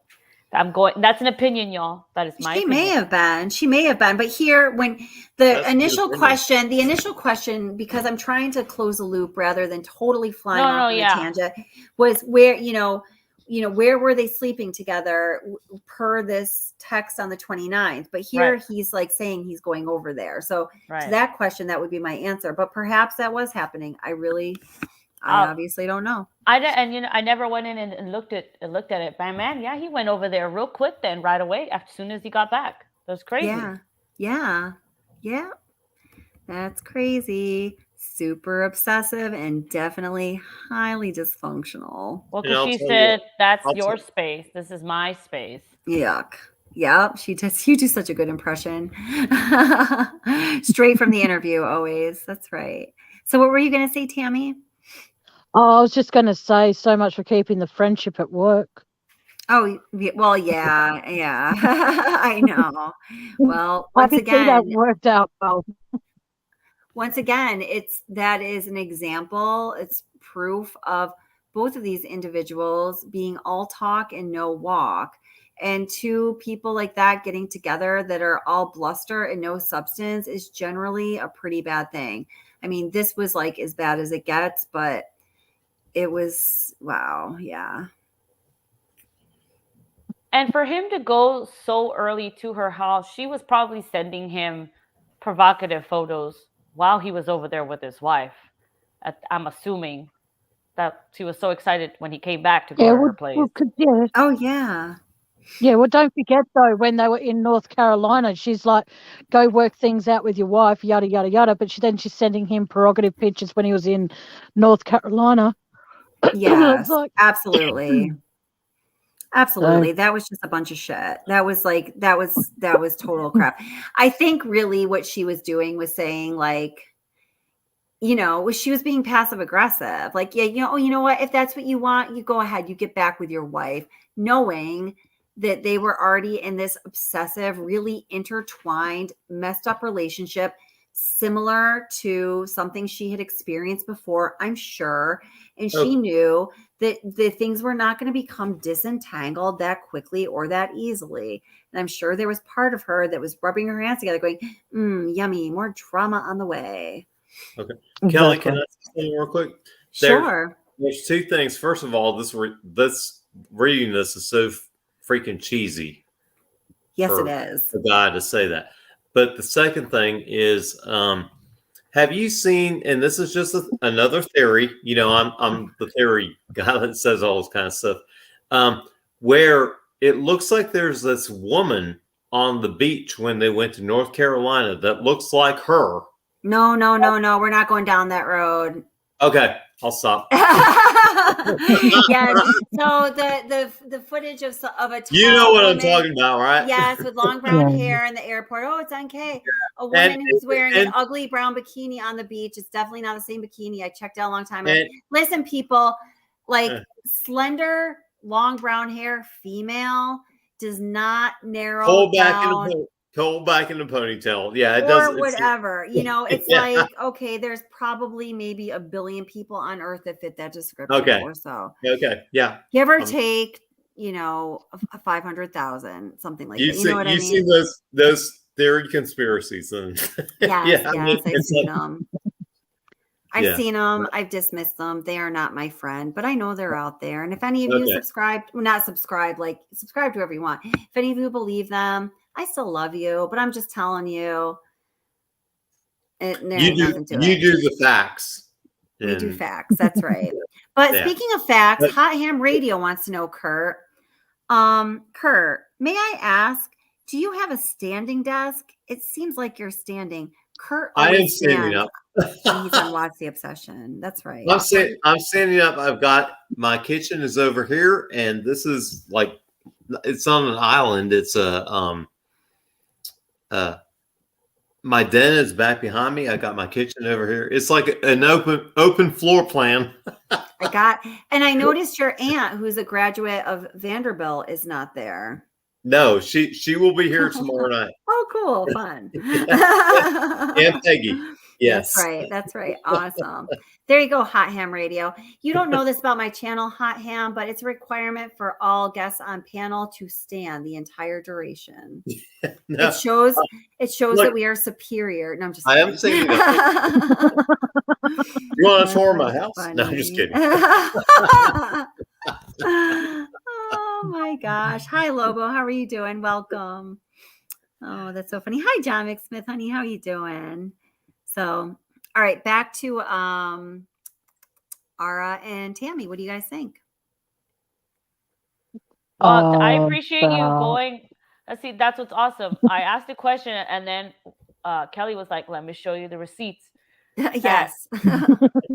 That's what's important, y'all. Just remember that if you go anywhere else to talk about anything, if it's not that type of transition or that type of content, then you're basically just gossiping the whole time, which is cool if that's what you like. That's fine. Yeah, and you can do that. Like, there's a time, place for gossiping, but maybe that's why my computer crashed and all my files were corrupted. People did not like all of the fact production on What's the Obsession. But for me, dude, I don't know. It blows my mind that it happened so quickly. Because, we have the people that want to give NK the benefit of the doubt. She's the victim. She was played also. But how does a victim put herself in that position in such a short amount of time? I mean, someone that allowed that to happen, to me, is not a victim. So I can't feel bad for her. That's what doesn't let me feel bad for her. Oh, she's not a victim. She's not a victim. She knew he was married. She knew he had kids, whether they were separating or not. If you really like a guy and he is supposedly, quote, getting a divorce, unquote, you wait until that's finalized, because you're going to destroy a family regardless. And there's people out there, like you said, who think she's a victim. She's not a victim of anything. She's just a victim of missing out on CWC. And I'm not going to say what that is. That I got that, Chris. I got that. So, good one. So, she, regardless of, even if we take, and I mean, I'm not saying it's wrong to impose a moral judgment on it, because there is certainly a moral judgment to be made. But even if we took the moral judgment out of her actions and the situation that they got into, we know, because there's evidence of all of this, that everything that she did, every step that was taken, every choice that was made towards her relationship with Chris Watts, he may have been a little deceptive in some areas, but we know the major deception that she claims existed is a bunch of bullshit, that she's lying to investigators, that she's perjuring herself through being questioned as a witness, essentially. And they don't care. They do nothing about it. She does it time and time again. Just the timeline that we looked at and the emails that we looked at blows apart her entire premise that she believed that they were getting a divorce from jump. And that is why she got into a relationship with him. In fact, she tells Kevin Kobak in the interview we were just watching, if she knew that he was, still, actively engaged in I can't remember how it was worded, that she would have been like, go pound salt. Like, I'm not doing this. I don't know what the words were, but that was the basic message. So the basic foundational premise of everything she told investigators she did that could be considered a criminal action, like destruction of evidence, obstruction of justice, yada, yada, yada. It wasn't just that the details were lies. The details were lies, and the core premise were also lies, and we've proven that, which means you don't tell that many lies in that great detail to that extent, maintaining that script over time in a formal setting where there are legal consequences, unless there is something major at stake. Because the possible consequences of doing all of those things I just mentioned is like felony conviction, prison. I think that, like, where are the text messages where they, where she gave him her address, or did she give it to him at work? You know what I mean? Like, if someone said, if I was, not that I would in the future at all, fool around with a married guy, like, far out. Like, let's just keep our friendship at work. Within a few days, he's turning up on her doorstep with a box of opened and an unopened box of condoms. Like, yes, let's keep this at work. Yes, because that's what you do. Right. Hey, Kurt. Right. Hey, Kurt. Invite people over to your house, women, that is. Or men, or double R. Or I men. don't know. That's what I said. Whatever your sexual preference is. I just want to interject as a male in this whole thing. And I do not defend him for what he did at all. I'm just saying that probably was kind of an escape for him for pressures that were put on from what was going on with the whole situation at hand. And believe me, I am not defending him at all. I'm just saying I'm trying to explain his actions of what he was doing. Yeah. But like, if a guy said to me, "Hey, I think we should just keep our friendship strictly to work," and then he turned up at my door with condoms, I'll be like, right. Yeah, Oh, but yeah, that of course. Like there was I'm a not whole gonna lot be of planting content in seeds. between those two events. Yeah, that's not Yes. exactly. Yeah. So I want to try, if Kelly will give me the opportunity to explain my take on the whole timeline of all of it. Opportunity granted. Thank you. I think that there are so many variables involved in this whole case. Yeah. It's not only with a driven woman who wanted to be successful in Lavelle. It's a man who felt like, he had to stand up and do his duty as a husband and take care of his family. And he had a really good job. That job that he was in the oil fields and all that paid a pretty good salary. It wasn't, 3 digits, but in American terms, right. 3 digits, meaning over $100,000, but it was pretty good.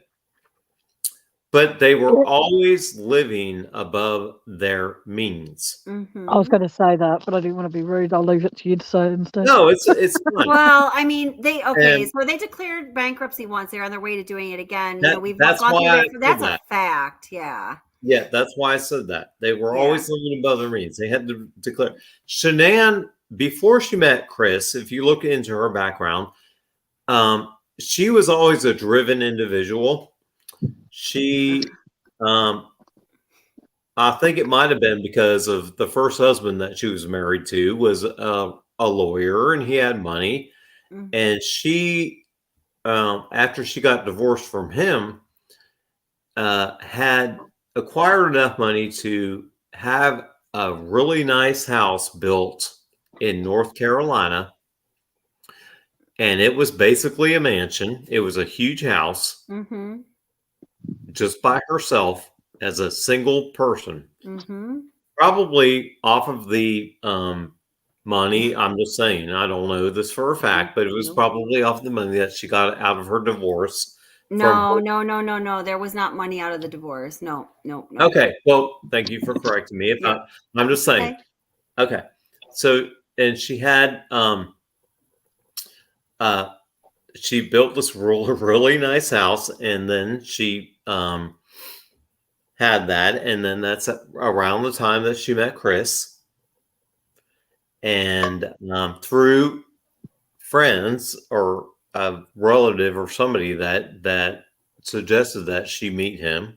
Yeah. Well, hold it. There's a little more to that. Okay. Okay, go ahead. The person that suggested that she met him. I'm freaking tired. Met together. That Chris and Shanann got together. Was her name Laura Kennedy? Hold it. I'm at a loss for right now. They were. I think. They were former co-workers, and it was something like she was somehow an in-law or a cousin-in-law to Chris Watts, but then there was a divorce that separated that connection. But towards the financial end of it, and this is a fact, would not state it if it was not a fact. I have a video about it. Imagine that. It's something about Dirty South. It's like 12. I almost said something like that. Okay. I should. So she was also included in a legal action against Dirty South that included other parties, including the person that got them together, suggested they get together, and Shanann. I didn't know that. Is that right?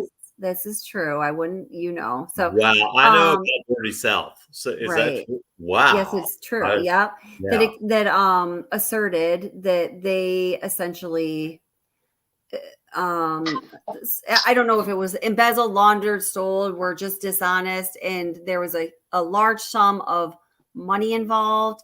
This whole issue was settled, but both, I think her name was Laura Kennedy. I might be wrong right now. No, you're right. That I know that name. Yes. Okay. Yes. Shanann and Laura Kennedy were both involved in that. So what I'm saying, I guess, is at some point, they were partners in crime.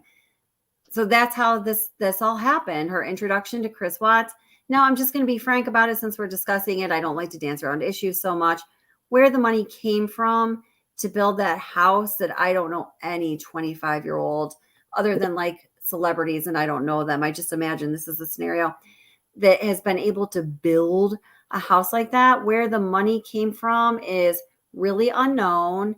And I'm just going to say it. I don't think that money could possibly be all in the up and up, but right. I digress. Go ahead. Well, yes. And then that was the first, the beginning of everything. So Shanann, after she was recommended to Chris through what Kelly said, through family channels. And at first she was like, I'm never going to meet this guy. But then it was through Facebook. Mm-hmm. And then she finally met up with him, and then they got together and they started, dating and all that. And then she planned this big family cookout at her mansion. Wait a minute. Hold it. I've got to stop you for a second. Okay. So okay. I totally want to hear. I want it. No. I'm not going to correct you, but I do want to hear everything that you're thinking about, your theories. But we all of a sudden went all the way back to the very beginning of the Chris Watts Shanann relationship. And there's a lot of details in between that and the murders. So let's hit the main points. Okay. Go ahead. No, you go ahead. So are you just thinking things through or I'm trying to bring the timeline across pretty fast, but I guess I better point out all of this. Honey, you ain't being fast. All right. So what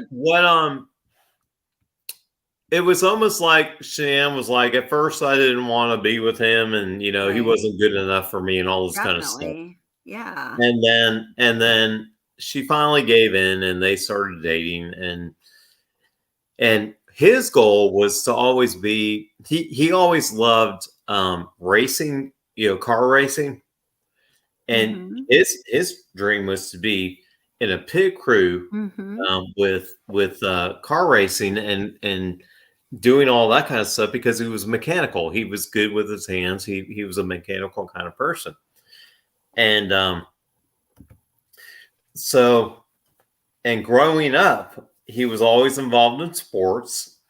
He apparently was pretty good at any sport that he played. So based on what his mother said. Yes, I'm going to play the song Glory Days now. Okay, moving along. Anyway, Stevie says, Kurt, we know all of this. That's what I'm trying. I know Kurt has a good point in here, but I'm trying to move him towards it. I'm explaining it to our Australian friend. Are you from Australia? She knows. Tammy knows the case well. She knows the case well. Well, then why am I doing this? I don't know. I was waiting for there to be a point. But so John McSmith said, is dude giving us a synopsis? Kurt, you're not in Watts 101. Come on, sweetie. You know that. Oh, wait, hold it. Wait. Everyone knows the case very well, Stevie said. Yes. So hold it. I just want to say, because Laura sent a really generous super chat. And I'm sorry that I don't know if you're still here, Laura. And I don't have her email to thank her either. Where did it go? I just had it pinned for a long time. I hadn't even read it yet, though, because I have to make it bigger. So thank you so much, Laura Sims, for the super chat. I really appreciate it. Thank you for supporting the channel. I'm glad you were here tonight. It was really fun having you in chat. And I'm going to work on that love connection, girl. Don't you worry. But she says, for keeping it real and cool, Kelly, and all the hard work you do. Oh, thank you.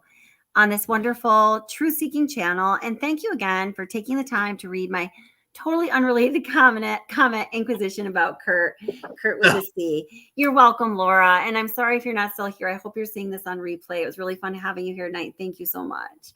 So I'm sorry. I got that like 20 minutes later. Sorry, sweetheart. There was some reason why I felt like I had to recap all this. I don't It's okay. know. It's all right. You're feeling an obligation to maintain the integrity of the storyline and the timeline. That's what you're doing. I get it. Well, go ahead, Kelly, with what you got to say. You're so funny. We love you, Kurt.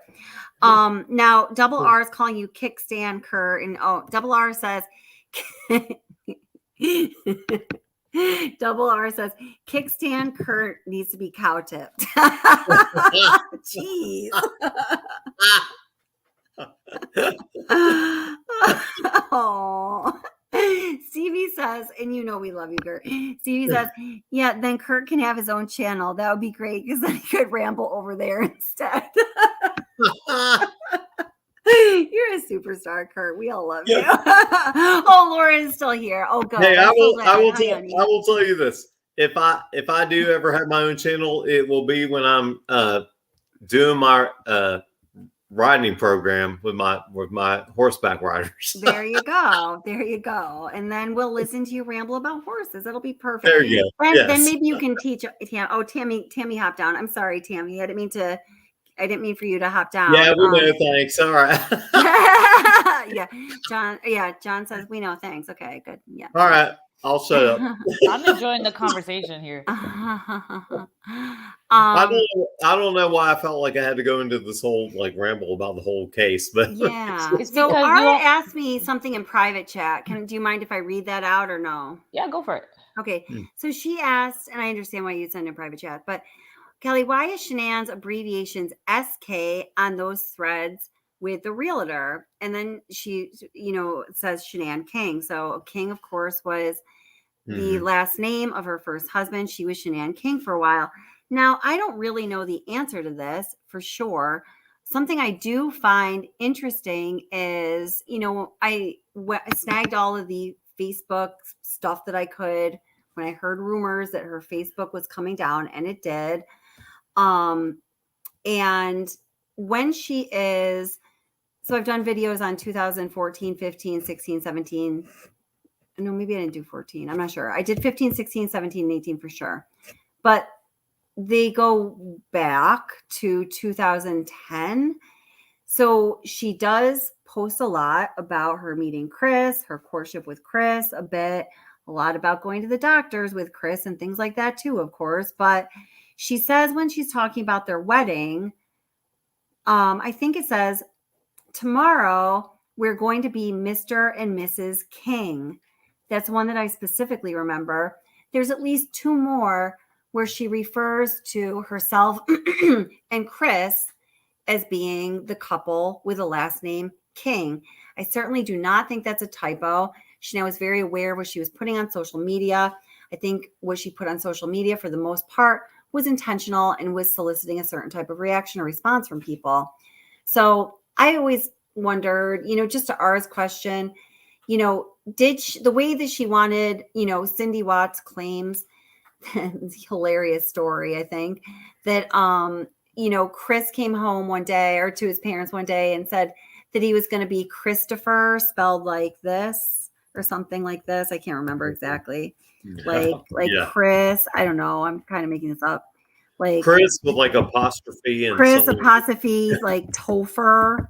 Yeah. Wait, like something like this. Okay. I put in chat.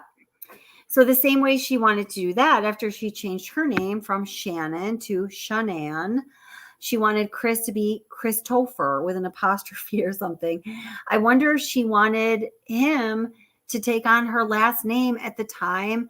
And she was really pushing for it, hoping it was going to happen, maybe being a little passive aggressive by even posting on Facebook that that's what their last name was in kind of a gaslighting fashion.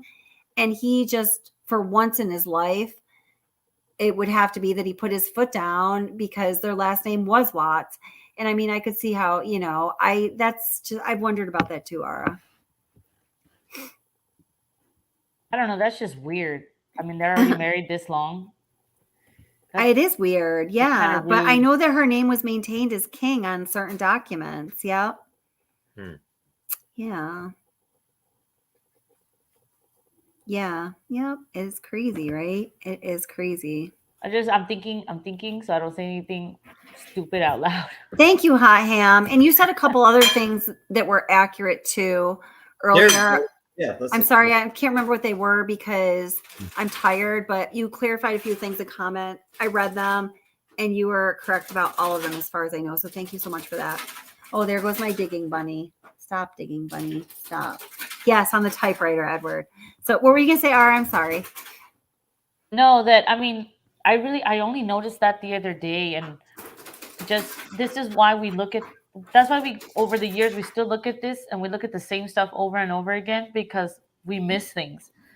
And then we go back and then it's about having conversations. And I really appreciate you letting us talk and have conversations about it. That's the only way I can have new ideas, really. I'm not a controlling Takit though. It's all good. But I'm going to hop down here and then just listen to the rest. Thank you for having me up here, guys. Yeah, thank you so much. I appreciate you as always, Ara. And also, thank you for being up here as well, Tammy. I hope you didn't feel like you had to get down. I always appreciate what you have to contribute. And thanks for stopping by. That's awesome. And Kurt, you're awesome. And thank you for being a good sport as well. I know that we were taking some loving jabs at you and also making some passes at you, I do believe. I love it. So thank you for being here, for being a WotC Obsession superstar. I love your community. It's our community, and they're a great community. You guys are awesome. You're all amazing. Let's see. And yes, and I've got a mission with Laura Sims here. I'll see what I can pick up. Yes, I am going to get rest. CV says, please get rest, Kelly. So I was planning on this being an hour-long live, so I'm super tired. We talked about a lot of things. What do you say? Drink, water, and get rest. Abso-freaking-lutely. I'm excited for both of those things. So thank you guys for being here. You guys are all wonderful. Thank you to the subscribers, the members, the moderators. Thank you so very much. You guys do a really hard job and a great job. And thank you for everything you do. I'm really proud of the fact that this channel is like almost a year and a half old. And we have, I don't know, like over 18,000 subscribers. And guess what? There are only 11 people blocked on this channel. Most channels have a shitload of people blocked, but we don't need to because we allow people to be themselves, to say what they want to say. And by allowing human beings to interact like in a natural way, because that's what we do, things get worked out. And like, I'm really proud of that on this channel. So thank you guys for being part of that. And thank you for the comic relief double R. Next time I want you to come up here and it's going to be a head-to-head with Kixie and Kurt Stacy. But there's going to be a rule. No Kurt tipping. We don't really want him to get hurt. And John McSmith, I need to find a rule for you of some sort. Maybe you can help referee with me. Yeah. All right, Kelly. Thank you for having me up. Thank you so much, Kurt. I'm so happy to see you. I'm glad everything's cool. It was wonderful having you back on. I forgot what a superstar you are. No, I didn't, but thank you. Thank you so much. Thank you. You're so sweet, and this is wonderful. And good night to everybody, and have a great weekend. Yes, you too. Same to everyone. Have a great weekend. Be safe. If you've put an email out to me and I haven't responded, I'm going to try to do that this weekend after I drink lots of water and probably sleep for a really long time. Get some good rest and sleep and just relax. I'm excited. So, awesome. Oh, thanks for becoming a member, Laura Sims. Thank you very much. Welcome aboard. I do have some members only things coming up because I really do need to bounce some things off of you guys. And I also want you, of course, to have some, what are they called? Perks for being members. But it's also really helpful when I get feedback from you guys. There are some things that you just don't want to put out to all of YouTube land right away because that can be risky and it can be irresponsible as well. So thank you guys for being members. Thank you for being here. Thank you for being in chat. It's great to see everyone. Love ya and be safe. Good night. Shh, just kidding. That was me snoring. All right. Bye, guys.